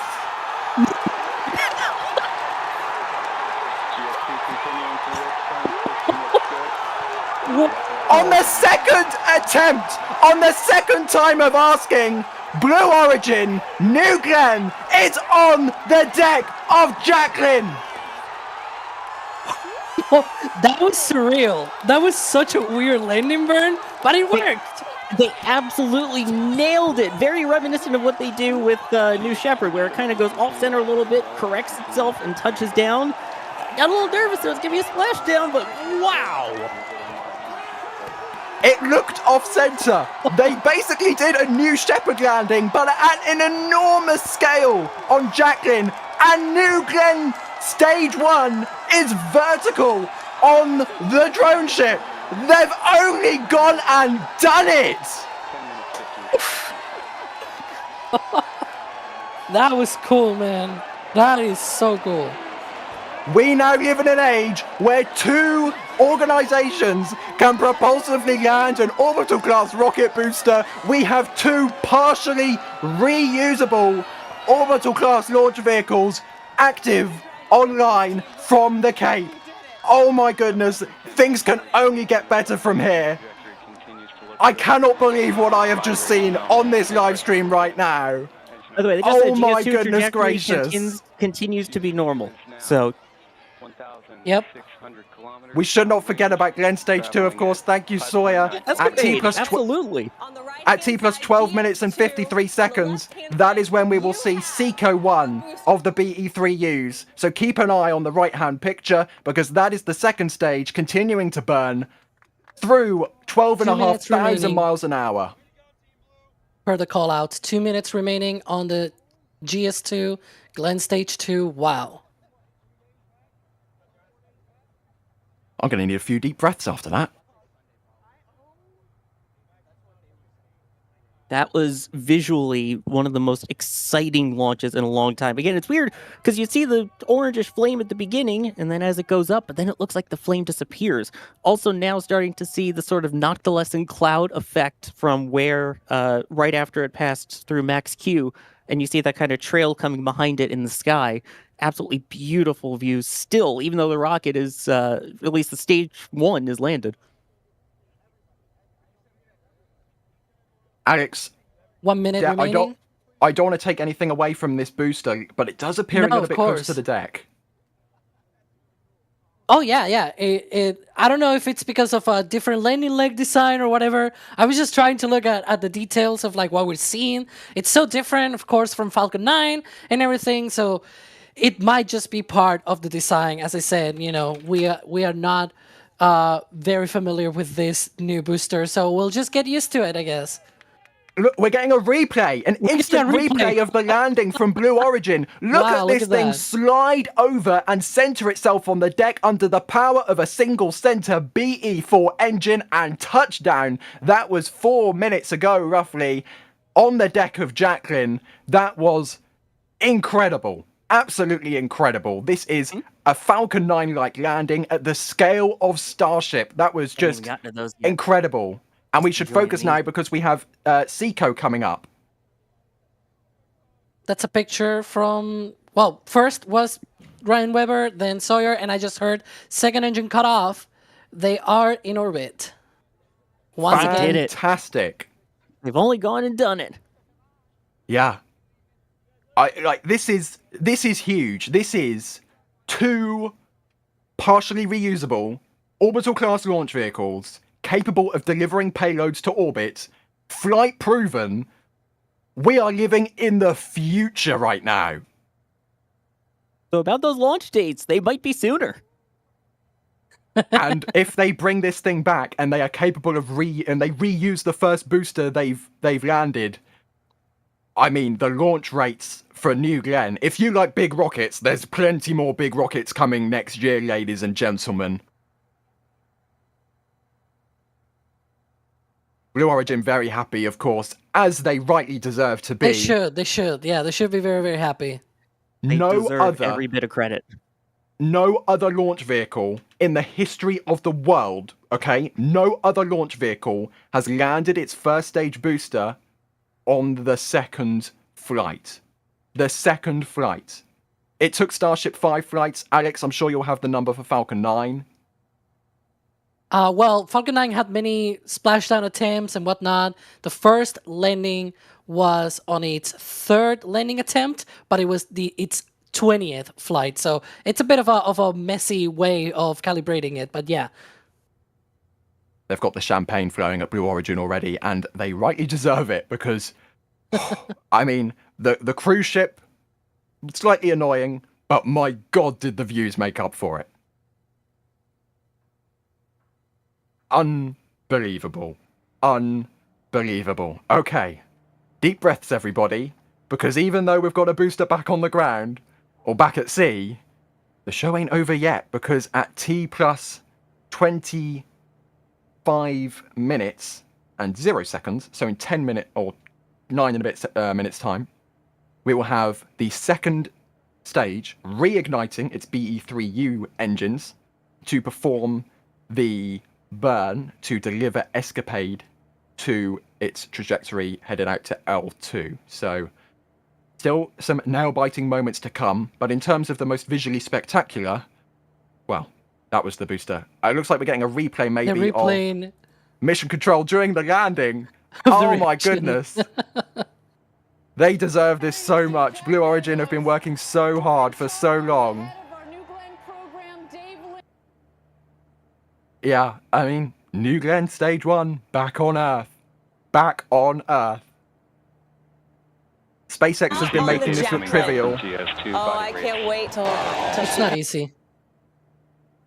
SpaceX have been making this look trivial for the last 10 years now, but trust me, this is anything but. This is unbelievable what Blue Origin have just done. And a live track on the right-hand side of Stage 2 as it continues on its orbital trajectory under 10 minutes until the second stage ignites to perform its burn before deploying the Escapade spacecraft. Yeah, we've been talking about for so long. When is somebody else gonna repeat what Falcon 9 did, right? What SpaceX did? And finally, we got the answer. It is Blue Origin with New Glenn. Finally. Another reusable booster, man. Maybe Juche 3 will be the third. Oh, man. I need to take down my pinned hoping... comment now because on my X account because technically we now have the answer. I was hoping it was going to be Rocket Lab, but they dropped Electron reuse, unfortunately. So yeah, we'll see. We'll see. Sorry, I'm just typing a tweet right now congratulating Blue Origin. Yeah. Sorry, that was. Oh, it seemed a little. We all faster keep saying the Liftoff. same thing. We all keep just like processing it in our brains, Sawyer, because it was so incredible. I'm also kind of going through all my photos that I've just been editing now, but I mean that seemed a little faster at liftoff. No, it was still slow, still very slow, but less scary slow. Am I right? Maybe it's rose-tinted glasses, but it definitely felt faster. And that was not sped up because I'm watching it with the Mark eyeballs here, so I can tell you this was not sped up. Yeah, you can't run a time lapse through your eyes. Oh my goodness. Okay.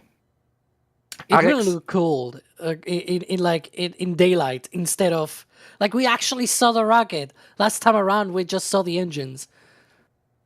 They keep cutting to the live views, and I still can't believe it because, of course, we have seen with many Falcon 9 boosters in the past, they've stuck the landing and then it's not remained on the drone ship on its way back to port, I'll put it that way. But 80 or 10 minutes later, it's still vertical. And I'm wondering if we'll actually see on Blue Origin's webcast if the roaming vehicles will come out and plug themselves into the New Glenn booster. Because if we get to see that live, that would be pretty freaking cool, not going to lie.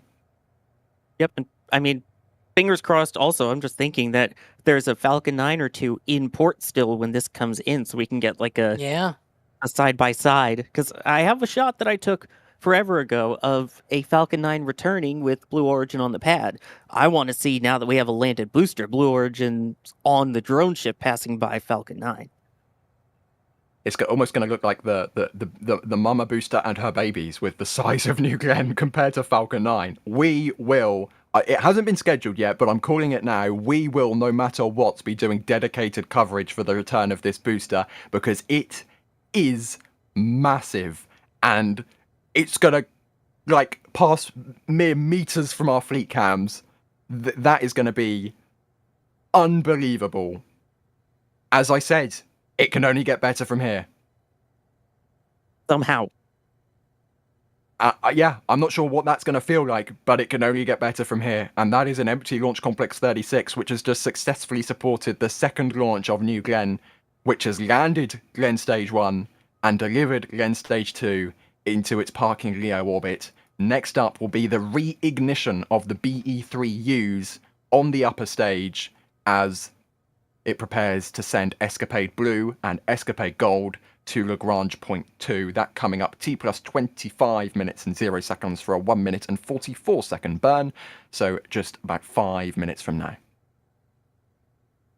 One main question that I'm seeing from a few people is, why is it that the New Glenn booster, it is not sooty like we see the ones from Falcon 9? And the main reason is the fuel that they use, and that is methane. It's a lot more cleaner when you burn that rather than the kerosene. And so kerosene leaves a lot of soot. Also the engine cycle that they use, it's a different one, which is a lot cleaner as well in that sense. So Falcon 9 gets covered in its own soot as it does its re-entry burn. If you look at Super Heavy though, you don't see any soot on that. It's got a little of charring because of the hot staging at the top, but it also doesn't have any soot, just like New Glenn. So just saying, that is why you don't see that on New Glenn. I can't help but relive the emotions because we saw tracking from the WB-57 of the booster slamming its way into the clouds, and then we lost sight, and it's like, what's happened? We need to know. We cut on board with Jacklyn, and or cut on board with the booster, and it's, let's look at the replay. I mean, it's coming down through the clouds. We see the ignition. We have the benefit of hindsight here to better explain this to everybody. But here we go. Vapor cone through the clouds. There is the ignition of the landing burn coming up there. And we can see that beautiful plume from the looks like 3 BE4s before down selecting to 1 later on in the burn. But it goes through the clouds. What's happened? We need to know. And then we cut on board live with the booster. And then we can't see Jacklyn. And I'm like, oh my goodness. Are they going to do a successful soft splashdown? Where is the drone ship? We can't see it. And then it freezes. But then the legs deploy. What's going to happen next? We still can't see Jacklyn. There is Jacklyn, but there isn't a booster. And then we see a plume off to the right-hand side. Yes, they're definitely going for a soft splashdown at this point, but the camera freezes again. On board with this 360 camera, which is buffering, helpfully, at this point of the flight, and then slam cut to the booster, bang on center over Jacklyn. That was an emotional roller coaster and a half. Yeah, and it also is unfair because their timeline said single engine landing burn, and it's like they lit up all 3 engines again, which is what their animation is saying. Like I said this before, right? Where it was like their animation shows 3 engines at startup, then they show on the timeline single engine. Like, what is going on here? And but yeah, it is 3 engines. They light up for about 20 seconds, then they down select to the center one to do that final sort of translation, deploy the legs, etc., etc. It's a weird way, but it's a way at least of landing the booster. More similar to New Shepard than what we've been grown used to with Falcon 9 and whatnot. Blue Origin employees, deservedly so, very, very happy. They have just pulled off an incredible feat that only SpaceX has done so far, and Blue Origin is now number 2. They're in the club, and it is officially a club because there's more than one person in it. Looks like they're having some snacks there as well. But yeah, very happy Blue Origin employees, and we were just seeing before this a live view of the booster on the Jacklyn drone ship out there. I have a feeling I might not have much of a voice tomorrow, but I think it was worth it. Okay, let's take a look at the clock because we are now T plus 24 minutes into flight. That is a live view again. I'm going to keep saying it. Glenn Stage 1, never tell me the odds while they were very much in Blue's favour on Jacklyn out at the Atlantic. Oh my goodness. Little bit of a rock on the drone ship though, we can just see by looking at the horizon. Anyways, looking at the clock, T plus 24.5 minutes into flight, we should be seeing the reignition of Stage 2 any moment now at T plus 25 minutes on the dot. So we will stand by for that because, of course, Alex, I'm hoping we get a good relight here because if not, the Escapade can't really do much measuring of Mars in a low Earth orbit. Yeah. Yeah, the primary mission still continues to be the ESCAPADE launch. It is very important for them to be able to do this relight. As you mentioned, without it, they cannot go to that transfer orbit, going to the Lagrange Point 2. And if the ESCAPADE spacecraft don't go there, they cannot then go themselves to Mars, right? So this burn is a critical one that needs to work. Now, on first flight of New Glenn, it all worked successfully for the second stage, right? Everything went as expected, and they reached their medium Earth orbit target that they had It also at the feels time. so But- different in the sense engine that pressures look good. getting this rocket to space Body and to be rate able to stamping up and start up reuse transient. this booster. I guess they Good relight. Yeah, we can see the velocity increasing there on stage 2 Okay. velocity. It is in miles an hour, but over 17,000 miles an hour now, so that looks like a good reignition of the BE3Us on Glenn stage 2. Yeah. And this burn continues until T plus 26 minutes and 44 seconds, so a minute left in the burn. Yep, it's about a minute and a half. Should be giving these spacecraft enough oomph to go out there to L2. Oh, this is so incredible. Absolutely incredible. Okay, about 54 seconds remaining in the burn. Velocity continuing to increase, over 115 miles in altitude now. You know, through nearly 20,000 miles per hour, which is 32,000 kilometers per hour. Yep. Not that that's, you know, not that you can visualize something going 32,000 kilometers an hour, but it's just a big number at the end of the day. Approaching 120 miles in altitude. If my math is right, should be getting to about 24,000 miles per hour. But again, if my math is right, which it can be wrong. I mean, I trust your maths over my maths, to be perfectly honest, with my dodgy scale of the barge earlier. Okay, it seems like they're getting to that speed. There we go. A little bit short of that I calculated, but I did a very eyeballing sort of calculation, so I'm good with that. I mean, it rounds up to 24,000 miles an hour, so it's better than I could have done, but T plus 27 minutes into flight, and we have 2 ESCAPADE spacecraft, L2 bound. They should deploy at T plus 33 minutes and 18 seconds for ESCAPADE Blue, and T plus 33 minutes and 48 seconds for ESCAPADE Gold, so we are 5-6 minutes away from that taking place. And that, at the end of the day, is going to be the end of the primary mission. And if they can pull that off on the second ever flight of New Glenn, the biggest commercial rocket to ever launch from Florida, that's going to be quite an achievement. I will give any updates, but they don't shut up. So yeah, you might hear sometimes we cut to the Blue Origin commentary. We don't want to. It's not because we want to listen to the Blue Origin commentary. It's because we're trying to listen into the mission control, which unfortunately they keep talking over. But just as a little bit of an explanation of why that sometimes keeps happening, we're not doing it on purpose. We want to share mission control with you, but it's very difficult when they keep talking over mission control. T plus 28 minutes. And I'm hearing some rumours, well not rumours, confirmations that there might be some very special paper and metal prints on your way, ladies and gents. So if you need a wall to decorate, I think I don't care. I think I might need to find an extra wall to decorate because I need a New Glenn print because that was a very pretty launch indeed. I mean, that was absolutely spectacular with the sun glinting on the Comet TPS, the Methalux exhaust in the atmosphere, and empty, successfully completed Launch Complex 36.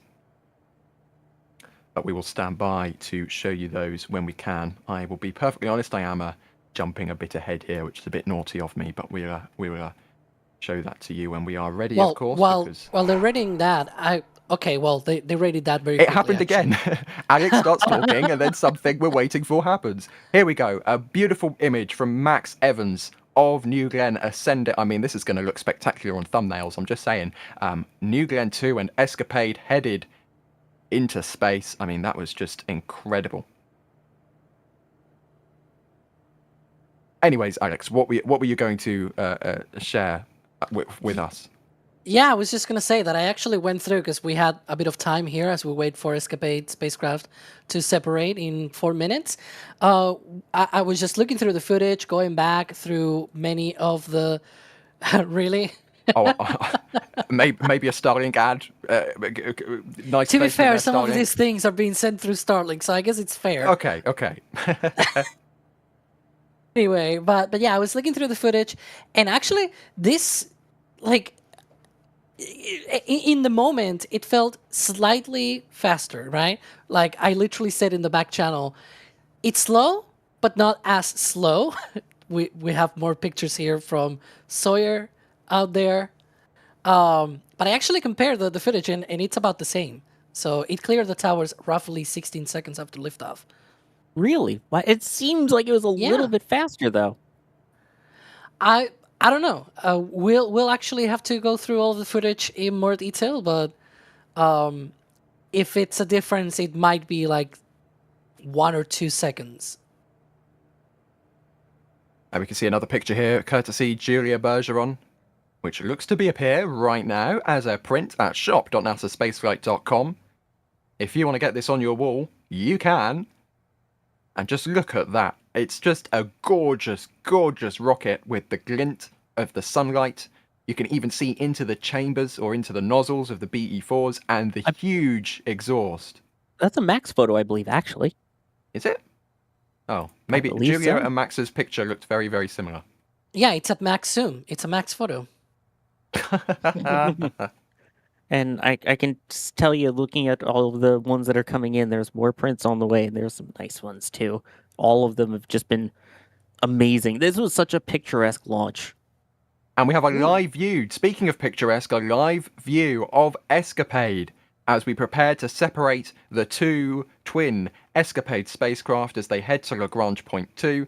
Separation for ESCAPADE Blue is 33 minutes and 18 seconds into flight, so we're about a minute and a half away from that taking place. So maybe a bit of a spotty feed there. Maybe they need some LEO satellites to get the.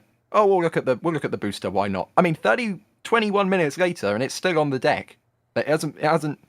I'm not going to say it, but nothing else has happened yet. No. So I'm waiting for those roaming vehicles to show up.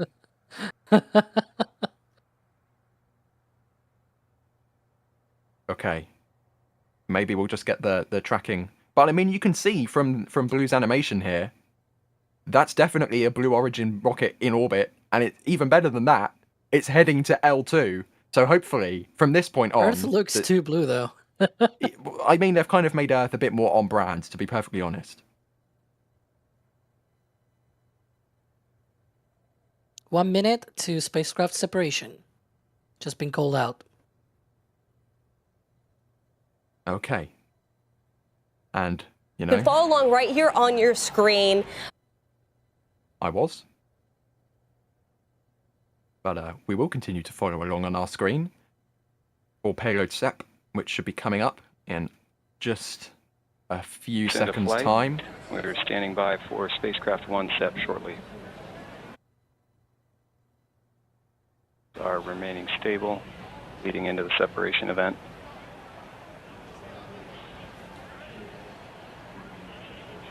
Standing by for Spacecraft SEP.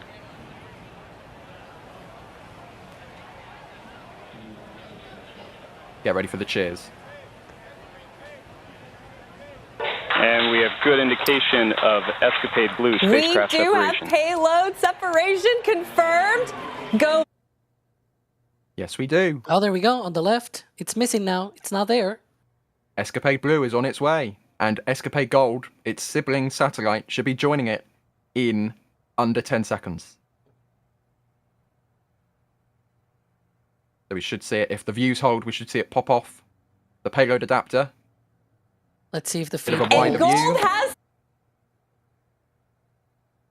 It looks like we have mission control confirmation. Just waiting if we have a view. Yep. Yes, there there it we go. goes. Live There it is. views. Both payloads have separated. I mean, that is just ticking off every single box on the checklist. Successful launch, successful landing, successful orbital insertion, successful relight on both stages. There's the roaming vehicle. It's coming out. No, go back. Blue, go back, go back. Yeah, go back, go back. We want to see Yes, the little no! thing. Oh, Oh, come on, Blue. Show us, Blue. Show us. Anyways, as I was saying, successful launch, successful landing, successful relights on both stages, successful There orbital we go. insertion. Yes, Blue. Successful deployment of 2 payload primary and secondary goals achieved. This is, I mean, absolutely Look at the knocking it little out fella of there. the park. It's like, no, you're going the wrong way now. Where are you going? The booster's on the left. He's going to drive off the edge in a second. I think it's going around the other side because the quick disconnect umbilical might be on the other side. This is so cute and so amusing at the same time. Well, you've got to turn left, mate. Where are you off to? I think he's got lost. It's going around. Let it do the thing. There we go. See? There you oh my go. god, it's so cute. He's got his little trunk on the front as well. He's gonna go and I do hook not onto the recommend QD. petting this one though. I don't think this is a robot that you have to no.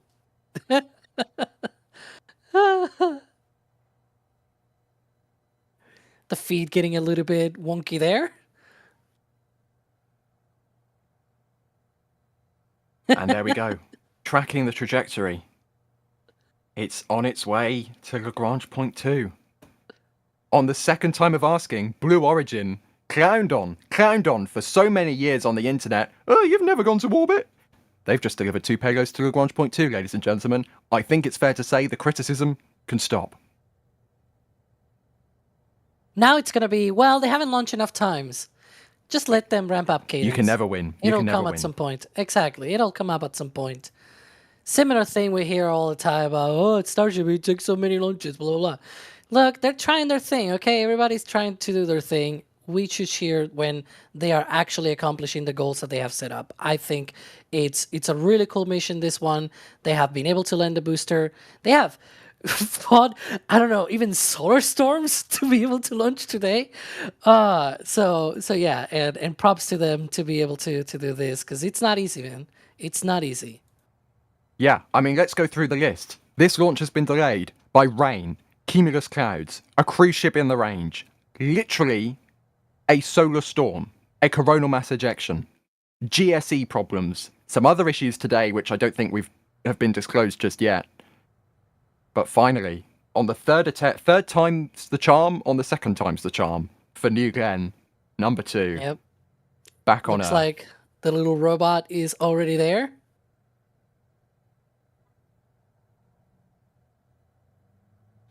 About 2 minutes Looking up. until they turn on the Viasat payload. Yeah, Because and remember, Alex, there's still another payload on board. yeah, there is another payload, but Alex, that one isn't being deployed, right? That's just a technical Exactly. demonstration that lives on GS2. Yep, it's a payload that is attached to the second stage. It'll be turned on in less than 2 minutes, and it'll be running for roughly a bit over 1 hour.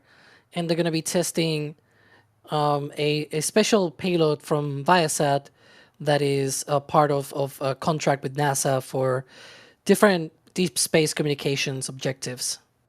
So yeah, ironically, Viasat is not this is not the only payload for Viasat that may go to space today, right? Ryan? That is the crazy thing of the time we live in, everybody, because on a neighboring another launch launch. pad, there's another rocket, which is Atlas V, which is currently targeted to launch tonight from the same range. I mean, you couldn't even dream this stuff 10 years ago. 5.5 hours left to run on the Viasat 3 count. There is a live look at Space Launch Complex 41, ULA targeting the launch of the Atlas V in the 551 configuration. How many more stats can I list about this? That's it. But there you go, a launch targeting 2204 Eastern Standard Time tonight. Yep. And we'll of course be live for that. They just said earlier today that they are go. The weather is looking good for launch today for Atlas V, and we'll be live for that coverage later today.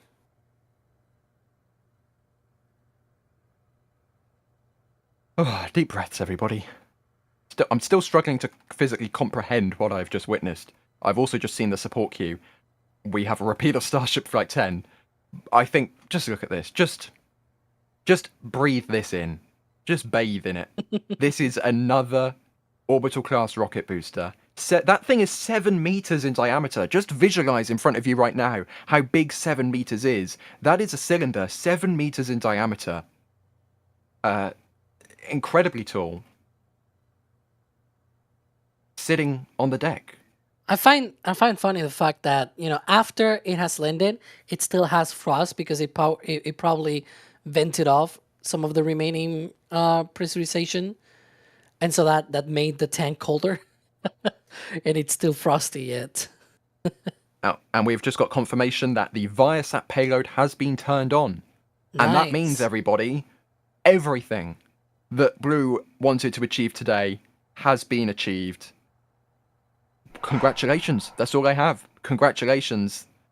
Let's take a look at some pretty prints, because this is a very apt title for this print. Thrust to weight. Well, it still managed to get off the pad nonetheless, but a beautiful framing of the booster or the vehicle above the lightning towers with the plume extending down right into the TE. I mean, you couldn't have timed this better. I'm not sure who took this photo, but it couldn't have been timed any better. Max print. This is a Max print. Well done, Max. This is great work. Another great thumbnail candidate, dare I say. I know Julie and I are working on getting some too, but Max is doing a killer job with this one. Unbelievable shots. Yeah, the store team behind the scenes rushing to get these things on, so you guys can get some pretty pictures for your walls. And yeah, I'm super excited to see what everybody else has gotten of the launch, because I can't believe it doesn't feel like it was 41 minutes ago. But let's take a look at some replays. And you can see the TE retract and the vehicle lift off. It is still a little bit slow. Maybe I'm just used to it. Oh yeah, it is actually quite slow. Oh yeah. Gosh, that's... I told you. Wow. I look back. That takes a minute. That's real time. Yeah. Yeah, that's not slow-mo, that's real time. Maybe So maybe Blue we'll will have need to get used to this. Maybe Blue will need to speed up their replays again. Okay, let's see what else we have.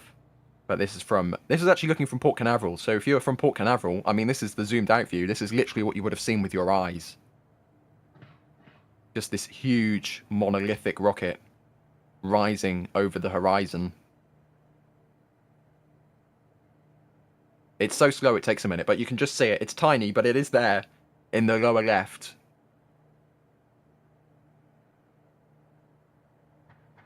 Look at it go. Already conducting the gravity turn. Barely off the pad. It appears bigger with the Mark whatever number eyeballs than sometimes on camera. But yeah, look at that thing go. It also looks like it's kind of leaving a trail of something in the atmosphere ever so slightly.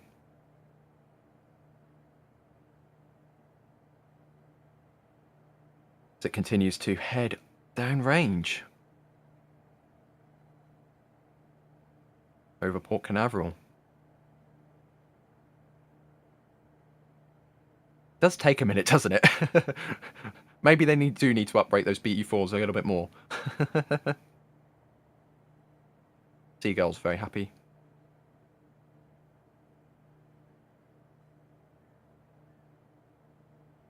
And, oh no. Oh no. You couldn't make it up. Wow. You could not make it up.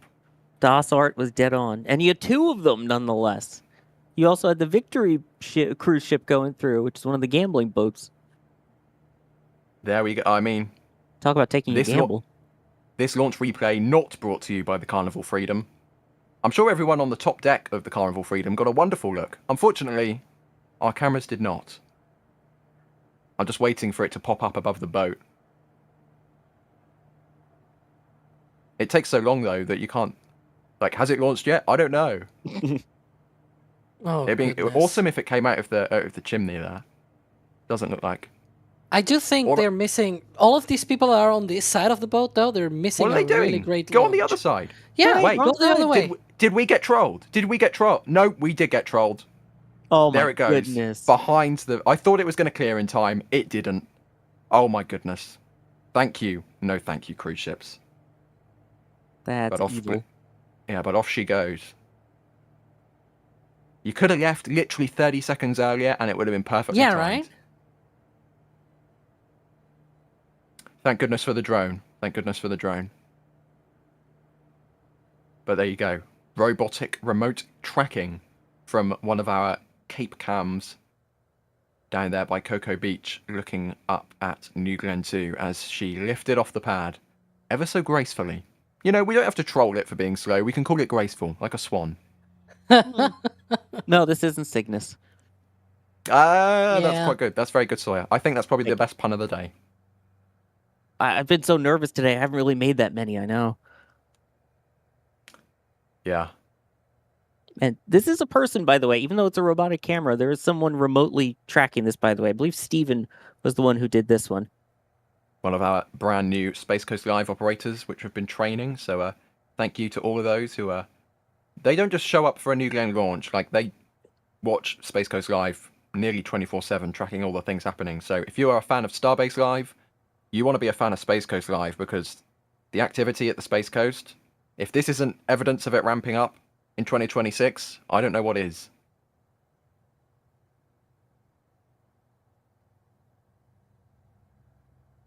You see there the beautiful vapor as it heads through max Q and goes supersonic.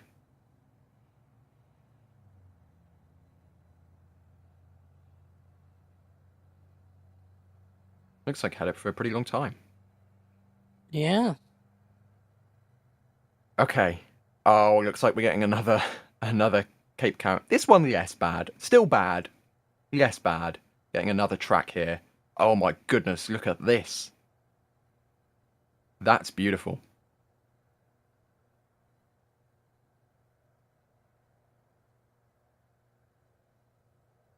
That is beautiful.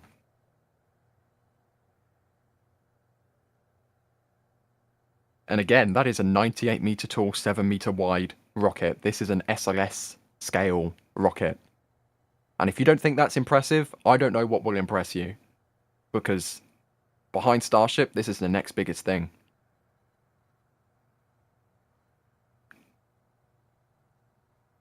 And I think this was gauge tracking on the other Cape Cam that we have there.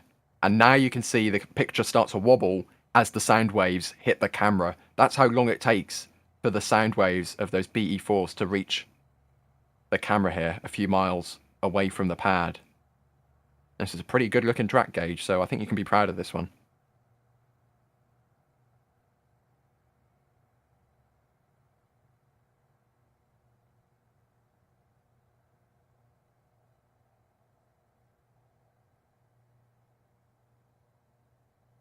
See that vapor returning.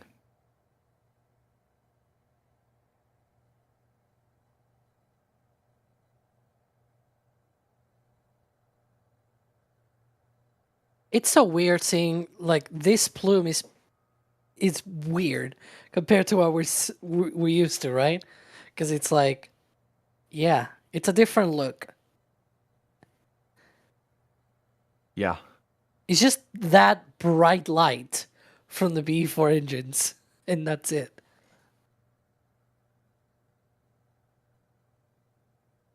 The reason we're being a bit quiet, everybody, isn't because we don't want to talk. It's because we are literally as stunned as you are by these views.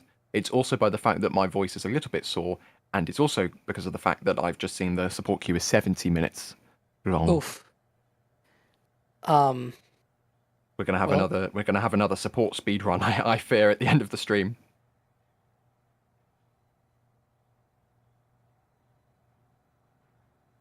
Looks like another robotic track, but this time from the Complex 39 press site. And if you need any more evidence that 36 and 39, even though they may be close in numbers, aren't actually close in reality, this is it, because that's a 100 meter tall rocket, and it looks like a speck of dust. Come on. Oh. Go, go, go, go, go! Hurry, Go, go, go! Yes! They're very happy.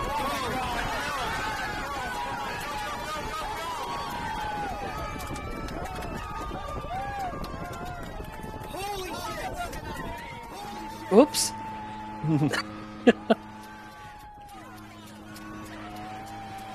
Is the boat really? Oh my goodness. Oh my, you could not have way. timed it any worse. Carnival Freedom, you are the enemy of the space community now, and you've only done it to yourself. Jeez. Oh my goodness. All of these people looking the other way. Go the other side of the boat.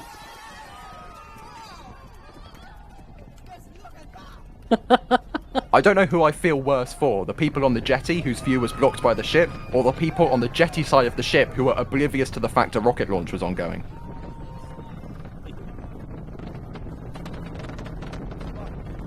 Let's listen into this replay of the roar of those engines.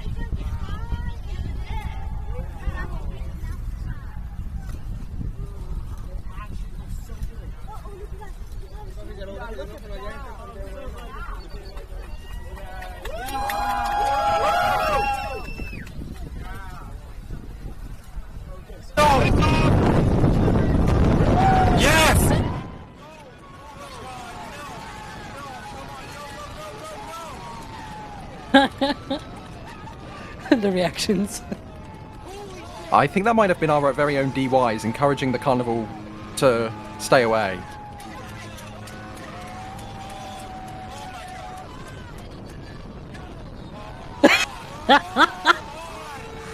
Oh, goodness.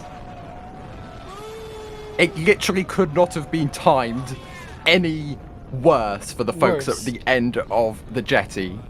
I mean, unbelievable. That doesn't look like very much freedom. Freedom of view. We want to see the rocket.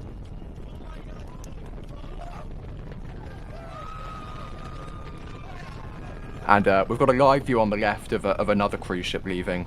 This is when you should have been leaving, Carnival Freedom. This is when you should have been leaving. Not 52 minutes ago.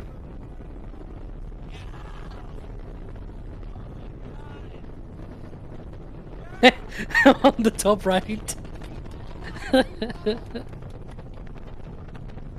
I feel even worse for the people further back on the jetty because they would have been obstructed way longer than the folks at the end were. Yeah. I had a lot of those. Oh, a lot. Hi, Kevin. Just saying. That was super stressful because I had my plan, and then when DOS said that all of a sudden, we're probably going to have a cruise ship in front of us, I had to change my plan. And then half of our cameras looked like this at liftoff.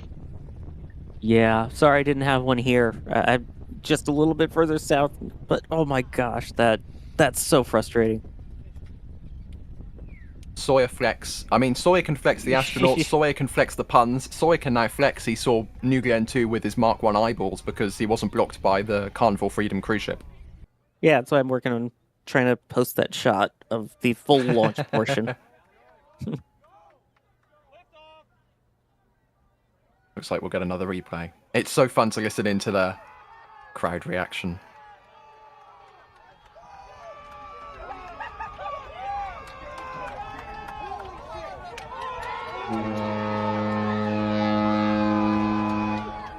The horn being like, sorry for being in the way, I guess. I don't think that's a sorry, but yeah. I know.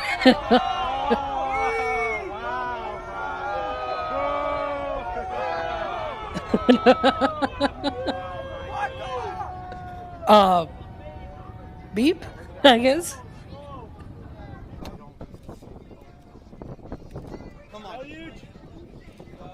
And it looks like Dee's telescope is going to be making a cameo. Look at this thing crawl off the pad.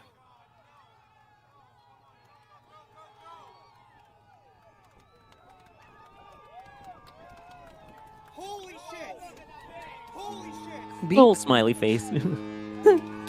Oh yeah, it's a smiley face. Yeah, the V4 tends to do that. Oh, there it is. I love the genuine dismay and screaming from everybody. Complete. Responses look good. Okay, let's rewatch the booster. 8 minutes, 20 seconds from the flight. Chanting before. Turning back to landing burn ignition. And we have landing burn ignition. See 3 good engines. We've got our booster landing burn. Engine control looks good. Of course those quads are there. 8 minutes, 43 seconds. Flight deployed. Audio from Jacklyn. Countdown to Great landing shot burn. from our booster. I was hearing all that. You were yelling.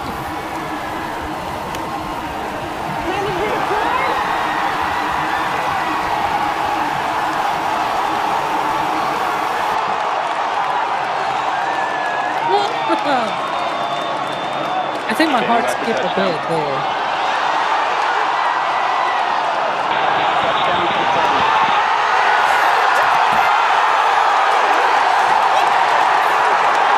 GSP continuing to work. Turn system looks good. Left and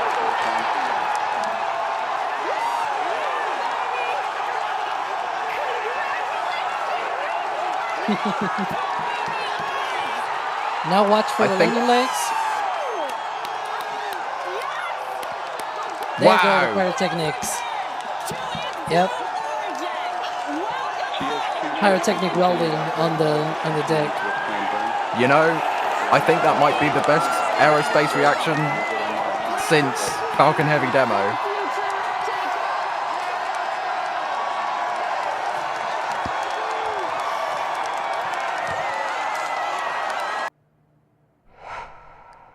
Okay, there we go.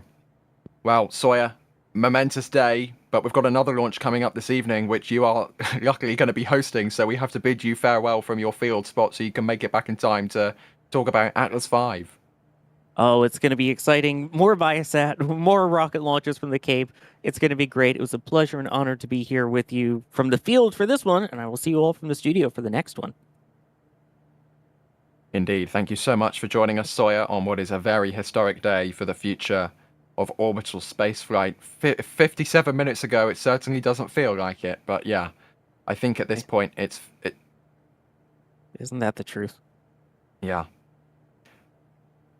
I think at this point, as we take a look at the people leaving the jetty now, there's a 78-minute support queue I've got to run through. So, if you'll bear with me, everybody, let's start, because we have Brent Hoover gifting 5 Red Team memberships, Emily Ward with a 99-cent super chat, Carolina with a 1.99 super chat, Crafty Geek with a $50 tip to tips.nasaspaceflight.com, saying at some point the NSF shop needs some hold can holders insulators. Very funny. Drew, thank you very much for the support. Direct to tips.nasaspaceflight.com. Drew Nar with a $2 Canadian. The clock is clocking. Yes, it is. Carolina becoming a PadRap member. We have LMM becoming a Red Team member. Emily Ward becoming a PadRap member. Scott Carr with says Elon bought Carnival Cruise Lines. Funny. Glenn Richards becoming a PadRap member.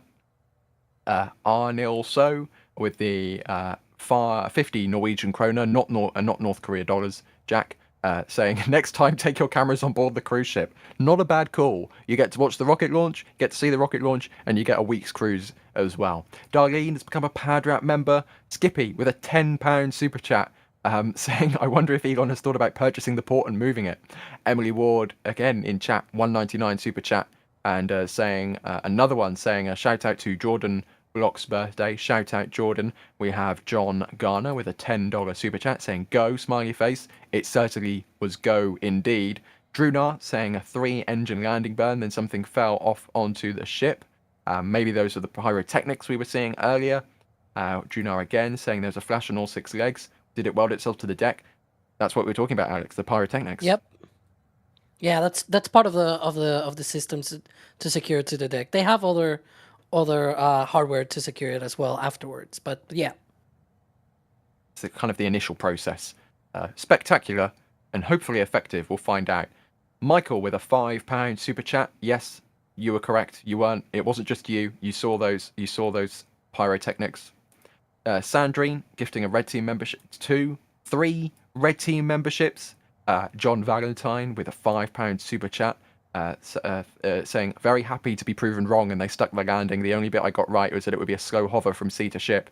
Yeah, I mean, it's so cool to see this thing actually stick the landing on the second attempt. And turns out I wasn't being overly optimistic after all. Golden Flu with a $2 super chat. First reuse, Starship Stage 2 or Glenn Stage 1? This is an interesting question, Alex, because if Blue do actually reuse this flight on the third flight, reuse this booster on the third flight of New Glenn, as they've been alluding to, I think it might be the latter. It might be. I mean, unless they take a whole year, I think Stage 1 of New Glenn will be reused first. Yeah.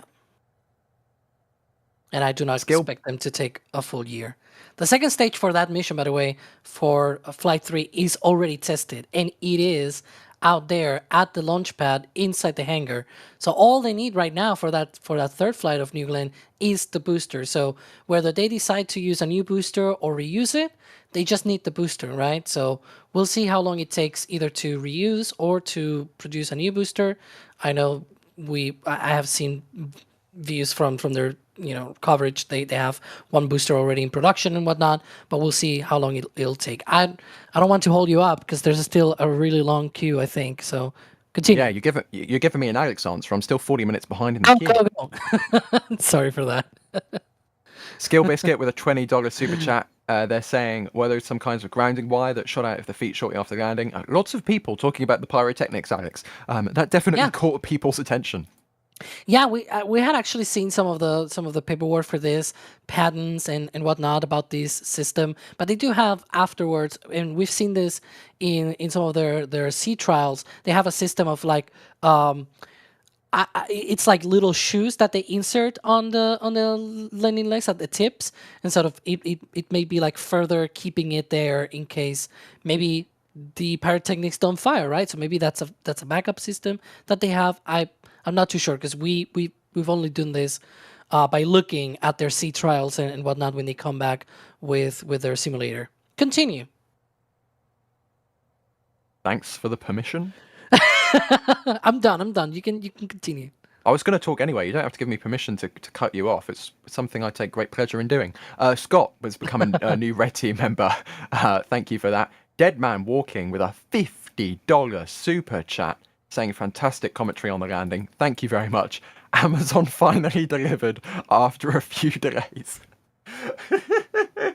Different company, of course. Maybe founded by the same gentleman in Jeff Bezos. To be honest, the tracking was almost as impressive as the feat of the landing. Go Blue Origin, go NSF. Yeah, we had DYs, our very own DYs, out on the jetty tracking that booster for as long as they could. And of course, the WB-57 views as well, courtesy of Blue Origin and NASA. Yeah, that was, until it went through the clouds, that was probably some of the most impressive aerospace-related footage I have ever seen, especially this decade. Disabled Park Hopper with a $2 super chat. Also mentioning the pyrotechnics. Many people mentioned the pyrotechnics. Thom also mentioned the pyrotechnics. And Russell Snodgrass, again, with another $100 piece of support here, this time a $100 tip to tips.nasaspaceflight.com, saying what an epic launch, thanks to NSF for bringing it to us, and that thanks is going to be directly reciprocated with that support, because tips.nasaspaceflight.com comes straight to us. That means it can get directly reinvested straight into new cameras, new equipment, new everything, and just make up our game, make it as good as it can be, and bring you these views, because we want to bring you the highest quality, lowest latency, most impressive access possible. And, you know, I think we did a good shot at doing that today with the Carnival cruise line that we had to endure. Anyways, thank you so much. The only Russell boat that I Snodgrass. want in this view right now is that drone ship coming back with the booster. Just saying. That's the only boat we ever want to see. Yep. Let's see what else. We're still half an hour behind on the queue.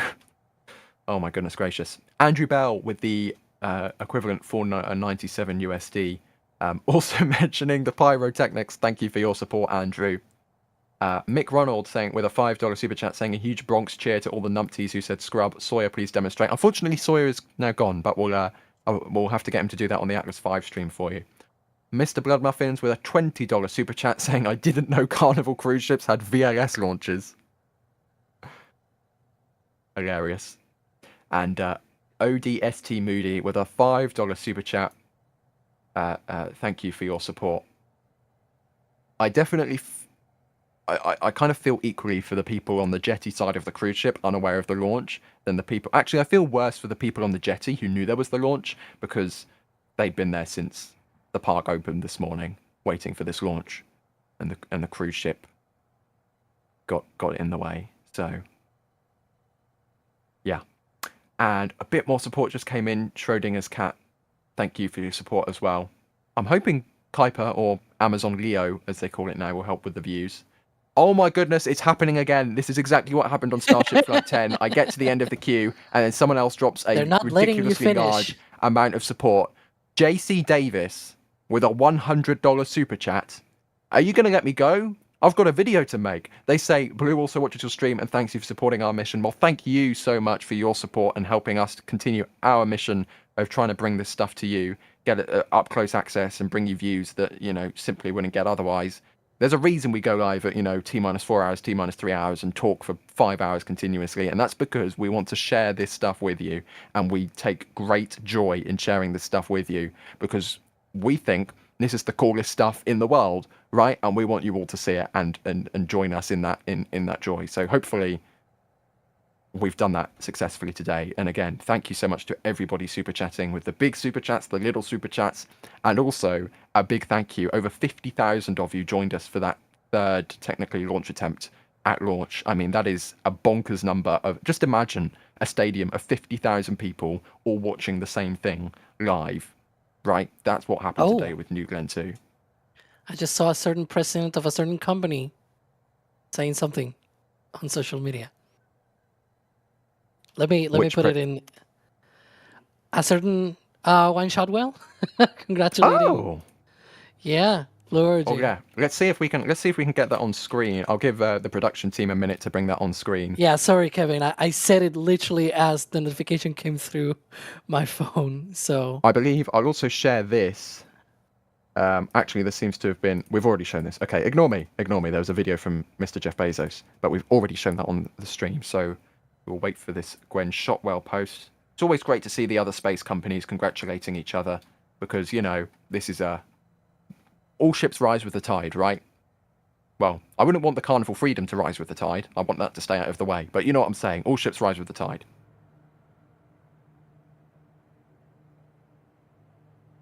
There we go. Gwen Shotwell quoting Blue Origin, who said, booster touchdown, New Glenn returns to its Blue Origin. Pun token awarded. Gwen Shotwell quoting magnificent, and that was magnificent indeed.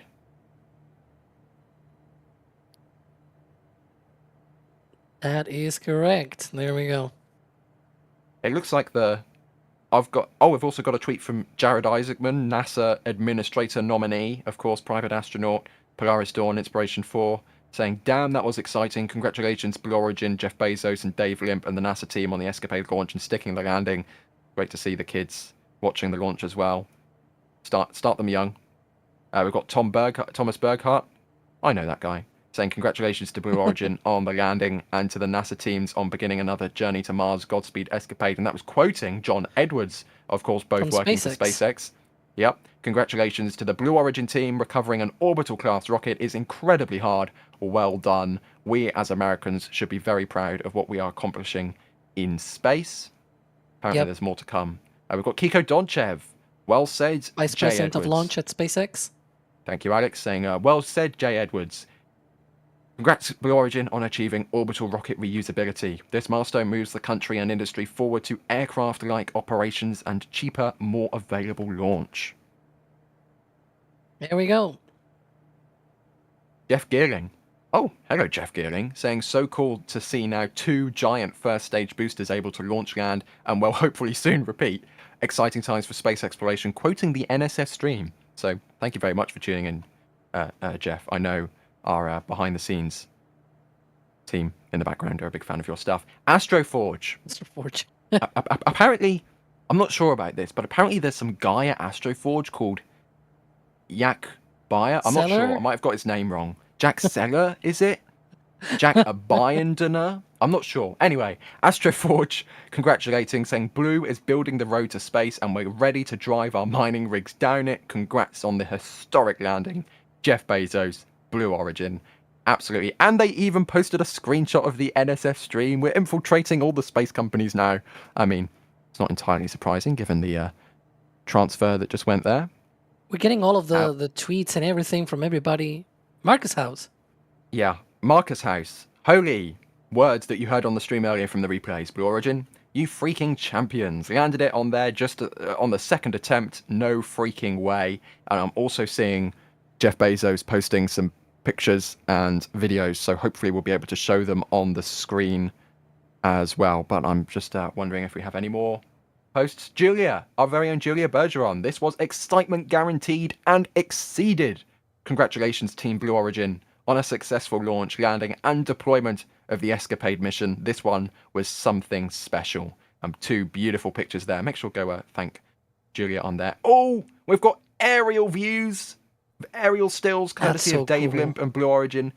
Dave Limp says, some fun stills. Congrats, Team Blue and NASA on an amazing day. Never tell me the odds. Never tell me the odds indeed. The odds very much in Blue Origin's favour this time around. They only went and did it. They've only gone and stuck the landing. Absolutely incredible. You can see that as we scroll down. I wouldn't be surprised if this was John Christ in a plane, maybe. Probably. Some beautiful, beautiful pictures as New Glenn rises from Launch Complex 36. Just an absolutely majestic rocket, I think. I think I'll settle on majestic because that is what Blue Origin's New Glenn is. It is a beautiful rocket with a beautiful plume, a beautiful exhaust out of a very picturesque pad. And it's hard to believe that all happened an hour and 11 minutes ago because it felt like it happened 3 minutes ago. Yeah, that was so cool. But as you can see, you know, across the industry, everybody's very happy about that. We can see now here a slow-mo shot from Jeff. He posted, obviously not himself, but he posted out on X. Jeff wasn't stood in the pad perimeters at launch, don't worry. Yeah, I think that will not be a wise choice. Something that is a wise choice, though, is to stick around to see the replay from DWise, which will be coming up at the end of the stream. Pun token awarded to myself. Oh, and we're getting more. We're getting more video. Okay, okay. We're seeing videos come in. We're seeing videos come in. Trust me, don't go anywhere. That's an instruction. Do not go anywhere. We have videos coming to you, and boy, do we have video coming to you. Stay tuned. Stay tuned. Okay, now available. Mandatory shop pimp. Now available. The 1,000-piece puzzles. Shop.nasaspaceflight.com. You like the prints? You can now get them as puzzles. Go New Glenn. You can get a merge of something that actually worked. The BE4's relit. Launch, entry, landing. They landed the booster. Oh my goodness. Okay. What else have we got to? And of course the new holiday sweaters as well. The Dragon and Falcon design with the crew Teslas as well. The crew launch design. We've also got a Starship design as well with the fixed engine configuration. I remind you, the fixed engine configuration, it's no longer upside down like it was on the previous re-entry celebration merchandise. But that is all available for you at shop.nasaspaceflight.com. I believe I will keep going until we have these awesome new replays to show you. Yes! Look at this, courtesy of Jeff Bezos and Blue Origin. This is the booster coming back to Jacklyn. It's off to the side. We think it's going to splash down. Psych! It's going directly to the middle.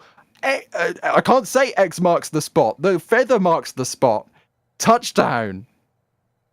Oh, that was unbelievable. Unbelievable. And the smoke clears. And bang go the pyrotechnics. In a second. There they go. I cannot wait until they get Jacklyn back at port and they can like offload all the SD cards. Well, they're not going to offload the SD cards, but you know what I mean, right? So we can get the actual raw, non-streamed recording of this. Yeah, it's and that could really be back, Alex, in 4 days. Yep, we will see that. On the top right, you can see our fleet cam view of the dock where New Glenn will be heading to. They have there a sort of like a breakover fixture. They have also the crane that they're going to use for that. So yeah, we'll see all of those operations once the booster comes back. But yeah, it's not really easy to be able to stream this all the way out there from the ocean. And yes, the barge does have Starlink, but it's still complicated. We still SpaceX see has the had- feed sometimes even cut out on the SpaceX streams. Like it's not a joke. It's really complicated. Yeah, and SpaceX has had 500 odd launches of Falcon 9 to perfect that by now. They've had Exactly. their video team has had hundreds of launches to do it. Blue Origin have done 2, and for a second attempt, I think that was a job well done. Something else that's a job well done. Now tell me the odds. The pun master himself, Sawyer Rosenstein, with this beautiful image at shop.nasaspaceflight.com, now available as a print, and you can see there the rocket ascending from Launch Complex 36. Sawyer, of course, Sawyer Flex, he had a clear view of the pad because he was in a slightly different location than the rest of the photographers, but because of that pesky Carnival Freedom cruise ship. Oh, okay, and we've got another one. We've got thrust to weight. I think this was a max print, lifting off from Complex 36. Now we've got on an escapade, another max print. So many cool images from this launch. I think this is one of the most beautiful launches we've ever seen. I think this, Starship Flight 10, they're up there. Starship Flight 10 was especially beautiful. You want this on your wall. I want this on my wall. I think I'm going to have to find room to put it on my wall. Maybe behind my monitors there.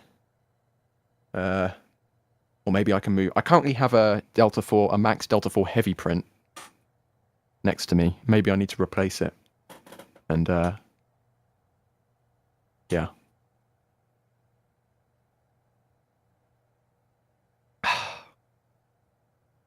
I don't think I'm going to have much of a voice tomorrow, to be perfectly honest with you. I can already feel it coming on.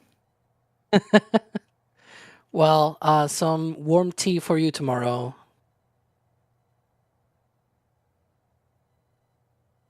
Got a This Week in Spaceflight to edit as well tomorrow. That's going to be fun, Did Alex. Well, good thing of editing is that you don't have to talk. Yeah. So you can recover your voice. Yeah. I'm not going to say anything until I'm next on a stream, probably. I'm going to need to recover this voice.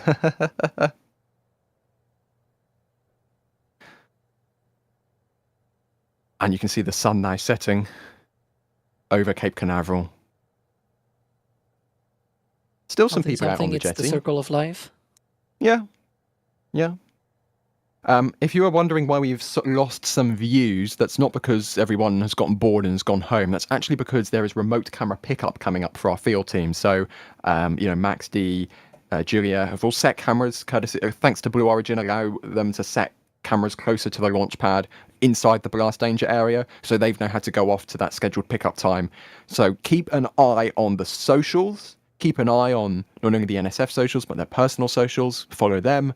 Keep an eye on the shop, because if we get any corkers from the remotes, I can imagine there'll be prints as well. So keep an eye out for those at shop.nasaspaceflight.com, because again, this is a daytime launch of New Glenn. It was very pretty. I want to see what it looks like from close up, and fingers crossed the cameras survive to tell the tale. So yeah, just such an incredible day. I love that. Hopefully everyone will read this ticker. Blue Origin, success! Exclamation mark. Yep, and we'll be here, of course, for New Glenn Flight 3, whenever that is. And I'm really hopeful that this landing is not just a fluke, and they can actually land multiple times over and over again. And hopefully they can get some nice stats there with the landing. I may have to open a spreadsheet for them. Well, I'll have to start work on that. Add it to your SpaceX spreadsheets. Well, it wouldn't be fair, right? Because it's the SpaceX spreadsheet. Yeah. Well, an additional spreadsheet in addition to your SpaceX spreadsheet. Okay, we've got another congratulations from somebody who's been In the news lately, NASA Acting Administrator Sean Duffy saying today's NASA ESCAPADE mission to Mars launched aboard Blue Origin's New Glenn rocket. And I quote, another milestone for the president's promise that America will lead the world in space exploration, end quote. That from NASA Acting Administrator Sean Duffy, who, depending how quick the confirmation process goes for Jared Isaacman, might not be in the role too much longer. And again, another reply here, I quote, ESCAPADE puts America one step closer to walking on Mars by studying how solar eruptions shape the Martian atmosphere. End quote from Sean Duffy there. And not sure if we have any more posts. Loading it up, let's see. Lockheed Martin Space. Congratulations to our friends at Blue Origin on the great launch and impressive landing of NG-2. Okay, but I want to ask, how close of friends are you two? Are you having any deals with HLS or something? Anyways, space gossip. Yeah, there's some talk that Lockheed Martin might be interested in assisting the HLS program, should I say? Yeah, right. I'm not sure if that is it for the congratulations. It's probably not it, but it's probably all we've managed to see on our timelines for the congratulation posts from all the different companies and people and organizations. Yeah, we may be missing many more, so... Yeah. Actually, we got even more support here from Metro 498 with a $2. Oh, first, Sawyer. Now you can tell me the odds. New Glenn making its daytime debut as ESCAPADE is now on its way to L2 and then Mars. So unique seeing this rocket in the daytime. The blue engines almost appear white to the naked eye. Absolutely stunning. And yeah, that Sawyer picture now available at shop.nasaspaceflight.com as a print. Metal print, paper print, put it on your wall. Put it on another mounting surface. Do anything you want. Nice, pretty picture there. Metro 498 with a $2 super chat saying, NSF, great work. Boo to the Carnival Freedom. I have a feeling the Carnival Freedom will not be looked upon in a positive light by some members of the spaceflight community for quite some time. All right. So, can I do my stats thing? Since I think we can give you 1 the hour and opportunity 20 to do your stats thing now, Alex. Okay. So I thought it was a nice moment to remind people a bit of history. This is November 2025, and many people may remember what happened 10 years ago. In the month between November and December, in those 2 months, we had 2 major milestones performed by the 2 major companies, I guess, from the Space Coast. One of them being Blue Origin first on November 23rd, 2015. That was the first landing of the New Shepard rocket. And a month later, we had the first landing of the Falcon 9 rocket. So I thought it's very nice that we have now the first landing of the New Glenn rocket, just shy of 10 years from those 2 major milestones. So it's really, really nice. And 2015 is kind of the year when... Oh, we've got another tweet, from Kate Tice of SpaceX saying, hoping my friends at Blue Origin remember to hydrate during their well-deserved celebrations tonight. What a landing. Commercial space is so exciting right now. Yeah, I'm going to need to get a refill of my drink here because I've drunk quite a lot today. What was I saying? Oh, yeah. And it also just goes to show 2015 was the year when Blue kind of publicly announced New Glenn, if I'm remembering correctly. So it's kind of for New Glenn, it's literally taken 10 years to get to this point, which just goes to show, Blue Origin, they're full of clever people. It's not like they don't know what they're doing. They, as evidenced by today, they do know what they're doing. This stuff just takes time. There's other folks out there that just simply did not even put the effort at all. Right? It's not that they're taking their time or anything. They're just not even putting the effort. So at least they did the effort. They actually went through and they've landed successfully the booster for the first time with New Glenn. So props to them. Indeed. And Jerry Pike, the man with the drone. New Glenn takes to the skies once again. A picture-perfect launch and a 100% mission success on all objectives. Continue watching live. Well, I guess you can continue watching live. And this is Jerry's replay from the drone. Thank goodness for the drone, because if not, we would have been blocked out by the Carnival Freedom cruise ship. But there you go. You can see in the top right some of the socials. We're on all the socials, apart from MySpace. So yeah, make sure to follow us on there. We're not on for all MySpace? the angles. No, apparently I not. thought Chris managed that. Apparently not. But there you go. This is just an absolutely gorgeous rocket, a magnificent rocket, a majestic rocket, lifting off from Launch Complex 36 for the second time. First time in the day. Absolutely spectacular.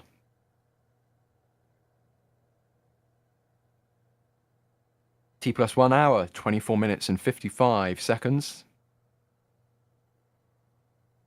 It's been a very successful launch today. And at this point, I officially have nothing to talk about. So, Are you giving the T plus just so you can tell us that you want to go home now? well, that was. I'm We're already waiting at for your home. call, Kevin. Yeah. You want to go to bed mean, now?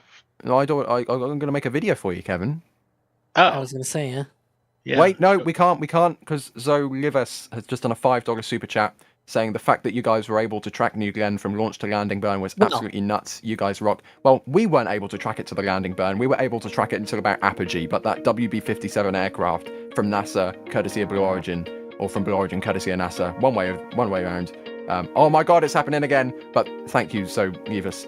Drunar with the 10 Canadian dollars. They keep going. Just going to say thank you for the commentary, Alex, Ryan, and Sawyer. Please always be this excited for spaceflight. Thank you, Max D, Jerry, Julia, for bearing the elements for us, and KMR. I'll also thank Jay. I think we should go through everybody, right? We had to go. Apparently, DYs did have entry burn. If that's in really? DYs' slow-mo replay, we're about to see it coming up in a few seconds here. But anyways, first of all, Alex, thank you very much for joining us for what has been a historic day for commercial spaceflight. Indeed, it's been a pleasure as usual, and hopefully we get to see many more successes in the future. We also had Sawyer Rosenstein joining us from the field, who has had to skedaddle and head home to get ready for the second launch of the day, Atlas V, coming up later on this evening. We will, of course, be live for that, so make sure to tune in if you're still awake and you're not partying too hard from all the celebrations of New Glenn 2. We have DYs out in the field, capturing all the slow-mo goodness on the multiple cameras. We have Max Evans capturing the launch goodness, and it's got some very pretty pictures in the store right now as we speak. We also had Julia Bergeron out in the field, providing all of the spotter support, keeping an eye out on what locations are available, and also taking some very pretty pictures indeed. Jerry Pike was flying the drone, making sure we could actually see the rocket despite the Carnival Freedom, which got in the way, and I will keep saying that until the end of time. In the background, the Space Coast Live operators helping to keep the show running. We had Gage tracking with a camera. We also had Stephen tracking with a camera, and I think we also had Daniel tracking with a camera. And behind the scenes, Jay Keegan pushing the buttons, Kevin Michael Reed pushing the buttons to make the stream go. That's the end of the list. I think that's all we have left to talk about. New Glenn 2 is back on Earth. Another company, the second company. I'm slamming my desk because of how incredible this is. The second organization in the history of aerospace to launch, to re-enter, to land an orbital class rocket booster, and the biggest one at that in terms of a sea landing. It looks like we've got another Julia print now in the shop as well if you want to get that. But there you go. It's a momentous day. We'll be here covering that return of that booster in a few days' time. It's a historic day. It's a historic mission.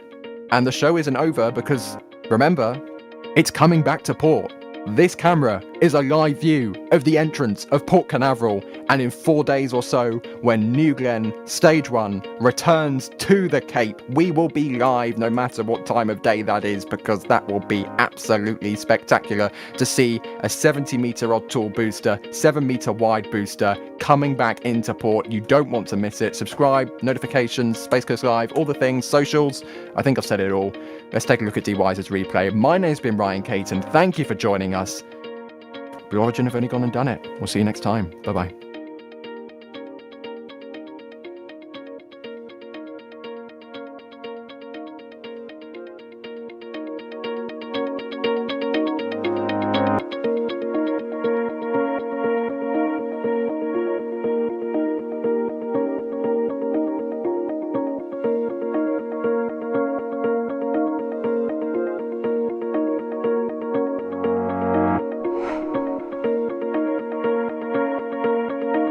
Oh, and we also got an Elon tweet.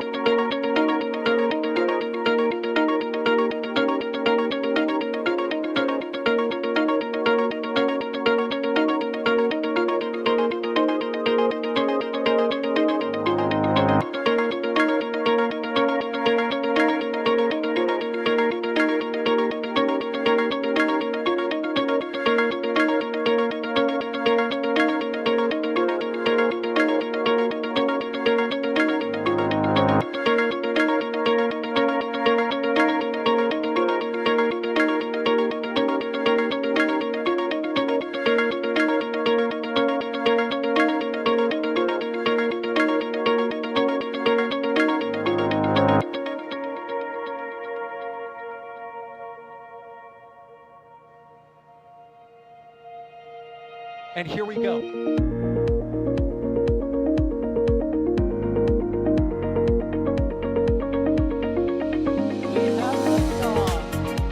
Propulsion continues to be nominal. R68 chamber pressure looks good. Doubling up. Roger, planet.